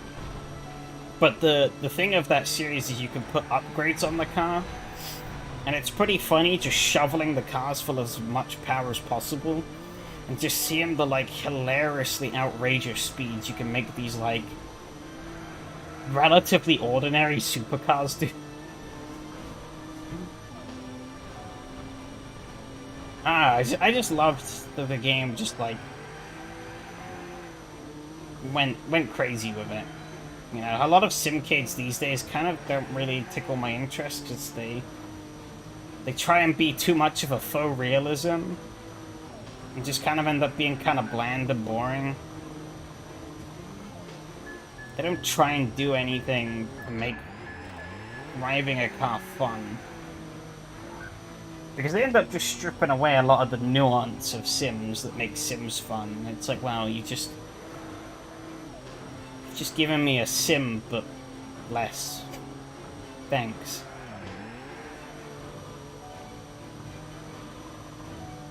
As you see my launch instead of a music footage, so maybe put a look song up for it when you enter the championship file, it switches to that champ song. But it pretty much tells you customize which songs to play. Fair enough. Yeah, it's nice when games give you those kind of options. Actually, World Racing 2 and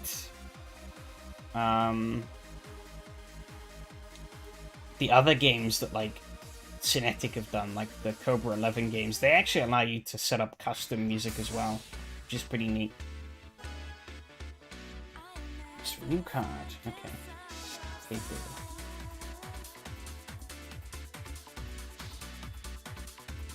Pale blue. Basically just white. It's hardly blue. Actually doesn't look too bad though.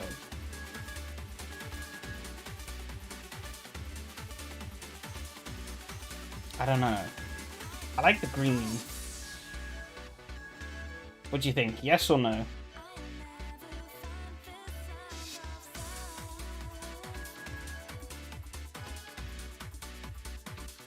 Damn it. I ran out of time. I mean, I could technically always cheat and change it in the card editor later on.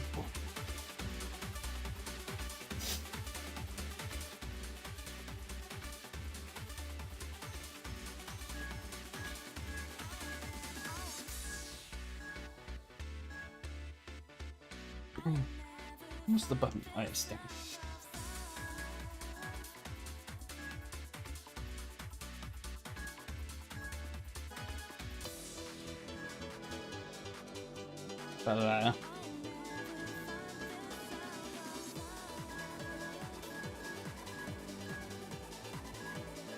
Yeah, it's crazy how much like music can add to a game. And it is a shame that in a lot of cases developers don't, or some developers really don't lean into it.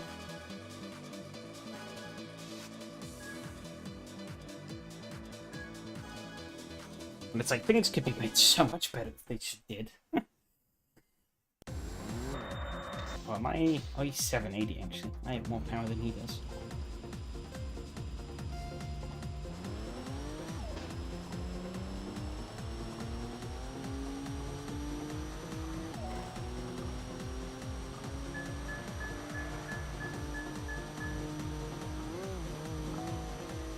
So I'm showing the advantages of that extra power.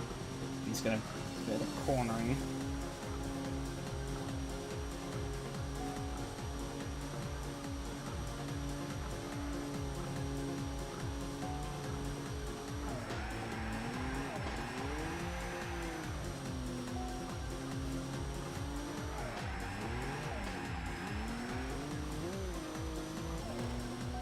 He's right there.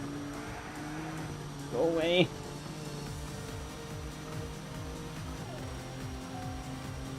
I feel like physics in arcade races is definitely a pretty unique, or pretty interesting point. Because it's like when you have the creative liberty to basically do whatever the fuck you want. You know, there's a lot of... It's like, how much do you really want to fuck with, like, what makes a car a car? It's like, I feel like some arcade games do take it a bit too far. in like putting silly stuff in. And in some cases that can be fun, but in other cases it's like, okay, this just isn't great.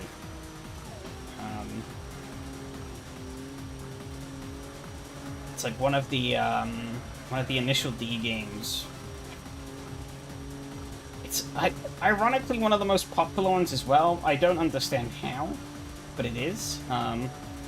Like, the car will literally refuse to turn for any of the corners when you turn the steering wheel. Like, it will turn, but hardly at all. It's stiff as a brick. Until... And if you just, like, jam on the brakes, it doesn't do anything either. You have to do some, like, elaborate tap dancing ritual of tapping the brake and the throttle in some kind of stupid pattern, and then the car's like, ah, yes, I want to just about make the corner. It's like, what in, like, Sega, what are you doing? Please. I say something like this. This game's actually very straightforward. Car behaves like a car. You steer, the car steers. You throttle, the car throttle. You brake, the car brakes. Tight corners come up, you either lift off the throttle, or you jump on the brakes. It's like, you know, it just kind of makes sense.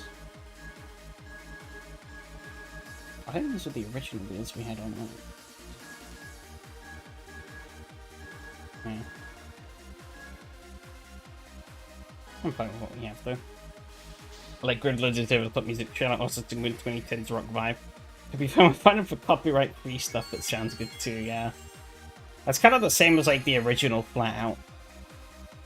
There's a lot of music in Flat Out that's like, I've never heard of these bands and I'll never hear from them again. But it kind of fit the vibe of the game, so I was like, this is fine.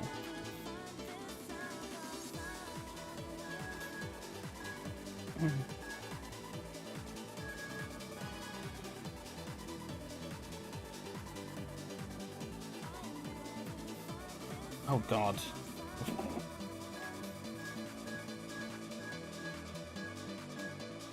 Oh, I can fight myself.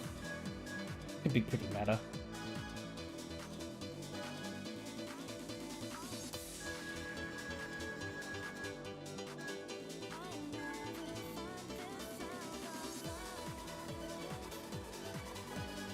And C. What was I at? 680G? Never mind. Oh, you meant like the card to pick. Okay. Oh, I saw myself and I thought it'd be funny. Oh, there's an MX-5. I didn't see that.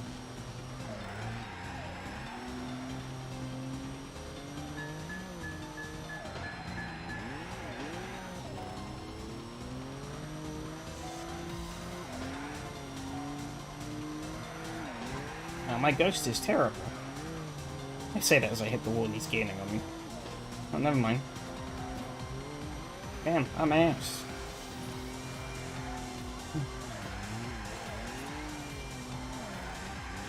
Oh god.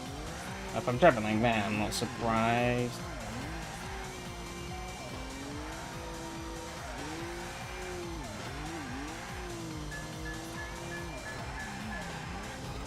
Oh, he's right there. Woo.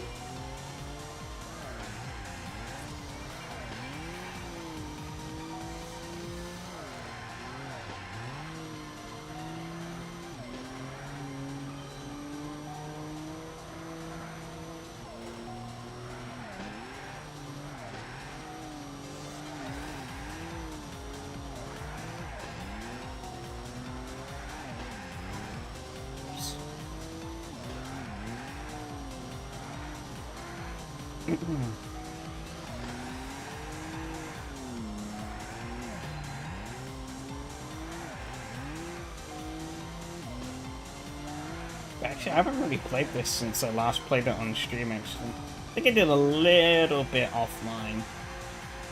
Or a little bit of, like, offline play. Not on this card, on, like, a different one that I have.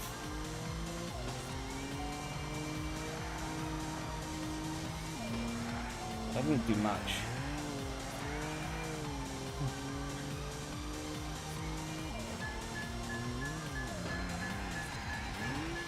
Oh, bonk.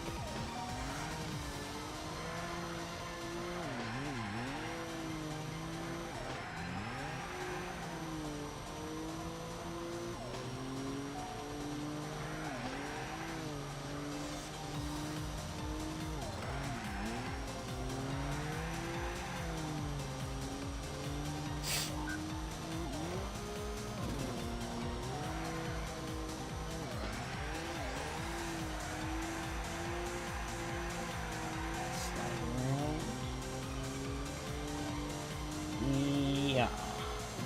It's a pretty underwhelming jump. I thought I'd jump a bit higher than that. Pretty rubbish run, and I beat myself pretty comfortably. Can't believe old me was so rubbish. Alright, see if I can find the MX-5 then. Do one more. I don't know if I can find him at a different track though. Need to find another MX-5, who knows. Oh, there we go. Other cars out there. 800D. Is this a great?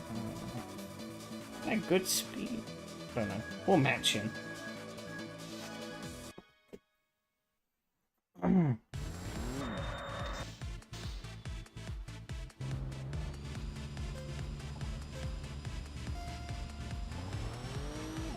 They actually got a better launch than me, what the fuck?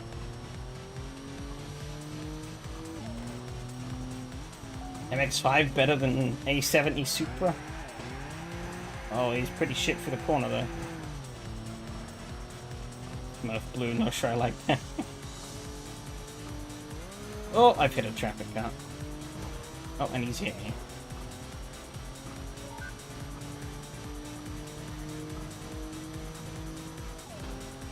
Here he comes. He's pretty quick. Oh, I was almost into that truck. He's driving into the wall.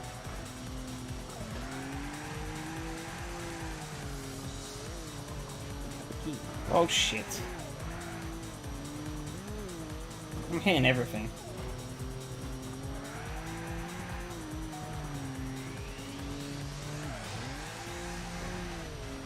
Oh, I think he crashed. Rip.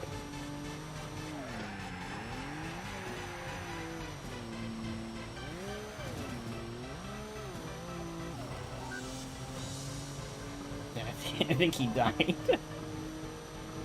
Oh no. Poor MX-5.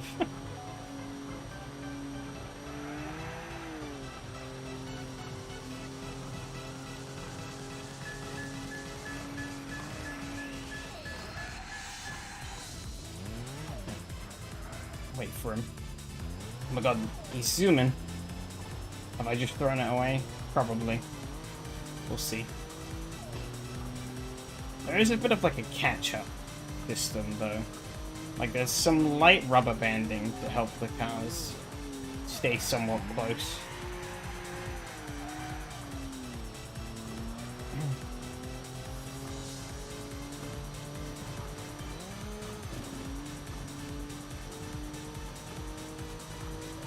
It doesn't seem to be too hard to catch and pass.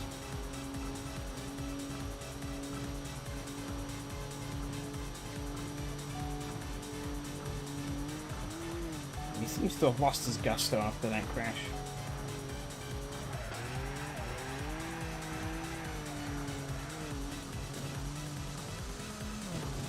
Which I guess is fine, because I stuck at this last corner.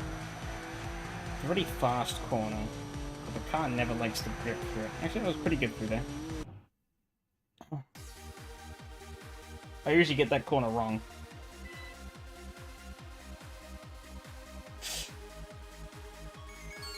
And I, like, bleed a shitload of speed.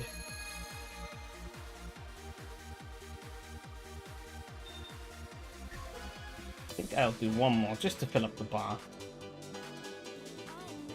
Let's see. Let's do a second. Fuck it. Can I find high ace? Let's see if I can find a high ace. Is there a high ace lurking in Osaka? There's not. Get a little weaker. Should be fine. Have to trim off power anyways. None?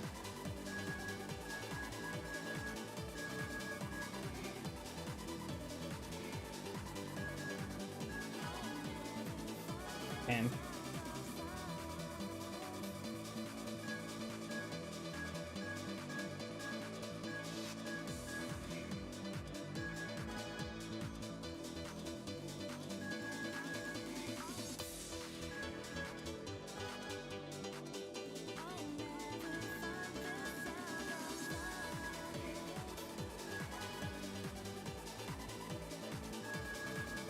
I'm just on a high ace hunt now.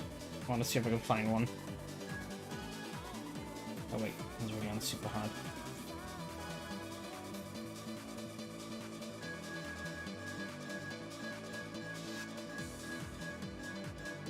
I just don't know my ghosts count on the super hard. Not even my fucking crown ghost.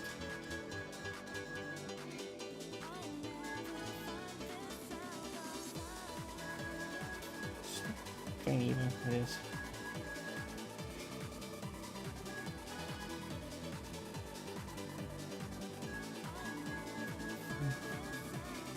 Is that really? None?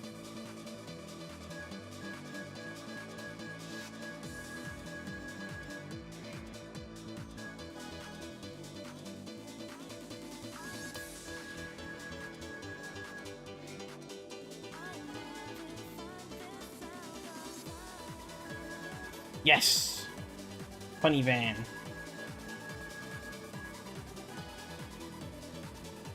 Oh my god, that is cursed.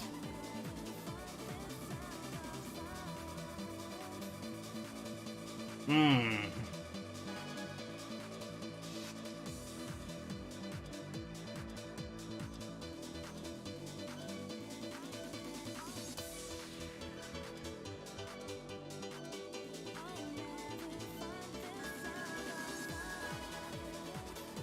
I forget what he was. He was 760.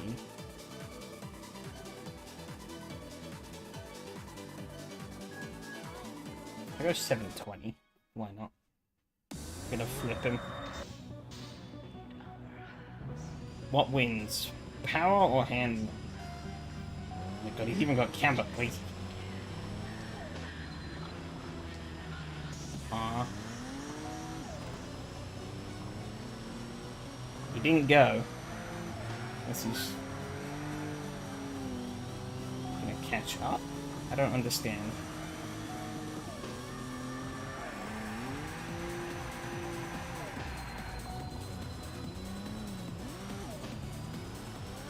Oh, there he goes. Oh, he's zooming now.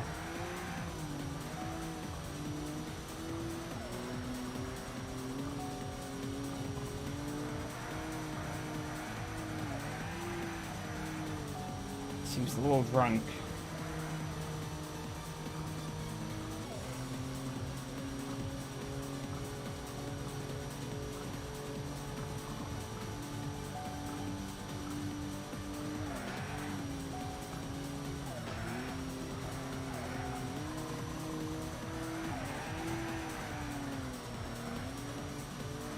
Head of the funny van, man.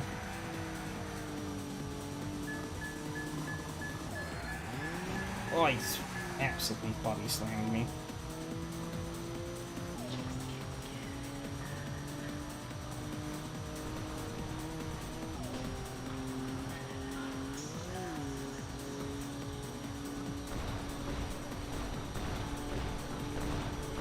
That's pretty close, actually.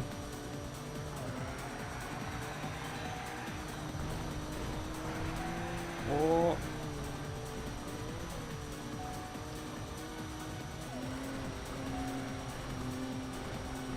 Just thinking like parts it at the start.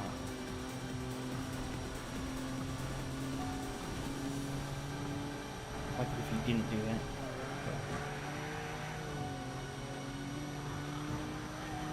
Hit the wall.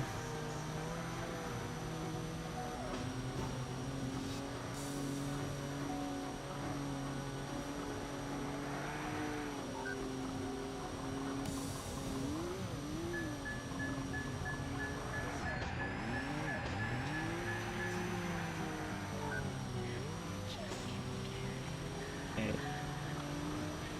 He's fallen off a bit again at the end here. Darn.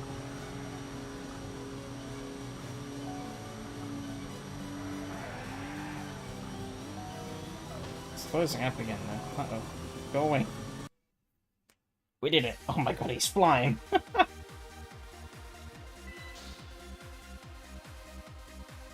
Ooh, what are we gonna own this time? Probably more wheels. Oh god. Wing by type of the car. What does that mean? Oh, it's just a wing like what we like the actual car wing, but slightly bigger. Yeah.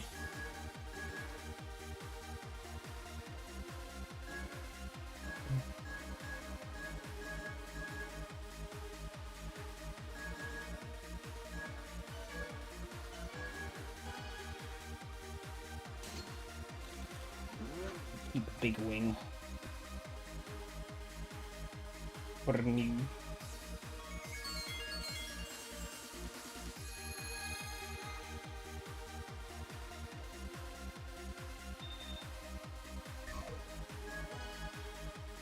Cool.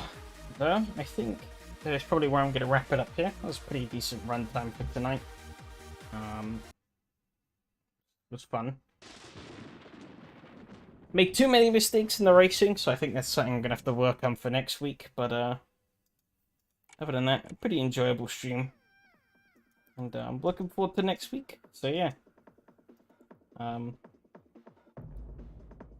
Take care, everyone. And I'll see you around. Adios.